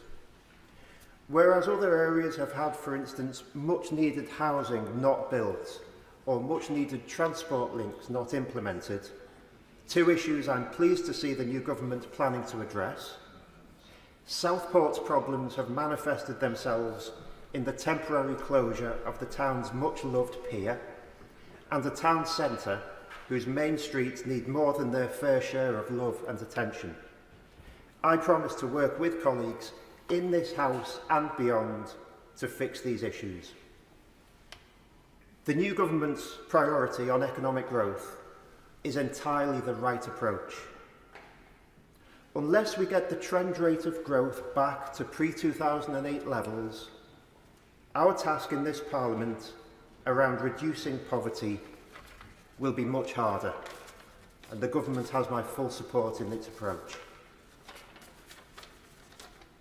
I wish it to be known that I will do my utmost to make sure that Southport's best days lie ahead of it, that the decline of recent years will be arrested, and that the town's fortunes will be turned around, and that I will work with good people of good faith to bring that about, no matter what their party affiliation. And with that, I would like to thank you, sir, for allowing me the opportunity to make my first speech in this place, and I thank the House for the manner in which the speech was received. Order, order. We still have 25 members wishing to speak. So after the next speaker, who will be Sir Julian Lewis, I'm afraid I must impose a time limit of 7 minutes. This strict time limit will not apply to maiden speeches, but I'm sure that they will also want to keep an eye on the clock. And remember the courtesies of the House. If we don't impose this time limit now, and if the people don't keep to it, not everybody will get into this debate. So after the next speaker, there will be a time limit of 7 minutes, and I now call Sir Julian Lewis. Thank you, Sir Edward. And who would have ever dreamt when we first met in October 1981 that so many years later, both you and your equally radical and progressive friend, my honourable neighbour for Christchurch, would successively grace this House by occupying the Speaker's chair. I wish to make congratulations indeed a theme of my short contribution. I want to congratulate in particular the 3 maiden speakers that we've heard so far. It takes quite a bit of doing to make your maiden speech so soon after entering the House of Commons, and it is greatly to their credit that they made such generous tributes to their predecessors. The Honourable Lady for Bolton North East talked about working across party boundaries, and that's something I wish to come back to. The Honourable Gentleman for Wolverhampton West concentrated on housing issues and the great sports record and legacy of his beloved Wolverhampton. And I too can remember Billy Wright from all those years ago. And the Honourable Gentleman for Southport, who's just spoken, showed an intimate knowledge of the local issues affecting his new seat, and I'm sure he will be extremely assiduous in attending to them. Now, I said I believe that congratulations are a theme that's in order, and I wish in that respect to echo what was said by my right honourable friend for Herne Bay and Sandwich when he talked about the result of the election and the way in which power was transferred. Now, it goes without saying that whenever you have a general election and one side achieves a significant absolute majority, as has happened in this case, there will be a majority of people in the chamber who are feeling self-congratulatory. But I suggest that we all ought to congratulate ourselves and each other on the way in which we have handled the transfer of power. And it is a cause for great concern that when we look amongst modern democracies, both in Western Europe and sadly across the Atlantic, and more of our important relationship with the United States will be addressed a little later in my remarks, that the cause of democracy in those countries is so ragged and threadbare at the moment. Let us hope it is but a passing phase. Now, for those people situated on the opposition benches, I have to say that bad though the result was for the Conservative Party, people observing the benches today shouldn't think it was quite as much as a wipeout as might appear at the moment. But I have to say, I think two of us at least have had the experience of sitting on these benches before. And I was one of 32 first-time Conservative MPs elected in the Blair landslide of 1997, and I had 13 years on those opposition benches, and then I had, 5 years after that in a coalition. Which was the worse, I'm not sure. But what I would say, a piece of advice to all new entrants to the House, including on the government side, is this. If you want to enjoy your time in this place, ask yourself the following question and hopefully give yourself the right answer. Would you still want to be here if you knew that you were going to be a backbencher all your parliamentary career? And if the answer is yes, then you're in the right place. Cling to it, because then anything else that happens is a bonus. If the answer is no, then you made the wrong career decision and get out at the next possible opportunity, because you are never going to be satisfied, because people who come in with that attitude get disappointed because they maybe make it to the front bench, but they don't make it to be a cabinet minister, or they make it to the cabinet but they don't get to be one of the top four, or they make it to the top four but they don't get the top job. And you know what happens to many prime ministers who even get right to the top. So enjoy the status that you've got, bank it, and look on everything else as a dividend. Turning to the King's speech, just a couple of observations, because we don't have the time for anything more detailed. On the issue of planning presumptions, I'm always a little bit worried about presumptions in favour of this and presumptions in favour of that. Let's hope that's not a shorthand for ignoring what people want. In my constituency of New Forest East, the biggest local issue for the first 6 years of my time in this place was a proposal to build a giant container port on reclaimed land on Southampton water called Dibden Bay. And Associated British Ports said that without doing this, the port of Southampton would begin to die. And we fought this for 6 years, and we won. And guess what? The port of Southampton didn't die. They found other ways of dealing with the container traffic, which has thrived. And now we have the prospect of a free port in the area. And I like to think that the new people in charge of Associated British Ports will be a lot more sensitive about what they plan for the delicate parts of the constituency. So all I'd say is, do not trample roughshod over communities' concerns with major infrastructure projects, because sometimes you may not be getting the best project.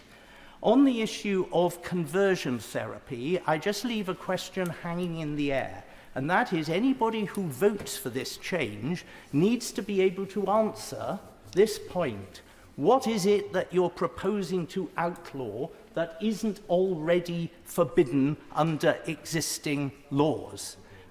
The danger with well-intentioned laws of this nature is that you can end up in a situation where what you're really talking about is thought crime. And 75 years after George Orwell's 1984 was published, or maybe it's 76 now, technically speaking, we need to be wary of that. I have a constituent with whom I happen to disagree about abortion. This particular constituent is fanatically opposed to abortion, and I'm not, and I do not think there should be demonstrations outside abortion clinics. But what he wants to do is to be able to stand silently by himself on the pavement and pray internally. And he's in a position where, if he's asked by the police what he is doing, if he says, I'm thinking about my shopping list, or I'm thinking about some other domestic issue, he's fine. But if he actually admits that he is praying in relation to the abortion issue, he could end up being accused of committing an offence. Be careful before you go down that road too far. When it comes to modernising of the House of Lords membership, please be careful about blanket considerations. I would just say to people there is a very well-informed group led by Professor Lord Norton, who have been grappling with sensible ways of trying to modernise and reform the House of Lords for quite a number of years, and voices like this need to be listened to, because the House of Lords, though some people are appointed on the wrong basis, do in fact do an important job. If I may just have a few more moments, please, for one last point, which is quite significant, and that is it relates to the Intelligence and Security Committee. And this is an essential matter which will need to be incorporated into one of those pieces of legislation which the government is bringing forward. And it's a single amendment to the Justice and Security Act 2013.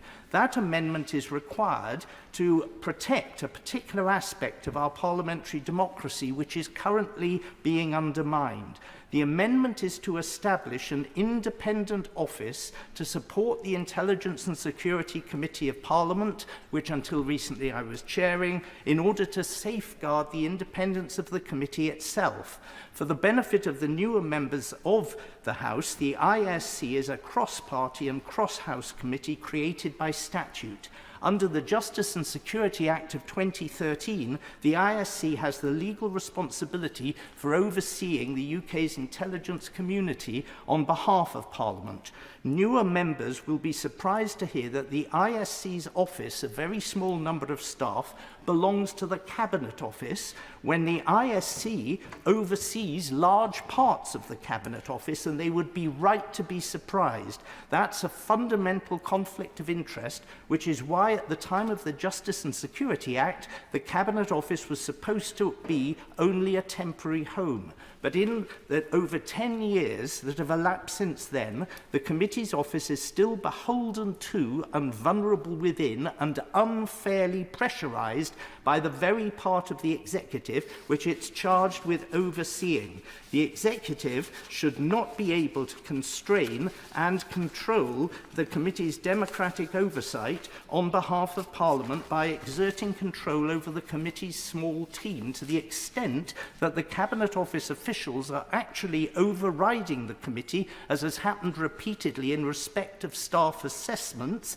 in recent years, or starving it of resources so that it's unable to fulfil its legal responsibilities. The members of the ISC in the last Parliament therefore determined unanimously across all parties and both houses represented by its membership that it was essential for parliamentary democracy that the committee's office move out from under the control of the executive and be established instead as an independent body corporate with a link to Parliament rather than the executive. And and this is my final point, in the King's speech we heard this morning that there is a programme outlined which gives an obvious vehicle for putting this matter right. And that is, quotes, the Commonwealth Parliamentary Association and International Committee of the Red Cross Status Bill, which is designed to change the status of those two organisations. It is therefore the obvious place to include a short amendment to the legislation necessary to change the status of the committee's organisation as well. And I hope that we can work across party boundaries to ensure that the resources and the independence of the staff of the Intelligence and Security Committee can now be secured after a difficult time in which the excellent staff have helped produce many important reports, but they should not have to be looking over their shoulders with a problem of this sort. Thank you. Order. I must now impose a time limit of 7 minutes. Rachel Maskell. Thank you, Sir Edward, and may I congratulate all new and returning members on their election success. The Honourable Member for New Forest East is right in saying it is the greatest of privileges in being able to represent our constituents, and I certainly pay real attention to my constituents in York Central and assure them I will do all I can to make sure their voices are heard, not least with the privilege of being in power. We must make the most of every opportunity, as today's humble address has clearly demonstrated for all to see. First, stabilising the economy, and I say to our Treasury bench, York Central will play its part, not only creating 12,500 new jobs in the York Central development, taking forward the advanced rail technologies and the biosciences, but also Bio-Yorkshire, 4,000 green-collar jobs, a Green New Deal for York and wider Yorkshire. And it will be a huge privilege to work with our front bench to see that come to fruition. But it's not just about the economy. We will build the homes and the public services that we have longed to see from opposition. Entrenched now in inequality, we will overturn that injustice that has crushed so many hopes and crushed so many communities, and ensure that we build those services in the interests of the people we represent. Labour's Employment Rights Bill will be so refreshing to workers. I refer to my register of interest, but I am a proud trade unionist and proud of the work of trade unions, working people working together for a better future, ending fire and rehire, the disgrace of the minimum service level agreements, and giving workers fresh rights on the day they start work. But I would also ask my front bench if they'll consider my previous private member's bill to outlaw bullying at work, ensuring we had a legal definition on bullying, alongside discrimination and harassment, providing a route through to an employment tribunal to seek justice, and alongside having an enforcement body to improve workplace cultures. It could be transformative, reduce absenteeism and increase productivity. It needs including.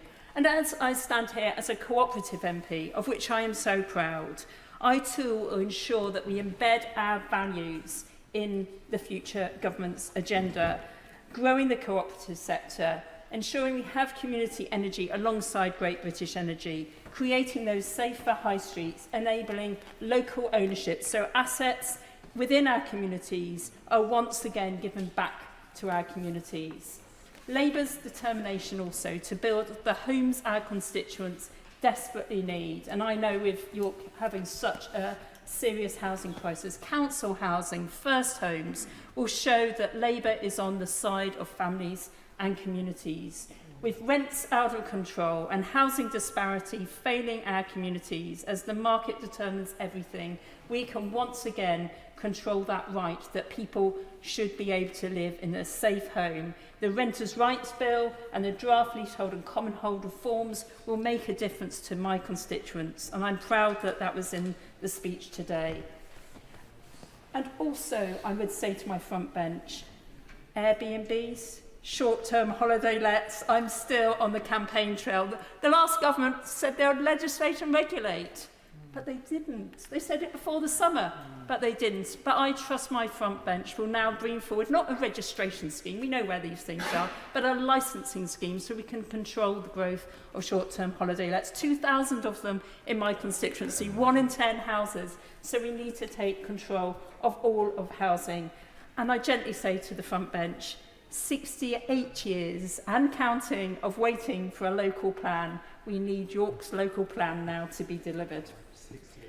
On the NHS, it will no longer be like pulling teeth to get action on NHS dentistry. My right honourable friend is already at work delivering for our future. But I would say, look at the Health Select Committee's report from the last Parliament on NHS dentistry. It set out a blueprint of how we can really reform dentistry to ensure access, treatment and better oral health. But as we know, the NHS as a whole is on its knees. And as a former physio, I know the importance of getting it back on its feet again. When we left office, the NHS in 2010 was the most efficient health service in the world. And our ambition in government must be to restore those credentials, but not just health, social care too. This must be the Parliament of social care. So we complete that deal, that people can have the security in later life, that this government will take care of them and they do not need to fear those latter years. But there's so much we need to do in health. We've heard today the Mental Health Act, Tobacco and Vapes Bill, and so much more is on our agenda. And I will do everything, as I have for over 30 years, in working for a better health service built by that radical reforming 1945 government, and I trust this government will be as radical and as reforming as that, ensuring the NHS is safe in public hands. And finally, I just want to turn to education. I say to our education team, we need a new approach. We need to rip up that behaviourist approach, which is doing so much harm to our young people, and to introduce a nurturing therapeutic approach to education. I'm really heartened by hearing about the Children's Wellbeing Bill, so needed at this time. Reviewing the curriculum, ensuring that young children don't just leave school with good results, but as confident young people where their well-being and their mental health is as important as their exam results. But I further call on the government to take action on academy trusts that have spun out of control. We need accountability, we need funding on education spent on actual education, not on executive salaries and bonuses as it currently is. And we need that education brought back under local authority control so the whole system can hold together and work together. Those changes at Ofsted are necessary, but we need to ensure that all of our children have access to a nurturing education system that will make a difference for them and their future.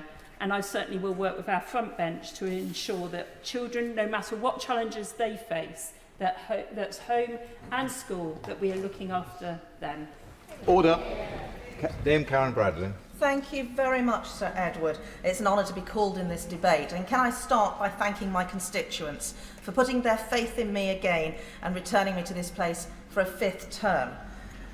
I also want to comment on the previous speeches. There have been some absolutely excellent speeches, particularly the 3 maiden speeches we've heard.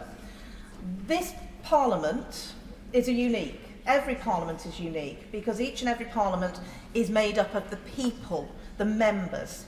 And I think what we heard today in those maiden speeches was that we can have faith that this is going to be an excellent Parliament, because those speeches showed us that we have some truly great champions for their local area here in Parliament. I also want to comment on the 2 opening speeches. The speech by the Honourable Member for Bootle was a wonderful speech to open the debate and propose the humble address. He is one of the kindest members of Parliament, and it was lovely that he was chosen to be the proposer. And also the seconder, the Honourable Lady from Vauxhall and Camberwell Green. And I wanted to pick up particularly on her comments to my very good friend, Nikki Aitken. We miss Nikki desperately, but we're so pleased she got her pedicabs bill through. It was an achievement for her, and I know something that the Honourable Lady is also benefiting from. Now, I'm struck by the King's speech that there is much in it that feels like it's a process, not an event. I look at many of those bills and I go back to times when I was a minister, I think about the work I did when I was in the Home Office on the Violence Against Women and Girls strategy and the work we did to strengthen our laws on domestic abuse. And I am very pleased to see that there is a bill in the address that we will be working on, because all the while you cannot stand still on this issue. It is an issue we constantly have to keep moving on, because I'm afraid perpetrators get wise and perpetrators work out ways to buck the system. So I'm very pleased to see that that was included. Also pleased to see that there will be a new law on spiking, something that was many of my colleagues were looking to introduce before we had the general election. And I'm also pleased that there will now be a Mental Health Act, something that many of us had pushed for. And again, I want to pay tribute to a previous member, Dame Jackie Doyle-Price, who was such an advocate for this and raised it on numerous occasions. I'm pleased we're going to see Martin's Law introduced. I was the Secretary of State in the Department for Digital Culture, Media and Sport when the Manchester Arena attack happened. And it is good to know that the lessons we've learned from that attack, we can take steps, legislative steps, to make things safer for the future. I will also want to pay tribute to what I see as the progress that's been made from the work of a previous Prime Minister, soon to be in the House of Lords, Theresa May. She introduced the race equality audit, where we looked closely at what was going on in the public sector and other organisations. Without that work, it wouldn't be possible to see a new race equality bill being proposed. And she also was the one who took the issue of Hillsborough seriously. And it was her that made sure we had the full inquiry and that we have found out the truth. And it is quite right that now that Hillsborough law will be brought forward. I had the honour in the previous Parliament of chairing what's called the British Group of the Interparliamentary Union, be heavily involved in Commonwealth Parliamentary Association UK, and also co-chairing the British Irish Parliamentary Assembly. And it's good to see so many friends from all sides who were involved in those organisations. And I would say to any new members, please get yourself involved with these fantastic bodies that really give you an insight into global issues and build up connections and links with our friends in parliaments around the world. So I do welcome that there will be a new bill to look at the issue of legacy in Northern Ireland.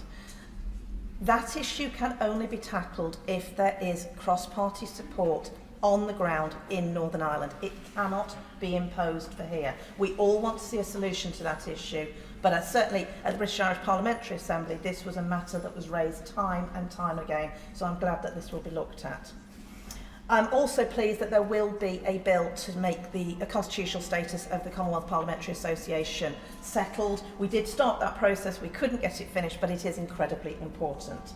And I would finally just comment on global issues, that the issues in the Middle East, I've seen firsthand through IPU assemblies just how difficult these issues are to address. And there are disruptors in the world who want to do us harm, and they are making sure that the views around the world are the views they want to see. And I feel that we do need to take this incredibly carefully and very seriously, because we need the hostages released, we do need to see a ceasefire, we need the humanitarian aid in, and we need to make sure international law is observed.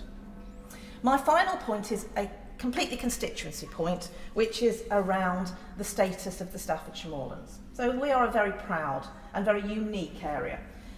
We are part of the Peak District National Park. We have beautiful Churnet Valley, which is desperate for an AONB status, but we do face challenges. We are concerned about what might happen with devolution, as we don't want to be in a unitary authority across North Staffordshire. We want to keep our unique identity.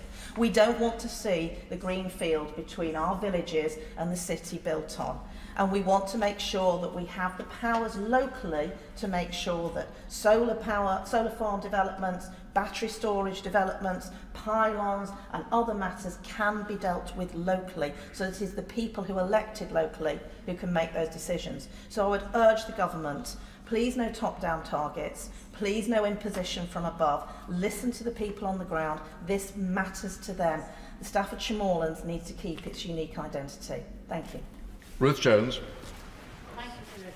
And it's a real honour to speak speak in this debate on the King's Speech today, and also to follow the Honourable Lady opposite for Staffordshire and Moreland, and I thank her for her thoughtful and considered speech today. And I'd like to commend the 3 new members on their maiden speeches today. Each individual, but each very definitely different and heartfelt and completely appropriate. So well done to all of them. And the good news is they have now achieved it and they've got it out the way so they can get on with the rest of the job. But it's also a real privilege to speak as the first Member of Parliament for the new constituency of Newport West and Islwyn. And as I said in my acceptance speech on the 4th of July, it is an honour to represent the constituents of this new constituency, which includes the former seat of Lord Neil Kinnock, Don Tewig, and of course my immediate predecessor, the late great Paul Flynn. And I'm very pleased that our new Labour Prime Minister has set out so clearly that this government is here to serve the country and not be self-centred or self-serving. We in this House are public servants and we should do all we can to make sure that we represent the people that voted for us, but also those that didn't, to ensure their voices are heard in this place of power, and we must work to ensure the best outcomes for all of them. This King's Speech is full of details of legislation to be laid in the coming months, and I am excited to see it unfold, and we can start to make a difference to people's lives in Newport West and Islwyn, across Wales and the rest of the UK. Now, as a former trade union officer, I'm so glad to see the new deal for working people will be brought forward to ban exploitative practices and to enhance employment rights. We need to end the terrible practice of fire and rehire quickly and the use of zero-hour contracts. It's so important that people are paid fairly and that work is rewarded. But we also need a safety net for those that are not able to work, who need support, sometimes for a short while, others need longer-term support. Legislation to reform rail franchising will be most welcome, especially like people like me who travel on the trains on a weekly basis. We need to ensure there is fair investment across the rail network and that passengers get a fair deal on tickets and get to their destinations in comfort and on time. And I look forward to the establishment of Great British Railways in due course. I'm also looking forward to the introduction of Great British Energy, a publicly owned clean power company, which will be based in Scotland. I have to say gently to the government, I'm sure we could have had it based in Wales, but I will leave that debate for another day. I also welcome the measures to strengthen community policing, deal more effectively with antisocial behaviour and improve victim support. And I've worked with a number of women in my constituency who have suffered domestic abuse for many, many years. And I want to make sure the police learn from their stories and make sure any potential victims in the future have their issues addressed and their lives made safer as quickly as possible. Another area I'm pleased to see included in the bill is to progressively increase the age at which people can buy cigarettes and also, most importantly, impose limits on the sale and marketing of vapes. Yeah. As a former physiotherapist, like my colleague from York Central, I'm extremely concerned that people across the UK are still dying from cigarette-related conditions. And I have treated patients who had irreversible changes to their lungs and other conditions directly due to smoking. The evidence between nicotine and poor health and premature death has been very clear for many years now. But we also know that the longitudinal evidence on vaping has not been undertaken fully yet, and we need to be cautious about the use of vapes, in particular the easy way children and young people are able to obtain them. The addictive nature of vapes is well known, and I've spoken to local school teachers who are finding pupils are having to leave lessons or even exams to vape. This is so disruptive to the individual pupil and the whole class, and it would be good to ensure safety and limit the access to vapes. This legislation can't come soon enough. I must also mention the plans to reform the House of Lords, as my predecessor Paul Flynn spent many years calling for this, and he would be delighted to hear this news and would immediately start asking when. He would be gratified, though, to hear the abolition of hereditary peers will be achieved within the first term of this Parliament. I look forward to learning more about these constitutional reforms and how the other place will continue to be a chamber to scrutinise the work of this chamber, because it's very important. This role has been so vital in recent months and years, as we witnessed in the last Parliament. But it would be remiss of me not to mention some areas that were not mentioned in His Majesty's speech. As the Honourable Member for Herne Bay and Sandwich, who's no longer in his place... Oh, no, sorry, he is in his place. I do apologise. Many members of this House are very well aware of the importance of animal welfare. I have hundreds of emails on this vital topic every month, and I must admit I was disappointed not to read of any animal welfare legislation, such as the banning of hunting trophies or puppy smuggling, the introduction of a kept animals bill, and the tightening up of the rules around trail hunting in the King's Speech this morning. I do need to gently ask my colleagues on the front bench to make sure that these important pieces of legislation are brought forward in this Parliament. And I'm happy to be reassured that not everything makes the final cut of His Majesty's speech. But, Sir Edward, you can rely on me to speak out on animal welfare because the animals can't. Sir Edward, there are so many aspects of this King's speech that I would like to commend, but I'm very conscious of others wanting to speak. So I will draw my comments to a close and end by confirming my support for the planned legislation and would urge my colleagues on the front bench to begin their work straight away, to bring hope to people across the UK and make this country a place fit for the 21st century, safe and prosperous, and where people are proud to live and raise their families. Very good. Jeremy Corbyn. Thank you, Mr Deputy Speaker, and it's a great pleasure to be able to take part in this debate, and I congratulate the new members on the maiden speeches that they've given us already. I also want to put on record my deep thanks to all the people of Islington North constituency for voting for me to be an independent MP in the election that's just passed, which was an interesting experience after fighting 10 elections as a Labour candidate, then fighting as an independent. It's a very different experience. You have to have a deep and very honest conversation with everybody on every doorstep as to why you're doing it. And I'm grateful to the people for the response, the confidence they have in me to be their Member of Parliament, and I want to record my thanks to them. This election also showed an enormous parliamentary majority for the Labour Party in this election. I congratulate all those Labour MPs that have been elected and congratulate the government on taking office. But I think people should be a little bit careful. The global vote for Labour was lower in this election than it was in the last two general elections. There were a number of independents like me elected to this House. There was an increase in Green MPs and an increase in Plaid and an increase in Sinn Féin from Northern Ireland. There are levels of discontent within our society that were reflected in this election result, and I think that we ought to reflect on that.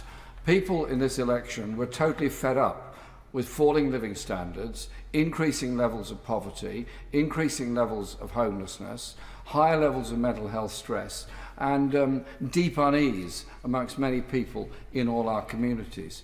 As the member for Hayes and Harlington said earlier, if the government doesn't deliver on improving living standards for the very poorest within our society and deliver on improving public services that everybody relies on, then the alternative is a turn towards the far right in politics, who will simply blame migrants, refugees or any handy minority for the problems that people face. We need something concrete which sets out a strong message about how we're going to go forward in improving living standards and making for a fairer society. A good start would be to end the two-child benefit cap immediately. It would cost 1.3 billion. It would take 250,000 children out of poverty immediately, and it would be a signal that we're serious about this. The idea of a commission to look at poverty, very welcome, I'm sure. I'm sure Sir Humphrey thought that one up very quickly. There's a folks, there's a problem. A lot of MPs are complaining about the two-child cap. Let's set up a commission and just delay it. Why not do it now and just say quite simply, we're going to end the cap? It's simply cruel and nasty to say that the third, fourth or fifth child in a family is less valuable than the first two. And I just hope that the government will listen to that, and if there is a vote next week on it, that a substantial number will vote on this in exactly the same way as happened in 1997 when the incoming government decided to cut the lone parent benefit and forever was marked by that decision. Why not make the decision now? My constituency, like many others, suffers very serious housing problems. It has levels of homelessness that are increasing all the time, not just rough sleeping, but overcrowding, and it has a totally unaffordable private rented sector. I was very interested in the King's speech in the section on regulation of the private rented sector. Everything in there was fine.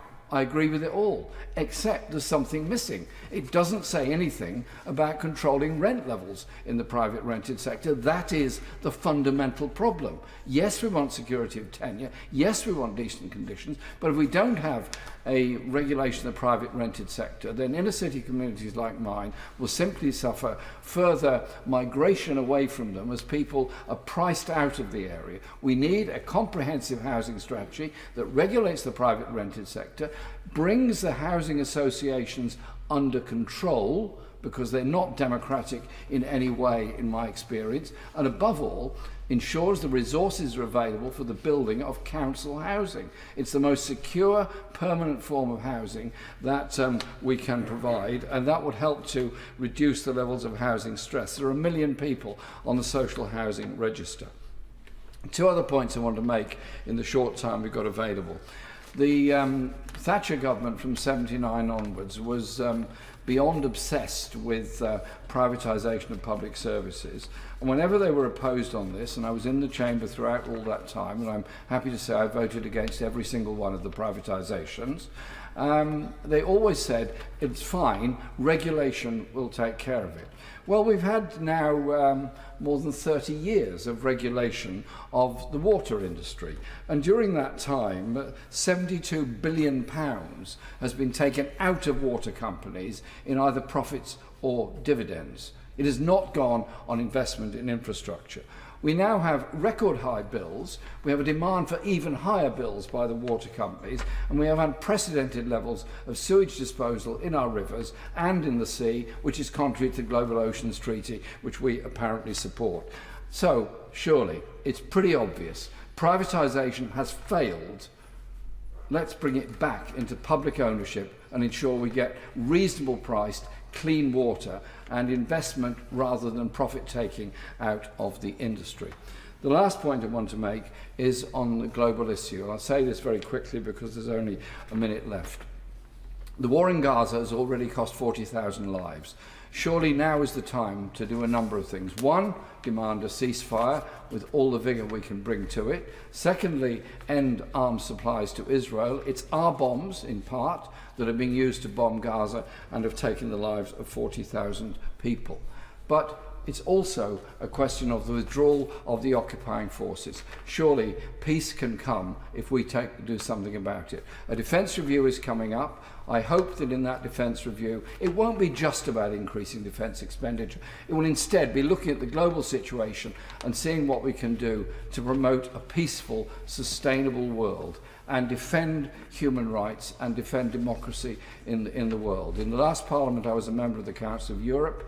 I enjoyed that activity there in defending the principles of the European Convention of Human Rights and the Universal Declaration of Human Rights. We can make a contribution for a peaceful, sustainable world if we want. Mary Rimmer. Thank you, Mr Deputy Speaker. It is a pleasure to follow the member from Islington North. May I congratulate all members who have returned to the House of Commons, and particular welcome and congratulations for all new members, and I wish you every success and happiness in your time in this chamber. The humble address given to us by the member from Bootle, a great friend of mine, and the member from Vauxhall and Camberwell who seconded it. Very warm, kind people, probably the two kindest I know in the chamber. Very warm, very humorous and very interesting speeches. Highlight of the day, I think. A particular thank you to the public in St Helens South and Whiston, my constituency, for returning me once again to this chamber. It is indeed a great honour for me to represent the town I was born in, the town I hope to die in as well. Very much thank you. It's a great honour to represent those great people who worked so hard during their lives. Mr Speaker, Deputy Speaker, for too long social care and the needs of elderly and vulnerable patients have not been adequately considered. But it is just as important as our National Health Service. Indeed, the National Health Service suffers much from the lack of this appropriate and necessary recognition and consideration by government of social care.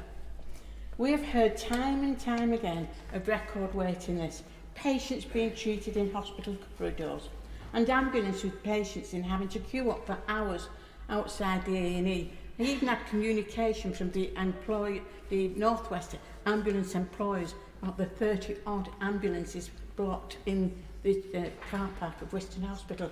They'd already turned a corridor into a ward and do everything they can. You can't get ambulances because they're stuck on the car parks of the hospital, simply because the hospitals are above capacity. My local one in Whiston has been well over 100% capacity many, many times. It's a very popular hospital and it's a very good hospital, but it simply is overstretched. Elderly and chronically sick people are not being given the dignity they deserve.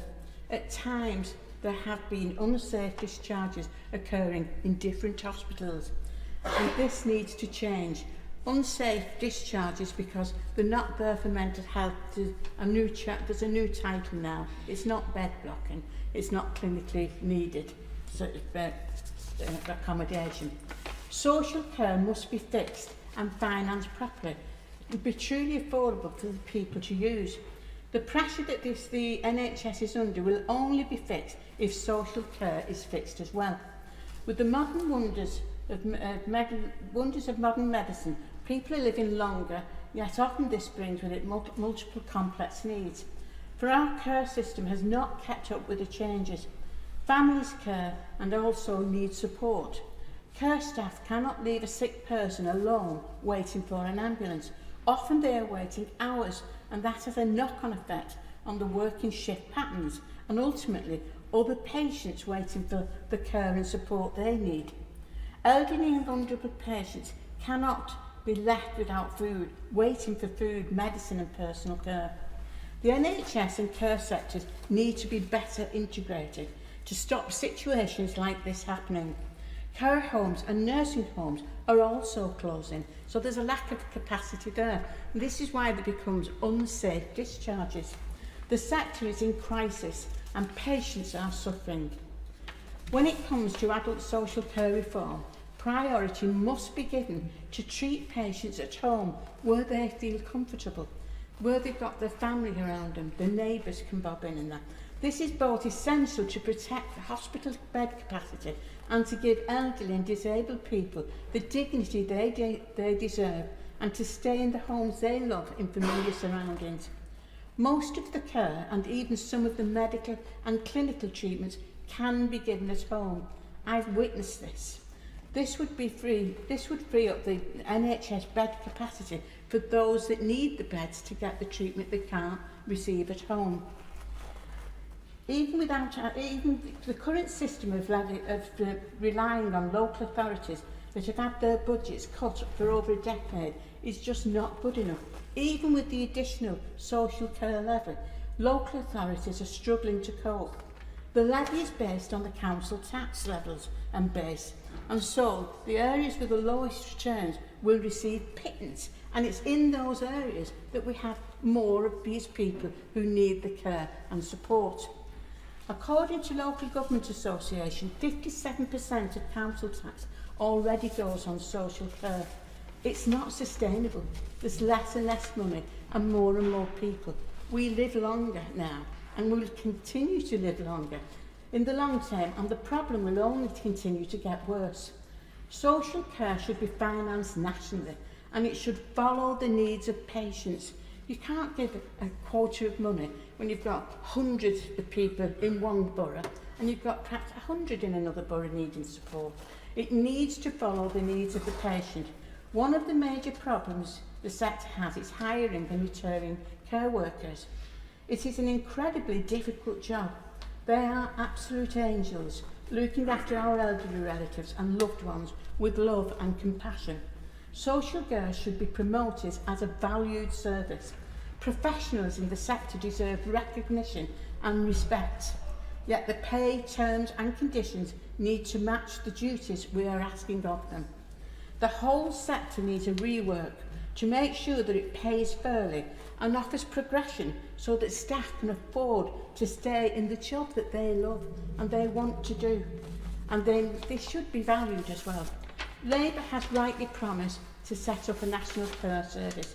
finally putting care on par with the NHS, as it needs to be a modern healthcare system. It should be social and healthcare profession. There needs to be a sector of social and healthcare professions. These reforms need to look at the funding model, the at-home treatment and staffing issues, and crucially, the integration with the NHS. Sammy Wilson. Thank you, Mr. Speaker. First of all, can I make a correction for the member for Islington North? There's not an increase in Sinn Féin representation after this election, though you might be forgiven, given the way the BBC reported the Northern Ireland election, for thinking so. Secondly, can I congratulate the government on its success in the elections, and like other people have said, we wish them every success, because of course a successful government means a successful country. And thirdly, can I just say to all of those who have made their maiden speeches today, it's a very nervous experience. I can remember my first time, and my party leader then, Ian Paisley, took me aside and he said, "Sammy, there's 3 things you've got to do. First of all, you've got to speak nicely about your constituency." Now, I've listened over the years to people speaking about their constituency in this House in their maiden speeches, and I always thought when I think of the area they were representing, they'd make great estate agents, given the descriptions that we had for some of the areas. Then he said, secondly, say nice things about your predecessor, despite the fact that spent a year before knocking doors, talking to people, addressing meetings, giving out leaflets, telling people why they shouldn't vote for him. And then, of course, the last thing, and this was from Ian Paisley, "Sammy, don't be controversial." And I think that was really capped it all. Anybody who knew Ian Paisley, that kind of advice. I've got to just say 2 things about the King's speech in the time that I have to me. The first thing, I'm pleased that the government is looking at how it can strengthen the union, look for ways of collaboration between the various devolved administrations, because sometimes devolved administrations themselves can be very divisive in terms of the coherence of the country. They claim all the benefits, and they claim all the credit for the good things that happen, and they blame Westminster for all the bad things that happen, and it can cause division. As a unionist, I'm pleased to see that through the Council, the nations and regions, that we hopefully will get that greater degree of collaboration, communication and understanding for different parts of the Union. Though I've got to say, Mr. Chairman, this issue cannot be addressed unless the government seriously looks at the damage which was done to the Union by the previous administration, when it made Northern Ireland the sacrificial lamb in order to get a deal with the EU, leaving us with the economic and the constitutional disadvantages and divisions which that has caused. And it's manifested on a daily basis, and the EU seems determined not to address it, whether it's veterinary medicines, which will wreck the farming industry, whether it's the latest one on dental amalgams, which will make dental treatment more expensive and very difficult in Northern Ireland, or whether it's the latest controversy about funding for the shipyard and whether that contravenes state aid rules, the disruption of supply chains. That issue has to be addressed, and we cannot have the economic division between Northern Ireland and the rest of the United Kingdom. And for a government that professes that it wants to strengthen the Union, it cannot ignore that elephant in the room. And equally, for many of the new members who have been elected, you came here because you want to have an influence on the laws that govern the United Kingdom.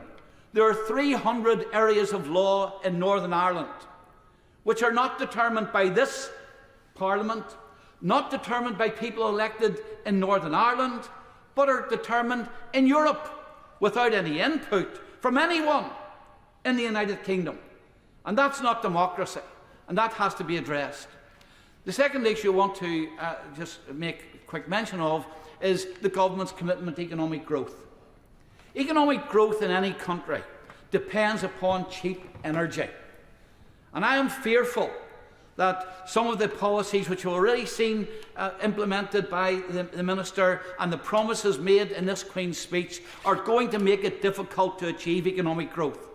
In the previous Parliament, we lamented almost on a monthly basis the loss of energy-intensive industries. And it didn't matter if it was Port Talbot, Corby, Grangemouth, representatives from all over the United Kingdom saw the impact on their local communities and unemployment of jobs, thousands of jobs, being lost because of the energy policies and the costs of implementing net zero.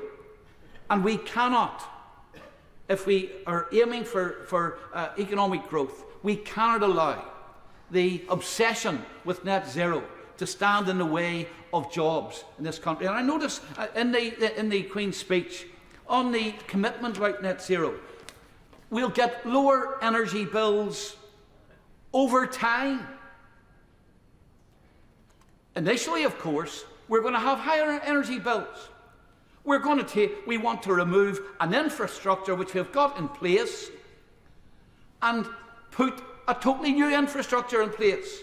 Windmills, new lines, all of the other infrastructure which is required to bring energy from places where we don't currently produce it to where we do need it. Strengthen the grid because we're going to use more electricity. All of that costs, and it will put up consumers' bills. And of course, at the same time, we make ourselves more dependent upon the country which supplies all of the vital metals which are required for that. And we don't even gain the environmental benefits. The member for Herne Bay and Sandwich talked about the impact on his community. I see the Antrim Hills in my constituency being stripped of peat to 3 metres deep to build wind farms. And this is supposed to be environmental improvement.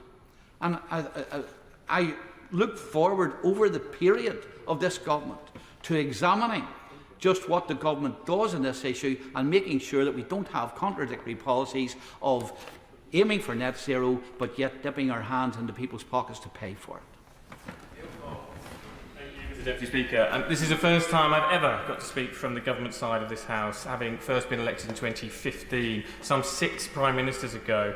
In the 2015 election, Bermondsey and Oxford, it was so far down Labour's target list, 84 I think, that the rule of thumb was if I won, we were in government. So I won't ask where everyone else has been for the last 9 years, but I will thank them and congratulate them on being here today, and especially those who already made their maiden speeches and those who make them in the coming weeks and months. It is amazing to be here on this side finally, but I cannot say it's been worth the wait given what the Tories have done to our country in the last few years. The overwhelming sentiment from my constituents since the election is one of relief, shaking off that sense of shame and embarrassment about the last government, an embarrassment about the economic devastation. My constituents are still paying the bills, higher bills and mortgages as a result of Tory economic incompetence, but also the relief that the shame of the last government is over, that saw the Equality and Human Rights Commission have to investigate the Department for Work and Pensions for its unlawful behaviour towards disabled people. Second biggest spending department in government, unable to through political incompetence and maladministration to support disabled people properly. Change could not be more refreshing in the leadership of that department. And of course relief that the Rwanda policy is scrapped. An unlawful, immoral, an international embarrassment raised with our Foreign Office, raised on every trip I went on with the Foreign Affairs Select Committee to the UN, to the US, to Brazil. Wherever we went, countries saw that we were shirking responsibility while others shouldered a greater responsibility. And a relief for taxpayers because it is such a colossal waste, a humongous, knuckle-headed nonsense. I can't even repeat what Tory ministers called it when they were in government because it'd be unparliamentary language, but a scheme that cost hundreds of millions of pounds at a time my constituents were told the £20 uplift on universal credit was unaffordable, that seeing a doctor or dentist was just not possible, that having enough police was a luxury, somehow not a government priority, all while pouring millions down the Rwanda drain. And for what? A scheme that sent no one but Tory Home Secretaries to Rwanda at an outrageous cost, for the price of sending one person to Rwanda, you could send 6 people into space, and the electorate gave their verdict 2 weeks ago when they blasted the Tories into space. And yes, terrible puns was on my leaflets in this election. So, look, the leader of the opposition, and it feels good to say that, said today that he wishes to work with the new government on certain policies. To new MPs, I say, from opposition, I was able to improve the laws on housing rights for women fleeing domestic violence, some terminally ill, disabled people receiving support from personal independence payment, and support for communities affected by terror attacks. Take the Prime Minister up on his offer. He said the door was open. Take him up on that offer to seek improvements that benefit your constituents. Since the election, I've had constituents come in. 2 schools have come into Parliament, St Michael's College in Bermondsey and the Southwark Inclusive Learning Service from London Bridge. It has been amazing to speak to young people about the new priorities and how the new government is already beginning to mend and heal the UK, and the work done in the first week and announced today in the gracious speech.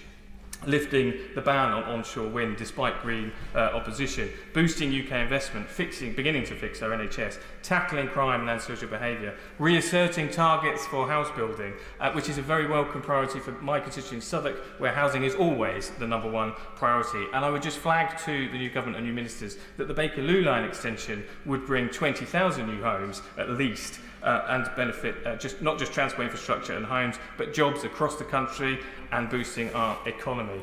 I hope to see the Bakerloo line extension delivered under a new government, offering new hope, offering new ambition for Britain. A government that finally says to people not what they can't have, but what the government is seeking to achieve for our country and for our people's future, including today, a particular personal importance to me, is fixing mental health services. My mum has schizophrenia, mental health condition, and it was my route into public policy awareness and politics. To have the chance to influence and shape mental health services as we in the Labour Party begin to fix them and build out better is an enormous privilege.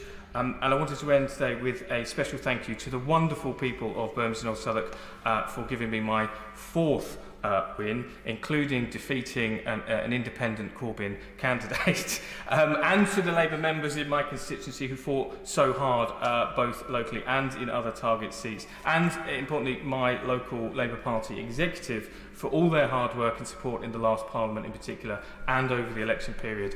I look forward to delivering the better Britain they fought for under this Labour government. Maiden speech, Graham Ledbetter. Thank you, Sir Edward. It's been an honour to have been elected to represent Murray West Nairn and Strathspey, something of an amalgam of a couple of previous constituencies. Firstly, as others have done before me, I'd like to thank the electorate of the constituency for sending me to this place to represent them and putting their trust in me for the years to come.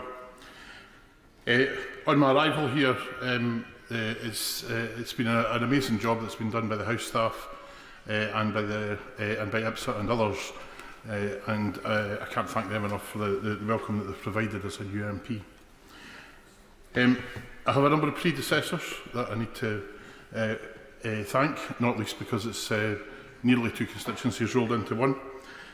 First of all, I've got Douglas Ross, who represented Murray for the Conservatives for several recent years. We weren't very close in the political spectrum, it has to be said, but there were a number of occasions where we did come together across party for the benefit of the constituency and the wider region, notably in the achievement of the growth deal for Murray and to maximise the spend that we got on that.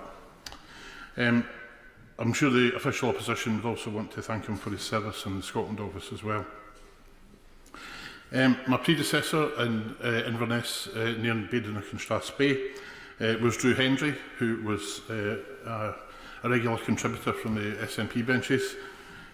He represented us as an opposition spokesperson on the economy, trade, foreign affairs, business, enterprise and investment, and transport over several terms as an MP for that area.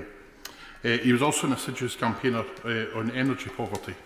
It's a particular issue for the Highlands and Islands and Murray, and in the Government's Commission on Poverty, I hope that energy regulation is one of the areas that they will look at very seriously.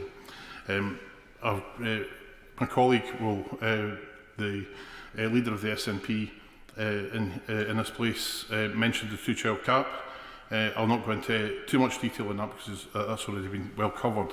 But energy poverty is a critical issue for many families throughout the Highlands and Moray. And bringing in, for example, a social tariff would certainly make a big difference to families right across the Highlands.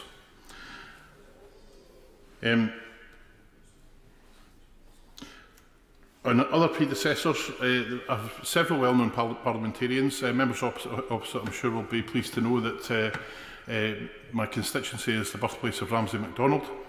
It has also been represented very ably by several very notable SNP MPs over the years. One of the most famous being Winnie Ewing, who reconvened the Scottish Parliament in 1999 and also represented the area in both the Scottish Parliament, in this place and in Europe. Her daughter-in-law, Margaret Ewing, who was an assiduous campaigner on poverty issues and again will be well known to older members of the House, or long-served members of the House is perhaps more parliamentary. And more recently, Angus Robertson, who led the party in this place for a good number of years as well and is now Cabinet Secretary in the Scottish Government. If we can take a quick stroll through Moray West, Nairn and Strathspey. It goes from the White Sands of Lossiemouth, Birkhead and Nairn, right up to the Cairngorms Peaks. It has the city of Elgin in it, which has now been established as a cathedral city for 800 years.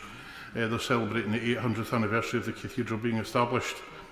It has the Speyside towns of Rothes, Aberlour and Dufton. Dufton, of course, being built on 7 stills rather than 7 hills. And in the Maiden and Strathspey towns, we've got Granton, Aviemore, Newtonmore and King Newsay, amongst others. We've got surfing and skiing, we've got mountain biking, there's a mountain railway, we have a national park and a major wildlife park with everything from pine martens to polar bears. Moving back up to the coast, in Ardersier, we have the Green Freeport that it is part of. And that's something that the Scottish Government has worked on closely with the UK Government, and I'm sure will continue to do so. The Green Freeport is incredibly important to us in Moray, Moray West, Nairn and Strathspey. It is projected to have 3,500 jobs in it within 10 years, and is going to be vital for just transition. And that is going to be something that will need careful scrutiny over the coming years. Tourism and the labour market and affordable housing are a major issue, particularly in the Maiden and Strathspey area. Businesses have difficulty staffing their businesses. They're often only open 4 or 5 days instead of 7. There isn't any significant unemployment really. It's around about the 2 to 3%. There is maybe some room for getting more employment out of the local labour market, but fundamentally the biggest impact on the labour market there has been Brexit. And immigration for us in that part of the world is a really significant issue in that there's not enough of it. We have difficulty staffing care homes, difficulty staffing the NHS, difficulty staffing many businesses, with businesses basically fighting over the same labour population. We've got iconic food and drink and fashion brands. We've got Walker's Shortbread, Baxter's, not to mention the 49 distilleries that produce malt whisky, numerous other distilleries that produce gin and vodka, and also a number of breweries. So we contribute extremely significantly to the Exchequer, and it is really important that we get some of that back. We have 3 military bases. Fort George, which currently has the Black Watch, the 3rd Battalion of the Royal Regiment of Scotland. Kinloss Barracks, which is home to 39 engineers, and RAF Lossiemouth, which is home to Typhoon, Poseidon and arriving Wedgetail squadrons. The welfare of service personnel and veterans is absolutely vital, and it's something I'll be raising frequently in the House as well. Civilian aerospace and the space sector are the other major emerging sectors. Orbex and Forres employ well over 100 people, and they'll be doing vertical launch from Sutherland. And the Saxon Space Port, apologies to the Right Honourable Member for Orkney and Shetland, who may have to forgive me, but their headquarters are in fact in Murray West, near Strathspey. And finally, agriculture. Crofter and hill farmers based in Maiden and Strathspey in the Cairngorm National Park have particular challenges, and we have arable and the pork sector in the Lake of Murray. And again, there are employment challenges with the labour market there which need tackled. It's the 5th largest constituency, over 2 hours drive end to end, but what a drive that is, and I'd recommend it to anybody. And I look forward to representing the people living and working the length and breadth of it. Thank you. Ed Bitter. Thank you, Sir Edward, and it's a great pleasure to follow the honourable member, who is almost my namesake, but I'm a beater rather than a bitter. And it's a great pleasure to speak on His Majesty's first King's Speech under a Labour government. We promised change, and as I look around Parliament, I see an awful lot of change. People in new places and so many new faces.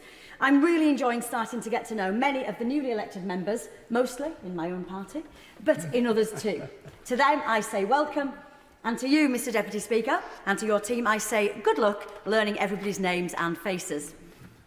By coincidence, the general election on the 4th of July, the election which has put me in this place as the first MP for the new Spen Valley constituency, came just 3 days after the 3rd anniversary of the Batley and Spen by-election, when I was first elected to this place.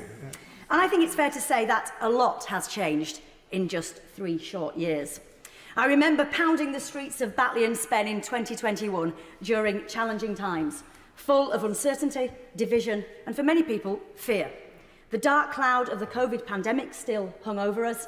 Many people were struggling with the cost of living, and politics felt worryingly polarised in this and other countries. And I think it's fair to say that the Labour Party was not in a great place. Many doubted we would see power again in 10 years, never mind 3. And if the result in Batley and Spen played its part in turning things around to get us where we are today, then I'm delighted we were able to help. But whilst I was delighted with the result, the Batley and Spen by-election was not a pleasant experience. At times we saw the worst of what politics can look like. Unacceptable behaviour from those who use our precious democracy as a means to divide us rather than unite us.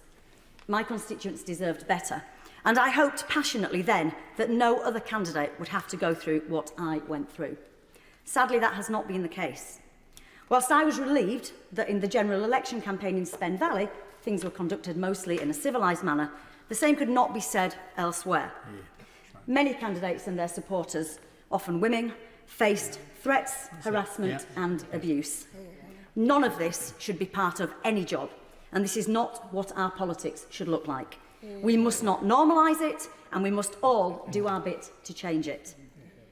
So on this, the first day of the first debate in a new Parliament, we all have the opportunity to reset the dial on politics and work towards a political culture which fosters robust, rigorous debate and scrutiny, but does not allow fear, intimidation and abuse to become the norm.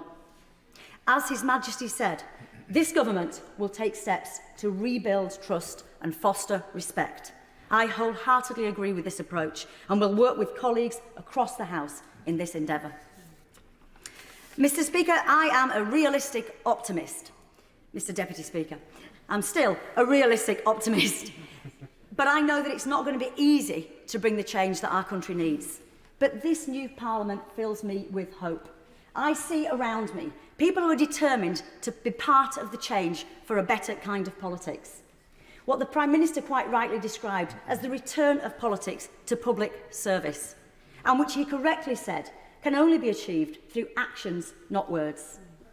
With so many new faces, so much new energy and commitment, I believe we have a once-in-a-generation opportunity in this place to change not just the government, although that is certainly welcome, but the whole culture of politics, to restore the business we are all in to one that people can look at with respect. And that starts with how we behave in here. Because whether we like it or not, this chamber is the window into our national politics. If we treat each other in here with courtesy, if we listen to the arguments of those we disagree with as politely as those who we support, and if we show that we can air our differences passionately but with genuine respect, then people at home will notice. It would be the right thing to do, even if they didn't, but I believe they will. My constituents in Spen Valley want to see change. They sent me here to deliver it, and I will not let them down. It's a wonderful part of West Yorkshire, where people have a real sense of pride in where they're from, whether that's the towns of Heckmondwike, Murfield, Birstall or Cleckheaton, or the many beautiful surrounding villages. Too many to list, but I'll certainly be making sure they all get a mention over the next 5 years. And I understand that pride, because I share it. It's where I was born and have lived all my life. In Spen Valley, we tell it like it is. We're not easily fooled, and we take no nonsense.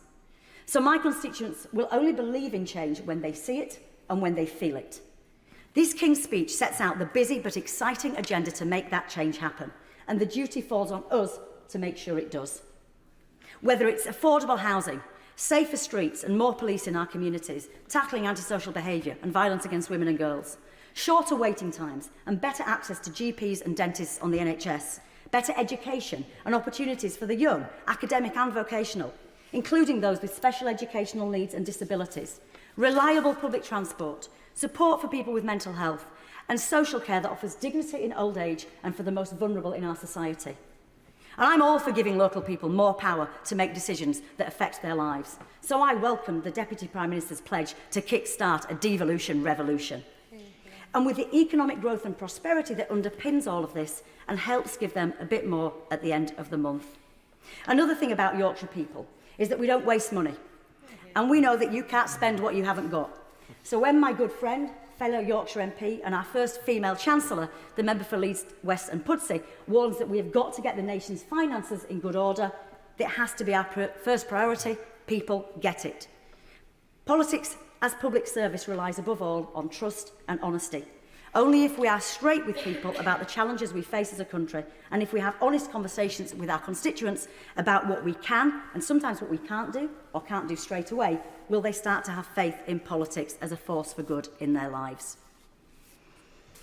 We have in our hands today a tremendous opportunity to begin the transformation of this country into a country that is looked on once again with respect around the world, ready to step up and play our part, whether that's tackling climate change or defending democracy when it's under threat, or doing everything we can to end the appalling and devastating conflicts in the Middle East, Ukraine and elsewhere.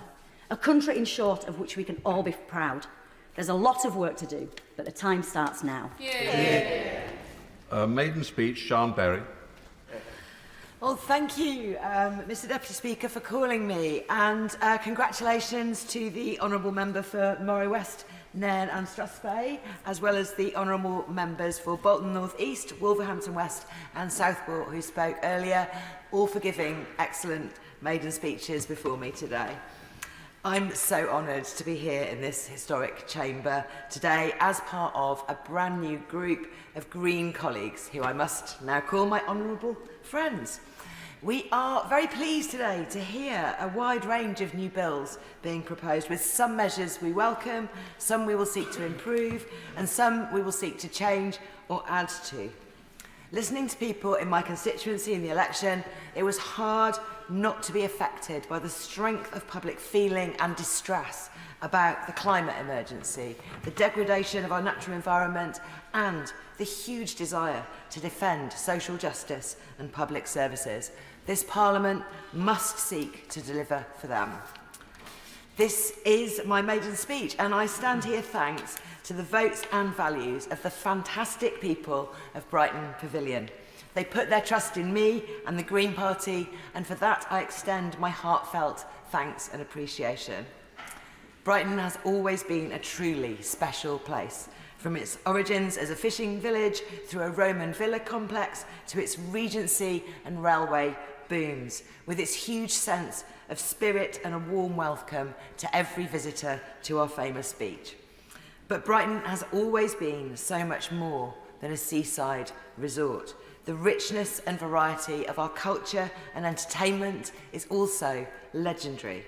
From Victorian innovation through the 60s of my parents, my own decade of youth in the faraway 1990s, to the present day, our music, theatre, comedy and literary traditions have always blended with cutting-edge, creative and exciting counterculture movements to reflect and enrich the modern world. Our cultural richness has survived, strived, struggled and then thrived through many turbulent times, not least the current pandemic, and I am confident it will continue to do so for many centuries to come. I am also proud that the latest census confirms that nowadays my city is home to one of the UK's largest populations of LGBT+ people, and that we host the biggest and best Pride celebrations, including Europe's largest trans Pride this coming weekend. Brighton and Hove is a welcoming city in so many ways, so I'm also very proud we are a city of sanctuary, committed to a culture of hospitality and welcome for those seeking refuge from war and persecution. Brighton Pavilion also has a history of dedicated, long-serving MPs. From its first election as a single-member constituency in 1950, it was represented until 1969 by Sir William Burke Teeling, an Irish writer and self-described amateur trump who walked from London to Newcastle to explore how councils were tackling unemployment. Our MP was then Julian Amery for 23 years, Derek Spencer for 5, and then David Lepper served in this House as a highly respected and hard-working MP for 13 years. And, of course, I have one of the easiest and most pleasurable jobs amongst new MPs this year in paying tribute to my immediate predecessor. Brighton is also a special place because it has been at the heart of the Green movement in England and Wales, and this continued when our own beloved Caroline Lucas won the seat for the Green Party in 2010. Caroline held the seat through 3 further elections, leaving a 14-year legacy that I look up to as a shining mountain to climb as I take my very first steps here today. As well as being an excellent constituency MP, of the many ways in which Caroline influenced policy, I think I was most charmed by her success in working with the nature writer Mary Colwell to win a new GCSE in natural history, helping to inspire and train up a generation of new David Attenboroughs is a real national service. And then, most impressive, I think, has been Caroline's steadfast and long-standing opposition to threats to the public's right to protest. Caroline lived that principle and through it played a key role in ending fracking in the UK. I know that all of us sitting here today are humbly aiming to live up to the high standards, values and work ethic that I think she represented, and to serve here with the same energy and enthusiasm. Mr. Deputy Speaker, it is these principles that will guide my work as an MP, as well as some of my own values and enthusiasms. And people who know my work in other places will be aware that listening to and supporting young people is something I feel very strongly about. So it is today with huge pleasure that I commend to the House the incredible work of Brighton and Hove citizens who have just won a huge campaigning victory with a beautiful example of young people and their voices being raised up and empowered to make change happen. With schools across Brighton and Hove working with colleges, religious groups, workers, universities and the charity sector, Brighton and Hove citizens have this year won a big new commitment from the Council. After a long and engaging campaign, sixth formers Fee Abu-Chanad and Tally Wilcox presented a 2,000-strong petition and won a pledge for hundreds of young people in Brighton schools to benefit from investment in mental health support and counselling. And this is just one group of young people among many inspiring organisations across our country that I can't wait to hear more of in this job. They include Green New Deal Rising, the Youth Climate Coalition, Young Minds, People and Planet, the National Society of Apprentices, the NUS, and many, many more. Young people should have a louder voice wherever decisions are being made, not just when they organise. I'm therefore disappointed to see no specific bill in today's list removing barriers to voting for young people, including voter ID and age limits for elections to this House and English local councils that do not apply in Wales and Scotland. Our 16 and 17-year-olds and our young people need a real voice and need those measures in this Parliament. I hope that in the course of hearing the bills put forward in today's speech, The voices of young people are sought out, listened to, and many changes and additions made where they are needed most, including removing the two-child benefit cap.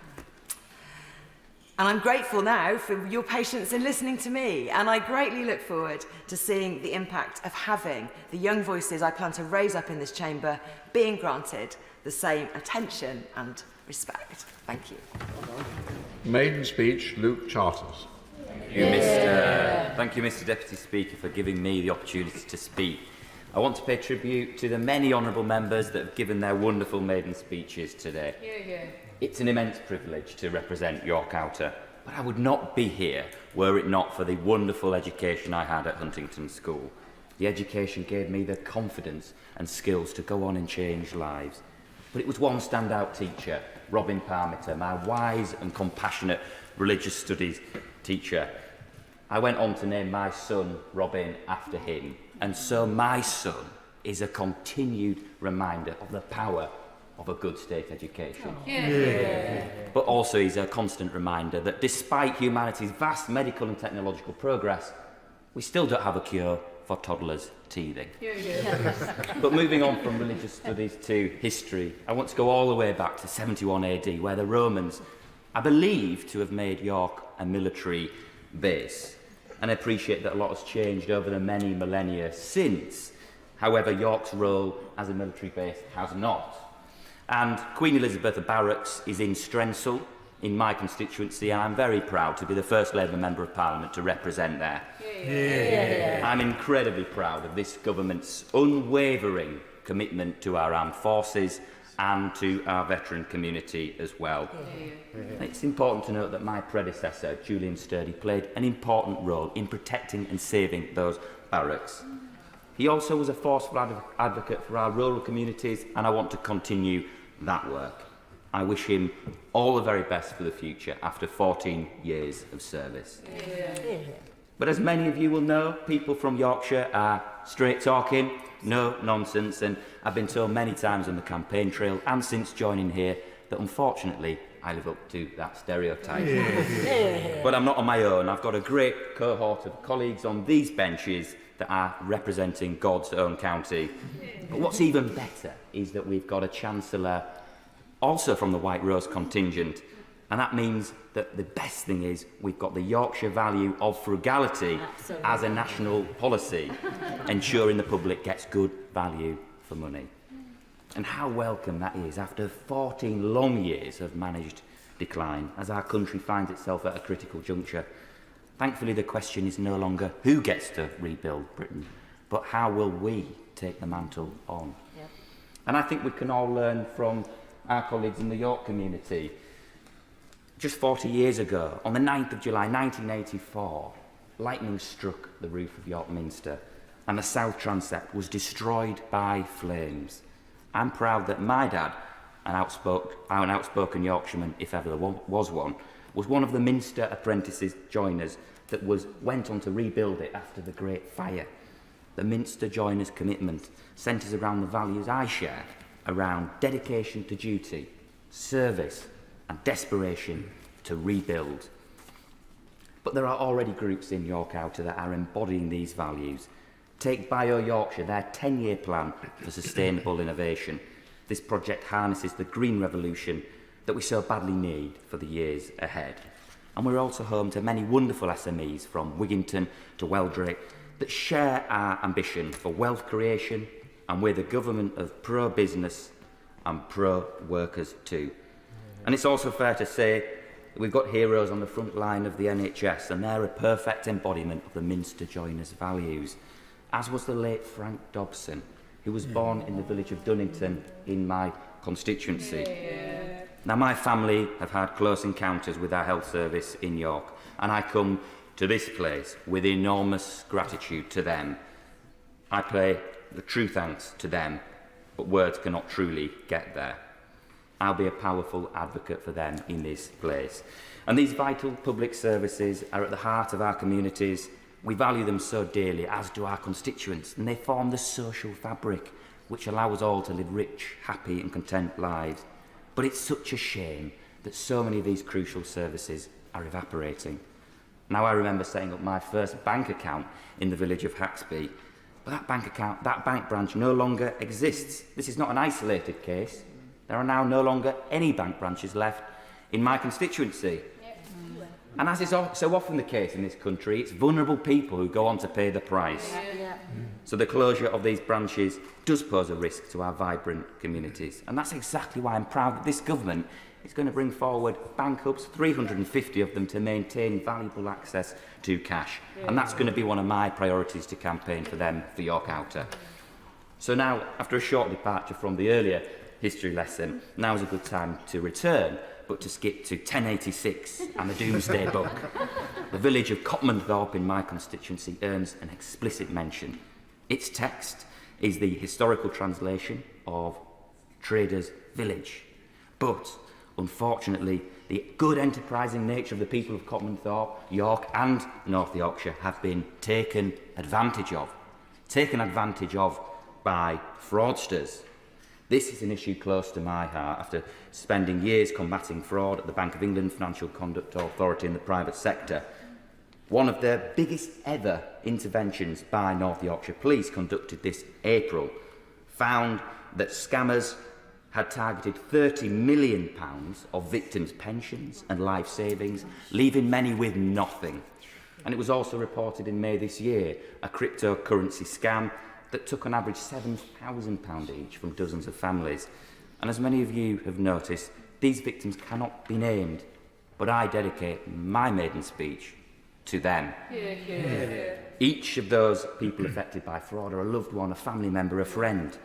But fraud is the biggest crime in the UK, and under this Labour government, I want to ensure that there's no safe harbour for fraudsters and no compromise in our pursuit of their schemes. There'll be no escape from justice.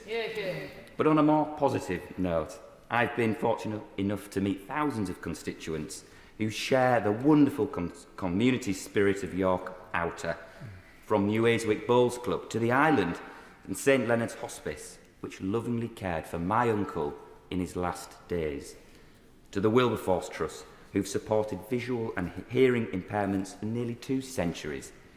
Giving back is second nature to the good people of York. And as the new Member of Parliament for York Outer, I'll be tirelessly dedicated to my constituents, and I'll be a strong national campaigner when it comes to improving financial services and tackling fraud. I'm ready and willing to serve the area that's given me so much. And finally, Mr Deputy Speaker, may I be slightly unconventional and end by thanking the House staff. They have been welcoming to honourable members to this place, and it's clear in their dedication and service.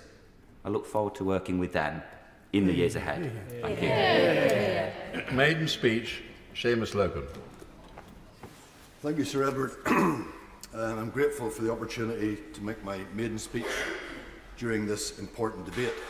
And like others, I want to congratulate all those who spoke before me, particularly those who are making maiden speeches, not least the Honourable Member for York Outer, who made a very substantial contribution there. Thank you. Now, originally from the village of Dunloy in the northeast of Ireland, I represent the Aberdeenshire North and Murray East constituency in the northeast of Scotland. Now, I paid close attention when the Right Honourable Member for New Forest East was advising us new members on our ambitions for the future, particularly because I want to share my ambition. I'm the first MP for Aberdeenshire North and Murray East, and I hope to be the last MP for Aberdeenshire North and Murray East. This is a coastal area which stretches from the River Spey in the west to Cruden Bay in the south. It is an area noted not only for its industry, but also for the industriousness of its people and its communities. Its long-standing economic strengths are in farming, fishing and associated sectors, including food and drink production, and in more recent times with the oil and gas industries and their supply chain. The area makes a substantial and significant contribution to the nation's energy security and food security. We are now undergoing a new industrial revolution associated with the renewable sector as the world adapts to new challenges. I believe it is our duty in this Parliament to capitalise upon the opportunities that now present themselves in the northeast of Scotland. It is also a most beautiful area, something of an undiscovered gem, with a developing tourism industry. Members will remember that the next time they enjoy a single malt, an Aberdeen Angus steak, a prawn cocktail, or maybe even a fish supper, the chances are that it came from an industry based in my constituency. But there is also significant poverty in this otherwise prosperous area, in particular child poverty. While this is most concentrated in larger towns, it is also a challenge in villages and rural areas where it is often less visible. Recent figures suggest around 5,500 children in this constituency are living in serious poverty, some of them in absolute poverty, and to be clear, that means they don't have enough money to meet basic needs for shelter, clothing and food. 5,500 in my constituency. That is something we should all remember in our position of privilege, and it is something we all need to work together to challenge. I want to pay tribute to the outgoing MP, David Duguid, who represented the previous Banff and Buchan constituency, which disappeared in the recent boundary changes. Some of you will know that David experienced sudden and significant ill health before the general election was called. I wish him a speedy recovery and a full recovery. David was an excellent MP who did his best to represent everybody in the constituency, but most notably the interests of the energy, fishing and farming industries. But his efforts were in stark contrast to the way he was treated in the end when he was effectively deselected by his colleagues. I wish David and his family well in whatever their future plans may involve. I also want to acknowledge the work of the last SNP MP in this area, Ely Whiteford, who was an outstanding political representative. Now, today in the King's speech, the government had an opportunity to immediately abolish the harmful two-child cap on child benefit and the notorious rape clause which my former colleague, the outgoing MP for Glasgow Central, Alison Thulis, worked so hard to end. The failure to do this is an early indictment of their policy position. Now, I was encouraged when I heard contributions from the members for Hackney South and Shoreditch and for, I think it was Hales and Harlington. However, what about the member's contribution from Islington North when he said, no ifs, no buts, just do it? It's simply not good enough for the people of Scotland, an energy-rich nation, to pay so much to heat their homes while so many of their bairns are living in absolute poverty. I will focus on this issue over the course of this Parliament. I will seek to defend the interests of our farming and fishing industries, to protect our public services and to help realise the potential of renewable energy and carbon capture to deliver jobs and economic growth. But above all, I will be a voice for the weak and the disadvantaged. After 14 years of austerity, we need a change of direction, not more of the same. I want to make special mention of the waspy women who have been so unfairly treated by successive governments and who deserve compensation. In conclusion, Mr. Speaker, I thank the people of my constituency for their support at the ballot box. And I want to thank my colleagues in the SNP and in other parties and the various House staff members here on the Westminster estate that have been so welcoming and helpful in my arrival and during my induction. Finally, and you won't expect me to say anything less, I'll be working hard in this place and elsewhere to press the case for the people of Scotland to be afforded their democratic rights to determine their own future. Thank you, Mr. Speaker. Well done. Rebecca Long-Bailey.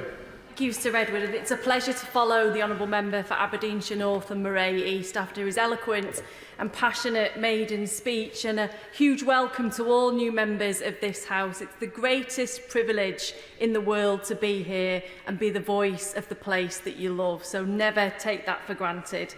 Now, on this side of the House, we're under no illusions of the scale of the task ahead of us in government. 14 years of successive Conservative governments have ravaged our public services, stifled investment, created gross levels of inequality and entrenched widespread job and housing insecurity. So the gracious speech offered welcome national renewal. And legislation promising to hand power back to local leaders, support for local growth plans and greater protections for renters were welcome and long overdue. The New Deal for Working People was also a pivotal step in making sure that the fruits of our economic growth are shared by everyone, not just a select few. And on child poverty, the government has pledged to roll out breakfast clubs and to develop a strategy to reduce child poverty. Again, also very welcome.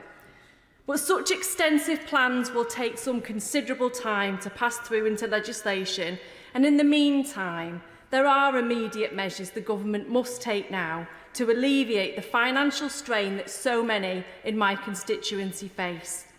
Indeed, on the issue of child poverty alone, we're in a state of what can only be described as national crisis. Research by Loughborough University on behalf of the End Child Poverty Coalition reported that a staggering 333,000 children in Greater Manchester and Lancashire alone are now living in poverty, and that's an increase of over 31,000 compared with the previous year. Now, the hope that these families place on the new Labour government is immense.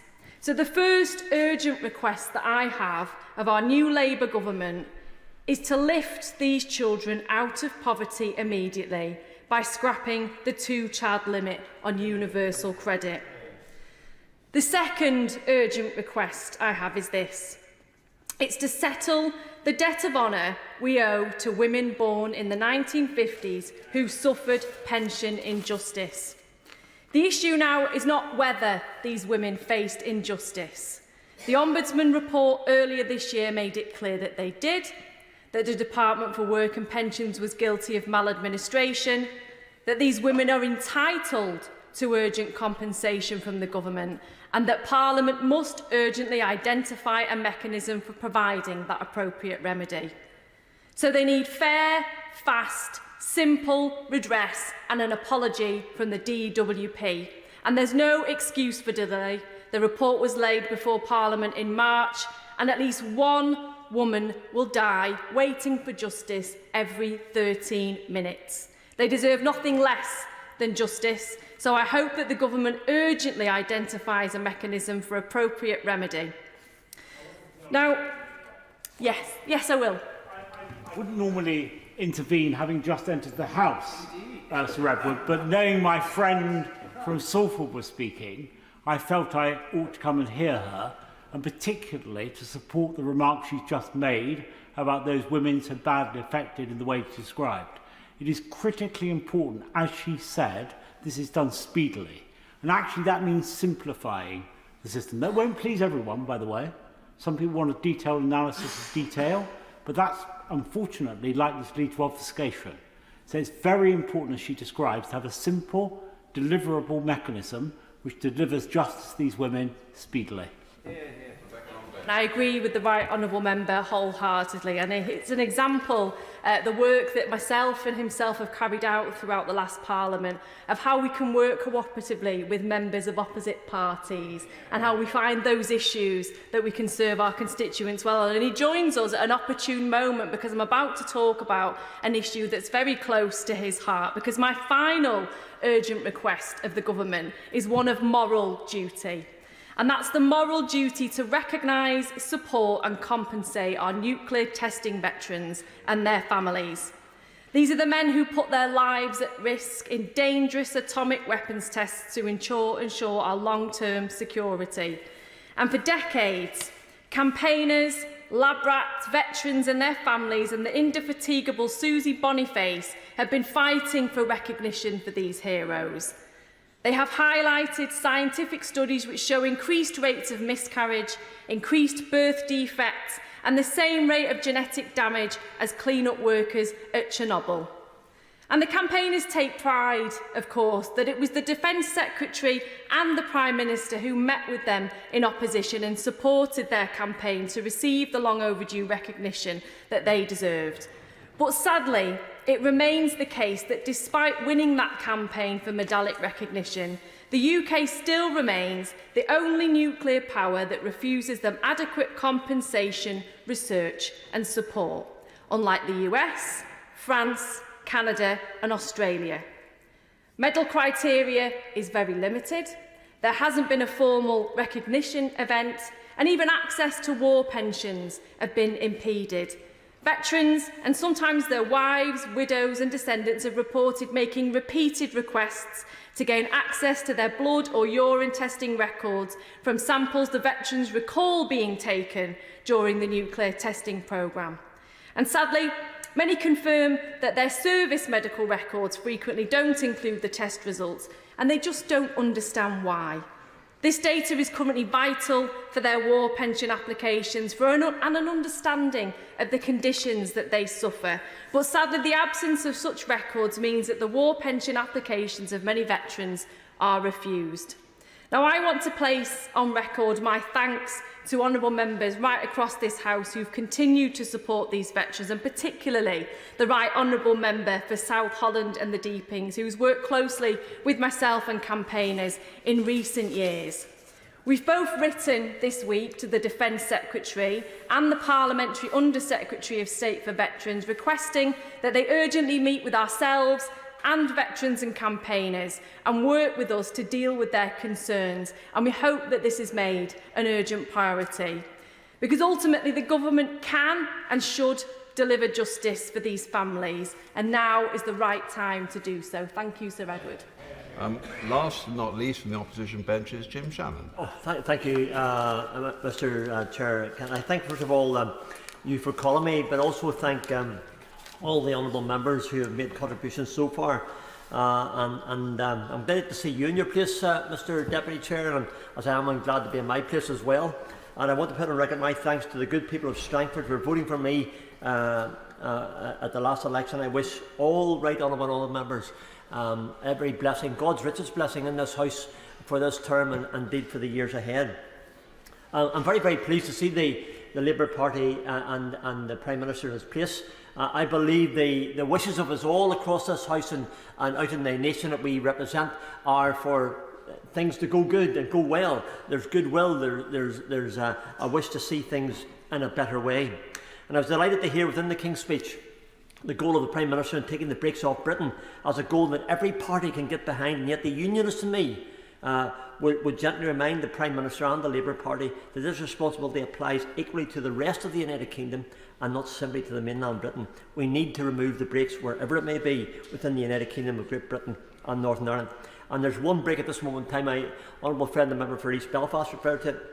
That's one holding Harland and Wolff from providing jobs and financial stability by not fulfilling the contract promised by the last government. Security in this loan is critically important for the removal of to prevent the removal of economic growth, and I do hope this will be released urgently. I also welcome the indication that the creation of wealth, which is also a Labour Party priority, is to be, as this is foundational for any nation. I welcome this and look forward to working with the Labour Government to ensure this is spread across all of the United Kingdom, with Northern Ireland being an integral part of that as well. There is work to be done when it comes to Northern Ireland's place within the Union. And in my intervention to the Prime Minister today, it was quite clear that the Prime Minister is committed to ensuring that Northern Ireland's position within the United Kingdom is strengthened. And if that is the case, then that's good news. But I look forward to seeing those words become action. My colleagues and I are anxious to continue the work of ensuring that our constituents have the same treatment as the rest of the UK, from shopping for post to import for border controls. And I look forward to meeting with our new Secretary of State for Northern Ireland. The Honourable Member is in a position to establish that working relationship to the benefit of all within the United Kingdom. There is work to be done on the remnants of the protocol, and I know this must be a priority for this new government. There is also work to be done on establishing an adequate formula for funding. My honourable friend, both friends, East Antrim and East Belfast, referred to the funding formula. And I was on the Northern Ireland Affairs Committee along with my other colleagues. It was clear that all parties on that Northern Ireland Affairs Committee and the government officials were clear that the funding formula was wrong. It had to be addressed. We're 500 to 600 million shy of what other parts of the United Kingdom are getting, and there was a commitment given to ensuring that would come through. So my request will be to the Labour government, and in particular to the Secretary of State for Northern Ireland, ensure that £600 million gaping hole in Northern Ireland finances is addressed. We need to address that issue, and with great respect, Mr Deputy Speaker, I say this: we don't need a vanity project of Casement Park over a cost of over £300 million whenever the very basics of life are being neglected. I was pleased to hear the aim of improving mental health services. Others have referred to it, and in particular for our young people. In Northern Ireland, we have the largest prevalence of mental health problems in the whole of the United Kingdom. So my request to the Labour government, to my Prime Minister, as he is, to ensure that the mental health programme that he has for here, that we can work in conjunction with, in particular with the Northern Ireland Assembly, to ensure that we can address head-on mental health issues for our young people. Again, there's a way of doing that. We do it here at Westminster. We make sure that the Northern Ireland Assembly is working alongside in that partnership, and I very much am very, very keen to ensure that that happens. I also put a plea, if I can, to see the aim of peace in the Middle East being an aim of government.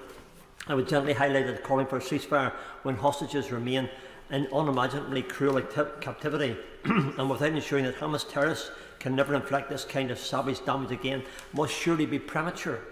There is a solution and it can be found, and I know that this is the desire of all our constituents as well as our friends in Israel and on both sides of the Gaza Strip as well. I believe that government must consider maintaining the previous government's procedural challenge to the International Criminal Court's jurisdiction in Israel and in the Palestinian territories. It is important that the ICC retains its proper role within the law and exercises jurisdiction based upon the Rome Statute and in accordance with the principle of complementarity. I also make a plea, if I can. We've asked, in the last term, and as long as I've been here, from both sides of the chamber, there was always a plea for the IGRC to be condemned and made illegal. The pleas came from this side when Labour were here, when in opposition.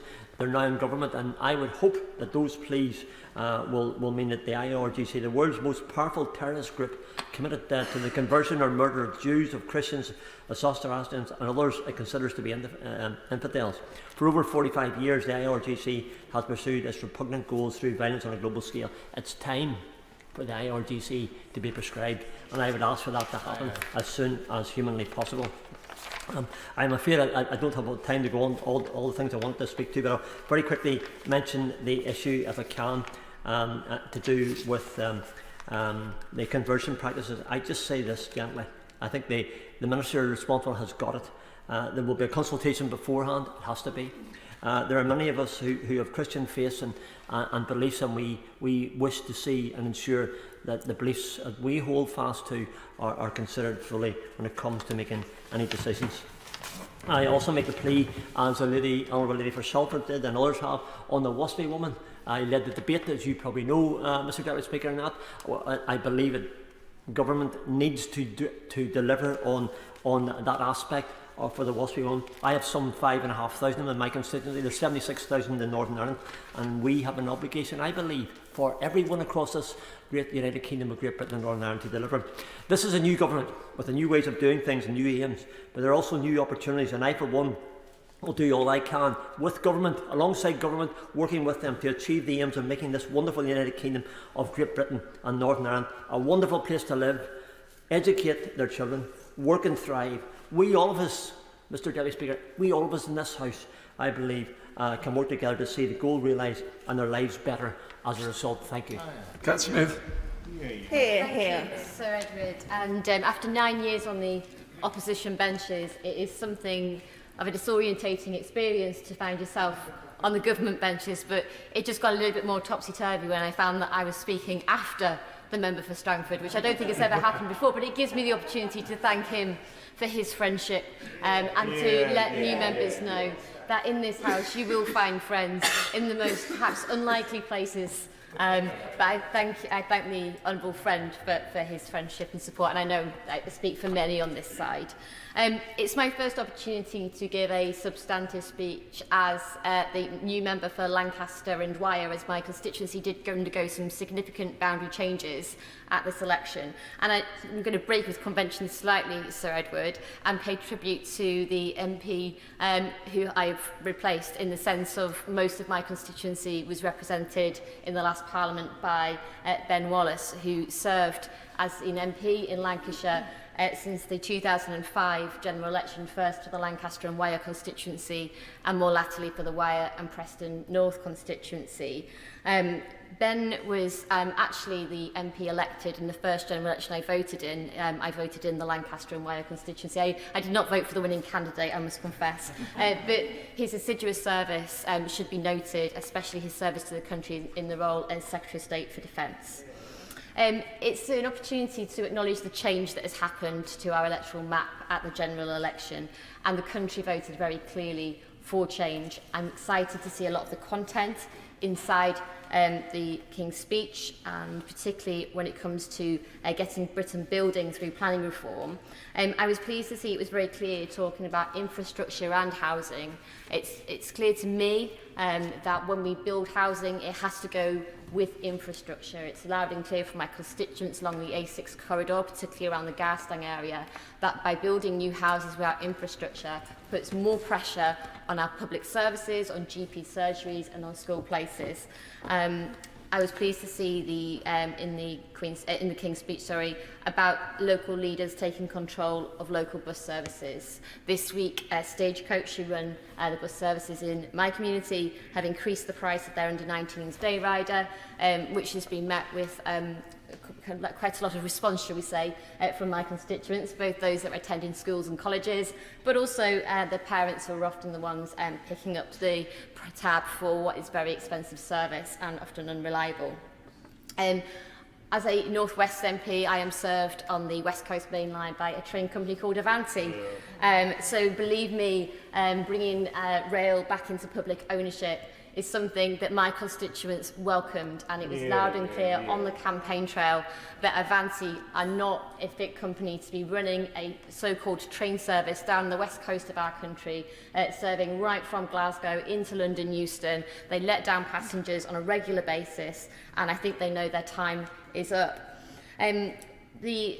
Some of my youngest constituents are running campaigns at the moment around sewage dumping. So we know that Ofwat need to have more teeth and more powers in order to regulate these water companies. And I know that some of my youngest constituents will be very pleased to see that part of the speech. Turning to the strengthening integrity of elections to encourage wide participation in the democratic process. In the last Parliament, I had the privilege of being the spokesperson for the Speaker's Committee on the Electoral Commission, so forgive me if this turns into something of a hobby horse of mine, but I am deeply concerned about the state of our democracy, and I look forward to playing a full role from backbenches, supporting the government in improving the integrity in our electoral process. But we can't lose sight of the fact that a 52% turnout nationally at the general election should be concerning every single one of us. In Lancaster and Wyre, it was 58%, but I take absolutely no comfort in the fact that we are marginally higher than that national average. That is what's keeping me up at night, because we need to engage people in our democracy, because the alternatives are unthinkable. I support moves to move to automatic voter registration. Does the friend want to... Yeah, I think on that very point, I thank my honourable friend for giving way. The Select Committee did a report in the last Parliament proposing exactly that. We went to Canada and looked at their system where they get near to about 97-98% accuracy of registration. 8 million people couldn't vote in this election because they're not on the electoral register. That's something we do need to address. Oh, thank you. I pay tribute to my humble friend for the work that his Select Committee did in the last Parliament, and urge the government front bench to take heed of that report, because there are millions of people missing from our electoral roll. So if you are concerned, if the House is concerned, about the 52% turnout at a general election, then you should be more concerned to know that it's probably much lower than that because of the lack of accuracy of our electoral roll. But it's not just that. I think we need to look again at the ID requirements. We have all got cases that we came across in our constituencies in that general election where people thought they couldn't vote because they didn't have the ID, they weren't aware of the voter authority certificate. And one conversation stands out to me was a conversation I had in Skirton in my constituency with a gentleman who had voted in every general election since the 1970s, and he wasn't voting. He said, because I don't have ID, so I can't vote now. Totally unaware that the voter authority certificate had been an option, but far too late to apply for one a few days out from polling day. And this will be replicated up and down the country. And if we're concerned and we want to increase turnout in elections, then we need to fix this. And personally, I think that should be about scrapping the entire scheme. It was always a solution to fix a problem that didn't exist. However, if we can move at least to add more forms of ID or potentially polling cards to it, it would make it so much easier for people to take part in our democracy. I've heard a lot from constituents who have also looked at the results of the general election and raised questions of proportional representation.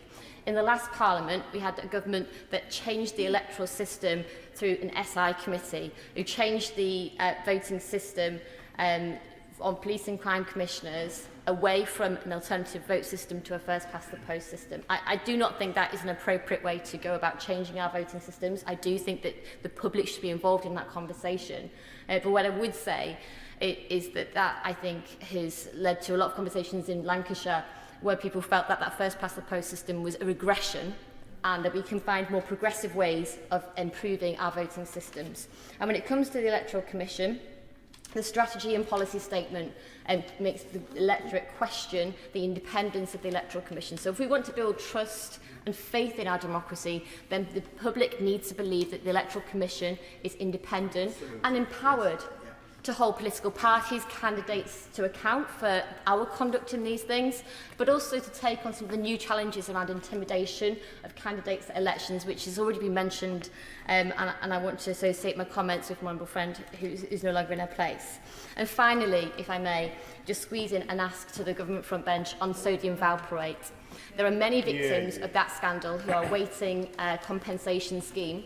It should have happened under the last government, but the chaos that we had for the last 14 years meant it didn't happen.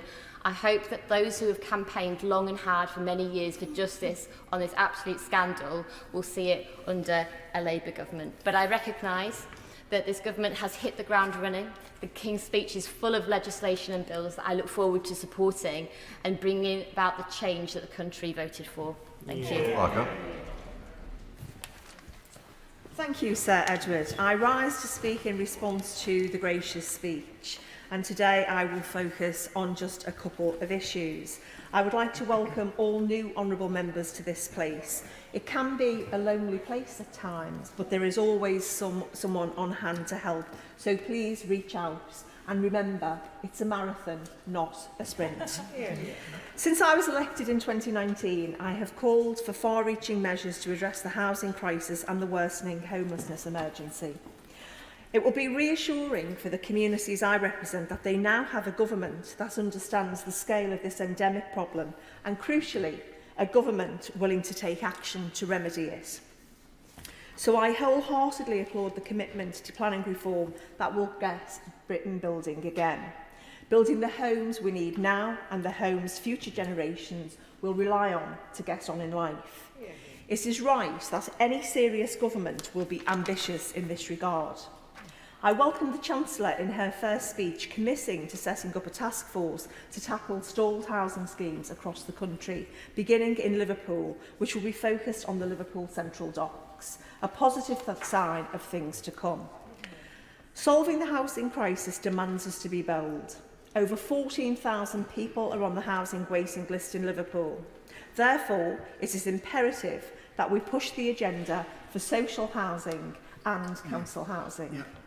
Homes for social rent must be front and centre of our plans to give every household, every family, the dignity of a home that they can call their own. This would provide a long-term vision to address the burgeoning numbers of households languishing in temporary accommodation, which at the last count shamefully included over 145,000 children.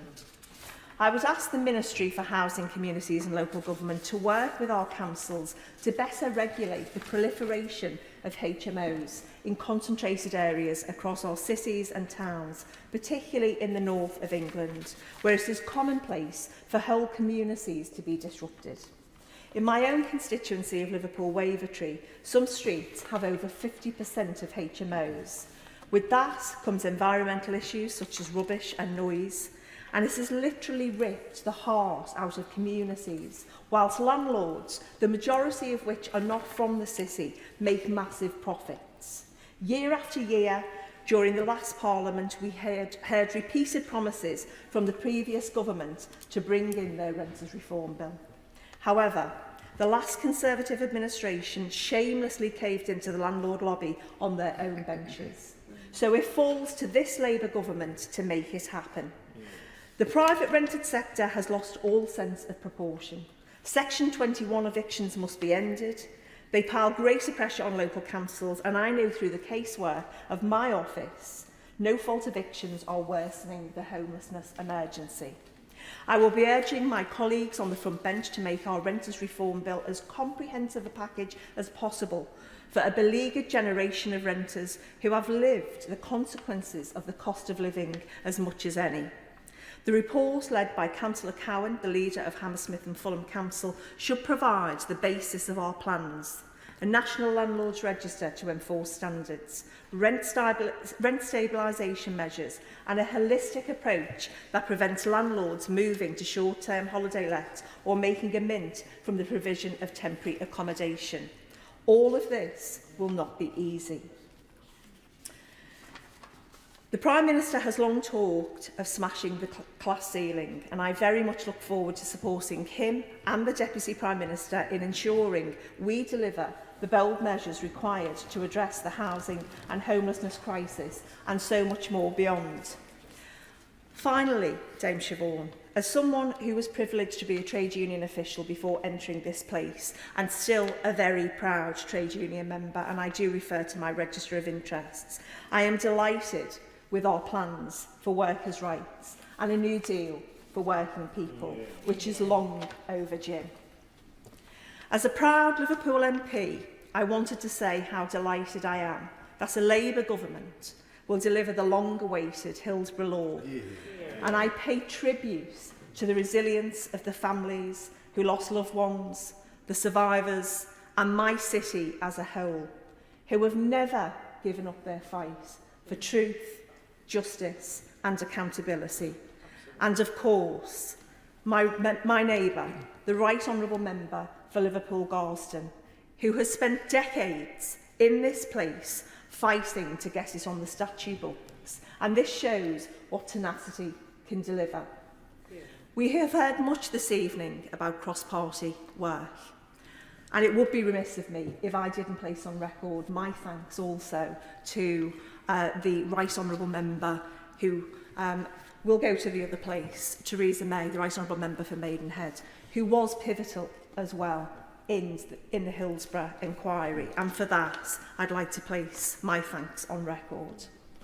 So like so many Scousers, I had family and friends at Hillsborough on that fateful day in April 1989. Fortunately, they all came home, but 97 innocent men, women and children didn't. This law is a valuable step in obtaining justice for the 97. Olivia Blake.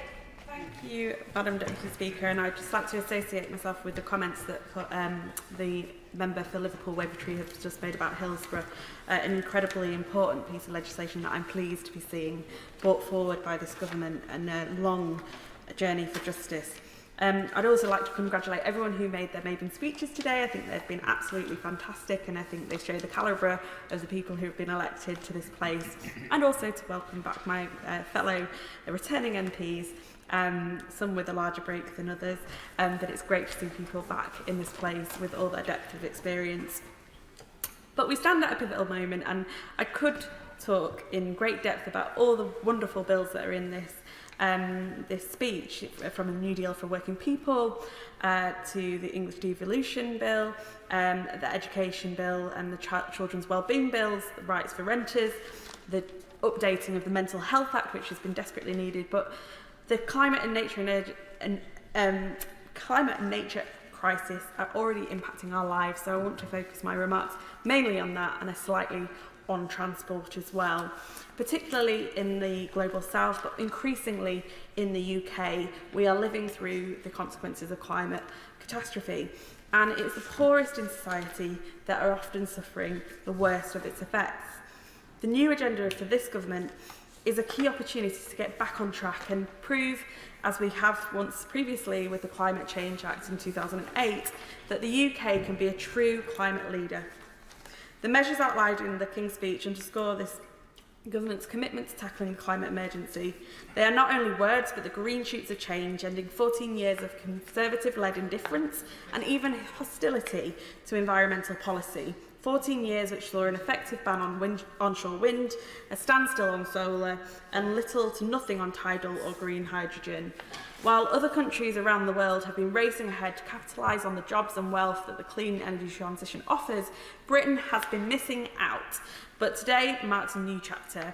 The government's plan to make Britain a green energy superpower, achieving clean power by 2030, is ambitious and represents a clear commitment to reducing carbon emissions and embracing renewable energy sources. It presents a significant opportunity to stimulate economic growth, address the cost of living crisis and make Britain energy independent, with Great British Energy, owned by the British people, ensuring that families and businesses benefit from permanently lower bills through a zero carbon energy system. And it is right that it will be funded by closing loopholes in the windfall tax on oil and gas companies. They have reaped enormous profits, not because of their innovation or investments, but because of the energy shock that has burdened families across the country with higher prices. The Great British Energy Bill will end the Conservative dash for oil and gas, deliver real energy security and put the UK on a path to being a clean energy superpower with a just transition for workers. But we also need to look beyond our energy system. After 30 years of privatisation, Britain's railways are in crisis, with passengers facing late, overcrowded and cancelled services, pushing many commuters onto our roads instead. And for many communities, the buses are no better. And in Sheffield Hallam, this is one of the issues that gets raised with me in almost all the canvassing sessions that I have done. The buses are often seeing reductions in services. They're either cancelled because the bus fleet isn't fit for purpose, or the routes are closed and there's no alternatives. It could not get any worse, really. And that's why the government's passenger railway service bill and better buses bill are vital, and ones that I'll be pleased to champion from the backbenches. The plan to tackle train operating companies, take train operating companies back into public ownership, will end a decade of Conservative chaos, developing the infrastructure we need to green our society and make the transition to net zero, and giving people a real alternative to getting into their cars. And new powers to allow communities to take back control of their buses will put decision-making back into their hands where it belongs, not with the private companies, but the people the transport system should be serving. Greening our transport and energy infrastructure are central to meeting our climate ambitions, but we cannot effectively combat the climate crisis without simultaneously protecting our vital ecosystems, restoring habitats and safeguarding our species. The climate crisis has accelerated the nature crisis. With the UK now one of the most nature-depleted countries in the world, we must and can do better. Protecting nature must take equal priority to cutting emissions. For too long, Britain's coasts, rivers and lakes have been polluted by illegal sewage dumping, and it is therefore right that this government is committing to placing failing water companies under special measures, withholding bonuses from executives who pollute our waterways, and bringing criminal charges against persistent lawbreakers. And I'm very pleased to see that there will be strengthening of the regulation, and that is so very welcome by many in my constituency who have campaigned on this issue. I also look forward to seeing plans to empower local government and communities through the English Devolution Bill, and especially how they can play their part in tackling both the climate and nature emergencies, and what local government needs to fully tap into the potential of the green economy and green jobs for our region. Tackling the climate and nature emergency is not an issue for the future. We are already facing its effects in the here and now. Our role is to act immediately to prevent its most damaging effects, and I welcome the measures set out in this King's Speech. They must be the springboard for a wider debate on greening our communities, revitalising our ecology, and building a greener, cleaner and nature-positive economy that works for everyone. And one final plea on an unrelated topic, to the front benches around the care for people who have undergone miscarriage, something I campaigned very hard on in the last Parliament, and I will continue to raise in this place to make sure that there is proper provisions for women's health going forward and that everyone gets the support they need. Here, here. Chris MacDonald, maiden speech. Thank you, Dame Siobhan. And speaking as a new member, I would like to add my congratulations to those honourable members who've made their first speech today for the confidence and clarity in which they were delivered. They've really set a very worryingly high standard, I think. The gracious speech today contained many fine bills, but for me it was much more about a new way of governing, a government of service, of change and of action. And I know that this will be warmly welcomed by my constituents in Stockton North. And the reason for this could be seen quite clearly Saturday last, when I was in Durham playing my cornet with the Durham Miners' Gala. The village banners at the gala display the prides and hopes of the community, and behind me was an image of the great miners' leader, Peter Lee, and emblazoned on the banner was the slogan, "The past we inherit, the future we build." This belief in a positive future, one that we can determine ourselves, has instilled in me the tenacity and determination to stand here. It is also characteristic of the people that I represent in Stockton North. Stockton North is an industrial place, and the people are industrious people. Stockton was home to the world's first passenger railway, opened in 1825, with one of Britain's most famous engineers, George Stephenson, driving the engine. The line which he built is now used by the nearby Hitachi rail factory to transport new locomotives onto the national network. Stockton thrived on industries such as steel and shipbuilding, and whenever I hear the chimes of Big Ben ring out across Westminster, I'm reminded that the first bell for the Elizabeth Tower was cast in Stockton North in Norton. John Walker, a pioneer of chemical engineering, invented the friction match on Stockton's famous High Street in 1827, but it was in the 20th century, with the dawn of the chemicals industry, that the neighbouring town of Billingham began to boom with the manufacture of ammonia for explosives and fertiliser. This industrial progress continues, with Billingham and Stockton home to catalyst technologies and life sciences, with new investments planned in sustainable aviation fuel, which also featured in the gracious speech. Small modular reactors, carbon capture and hydrogen projects are all planned. During the COVID pandemic, vaccines were developed in Oxford but manufactured in Billingham. From Wynyard to Port Clarence, we have the skills and expertise to deliver this government's industrial strategy and attract the private sector investment that our new National Wealth Fund demands. We know that Britain is great at industry, which keeps us safe, generates fairer economic growth and creates new opportunities for our young people, which is sorely needed in Stockton North, where a third of our children live in poverty. We will seize this chance to help the people who need it most. It's an honour for me to have the good fortune to succeed Alex Cunningham. Alex is as well regarded in Stockton North as he was in this House, and it's been a joy for me in the last week to meet members here who know Alex and describe his fundamental decency and fairness as a person, values that we would all like to see more of in political life. Alex has given great service.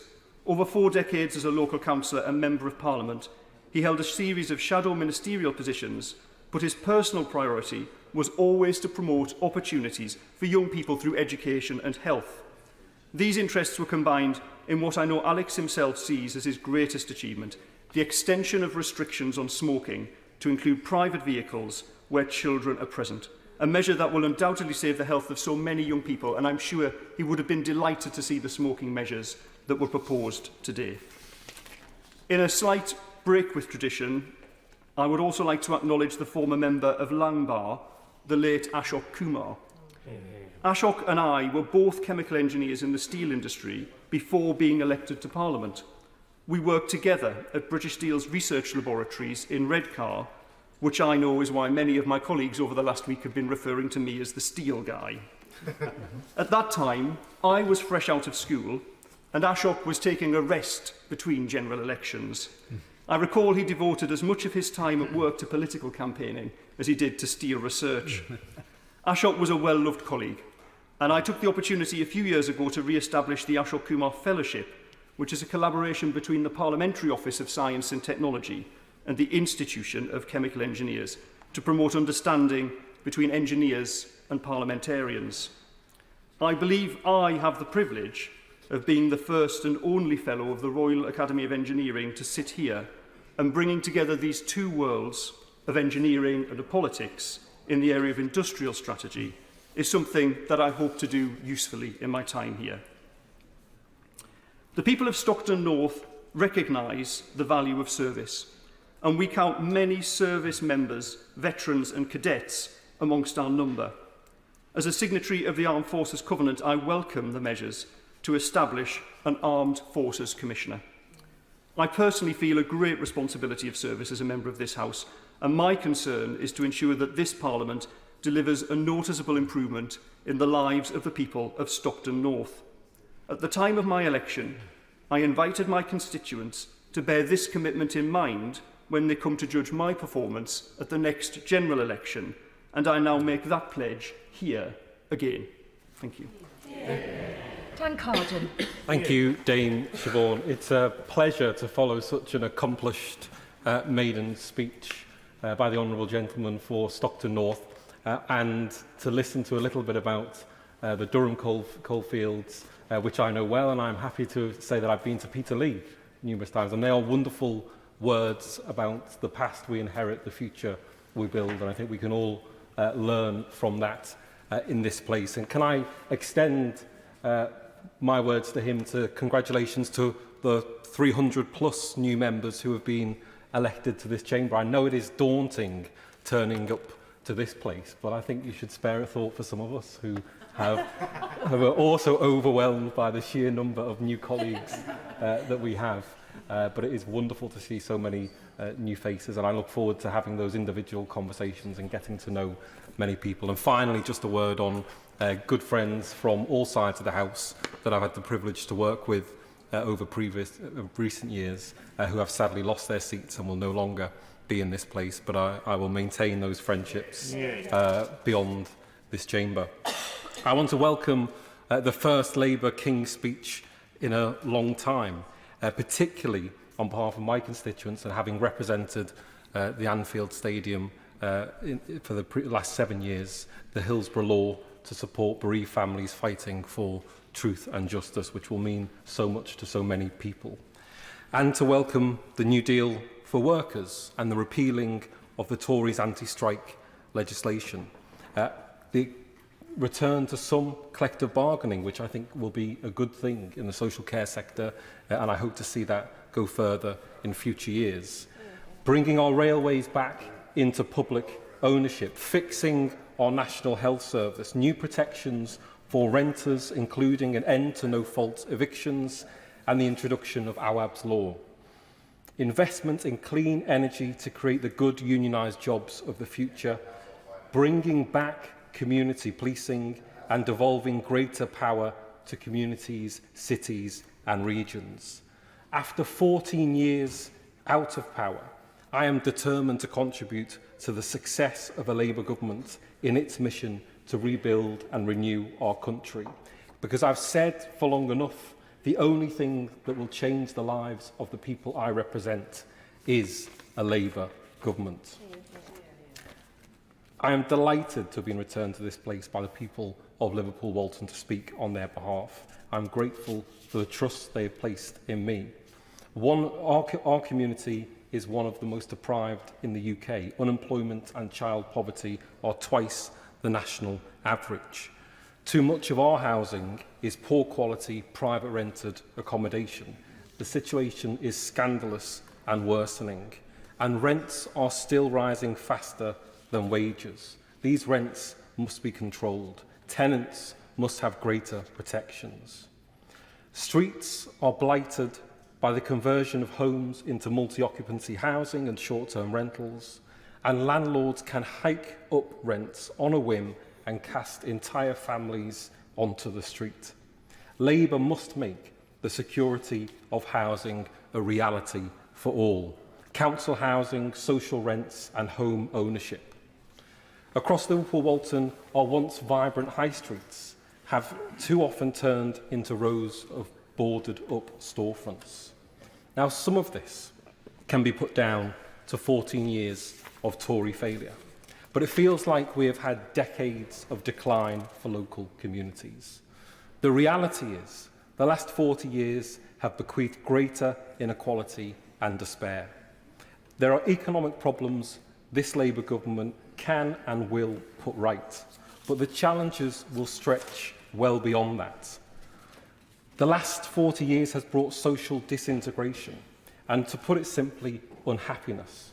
People are living much more isolated, lonely lives. Rising mental ill health, greater drug and alcohol addiction are blighting our communities. Social media is changing the way we behave and interact. Bad behaviour and selfishness and criminality of some that too often goes unchecked makes the lives of others miserable. These are the fundamental issues: a loss of meaning, a loss of relationships, a loss of love. These are the social ills that cannot be fully expressed in the cold language of economic indicators. They're the products of a rotten social and economic model, which has eroded our sense of social solidarity and flung us into an epidemic of loneliness, anger and despair, and it's real. We've ended up with an economic and political approach that focuses almost entirely on the individual. While your family, your community, your church, your trade union are diminished, society is disintegrated, leaving only the state and the market. I believe that what's valuable is what we do together. In society, when people come together, that is the treasure we need to value and nurture. And we must accept that the government, the state, cannot and should not deliver the solution to all of our problems. But it can shape how we live, and Labour in government could and should limit the worst excesses of market greed. And by that I mean the extortion of the working class communities I represent, by corporations, by landlords. People know when they're being ripped off, and Labour in government could and should limit the most damaging elements of the 24-hour global consumer capitalist world we find ourselves thrust into with little choice, to give us back what's really important in our lives, whether that's time and space for our families, our friends and social pursuits, dignity at work and dignity at home, or space for local trades, local producers and shops to flourish. It must also bring about an end to the unaccountable state, the Hillsborough cover-up, the Windrush, the post office scandal, contaminated blood. The story is always the same. Liverpool has a rich history of trade unionism and working class struggle, a fierce sense of independence and a unique character. And we know our community is full of potential waiting to be unlocked. And I hope this Labour government will do just that. Thank you. Clive Betts. Thank you, Madam Deputy Speaker. Well, first of all, thank my constituents in Sheffield South East for re-electing me for the 9th time. I sort of remember when I made my maiden speech many years ago, and the challenges that posed and the nervousness. So really great credit to all colleagues on both sides of the House who've done that today so ably and so well. Just reminding me, my humble friend, the member from Sheffield Hallam who spoke before, now we're 6 Labour MPs in Sheffield. I also reminded that of the 6 Labour MPs, I'm the last man standing now. That's the change of balance in this House. We have 5 women MPs for the city, and that's absolutely great. But we'll always continue to work together as colleagues and work on behalf of our city. I think the comments about the Sheffield Tea Room meeting that we have once a month to come together is quite famous. I want, Madam Deputy Speaker, to draw particular attention to issues that were raised when I was chair of the Deluxe Select Committee in the last Parliament. There are so many issues in the King's Speech I would want to mention, but particularly to refer to those. And of course, first and foremost is the commitment to build 1.5 million new homes. Housing's been a passion of mine ever since I was chair of the Housing Committee in Sheffield back in the 1980s. And clearly we have major problems that all constituency MPs can refer to about the people without homes in their constituency, those living with in-laws, those in shared accommodation, those in inadequate homes with families living in upper floor flats. We need to get Britain building again. It's good for the homes people need.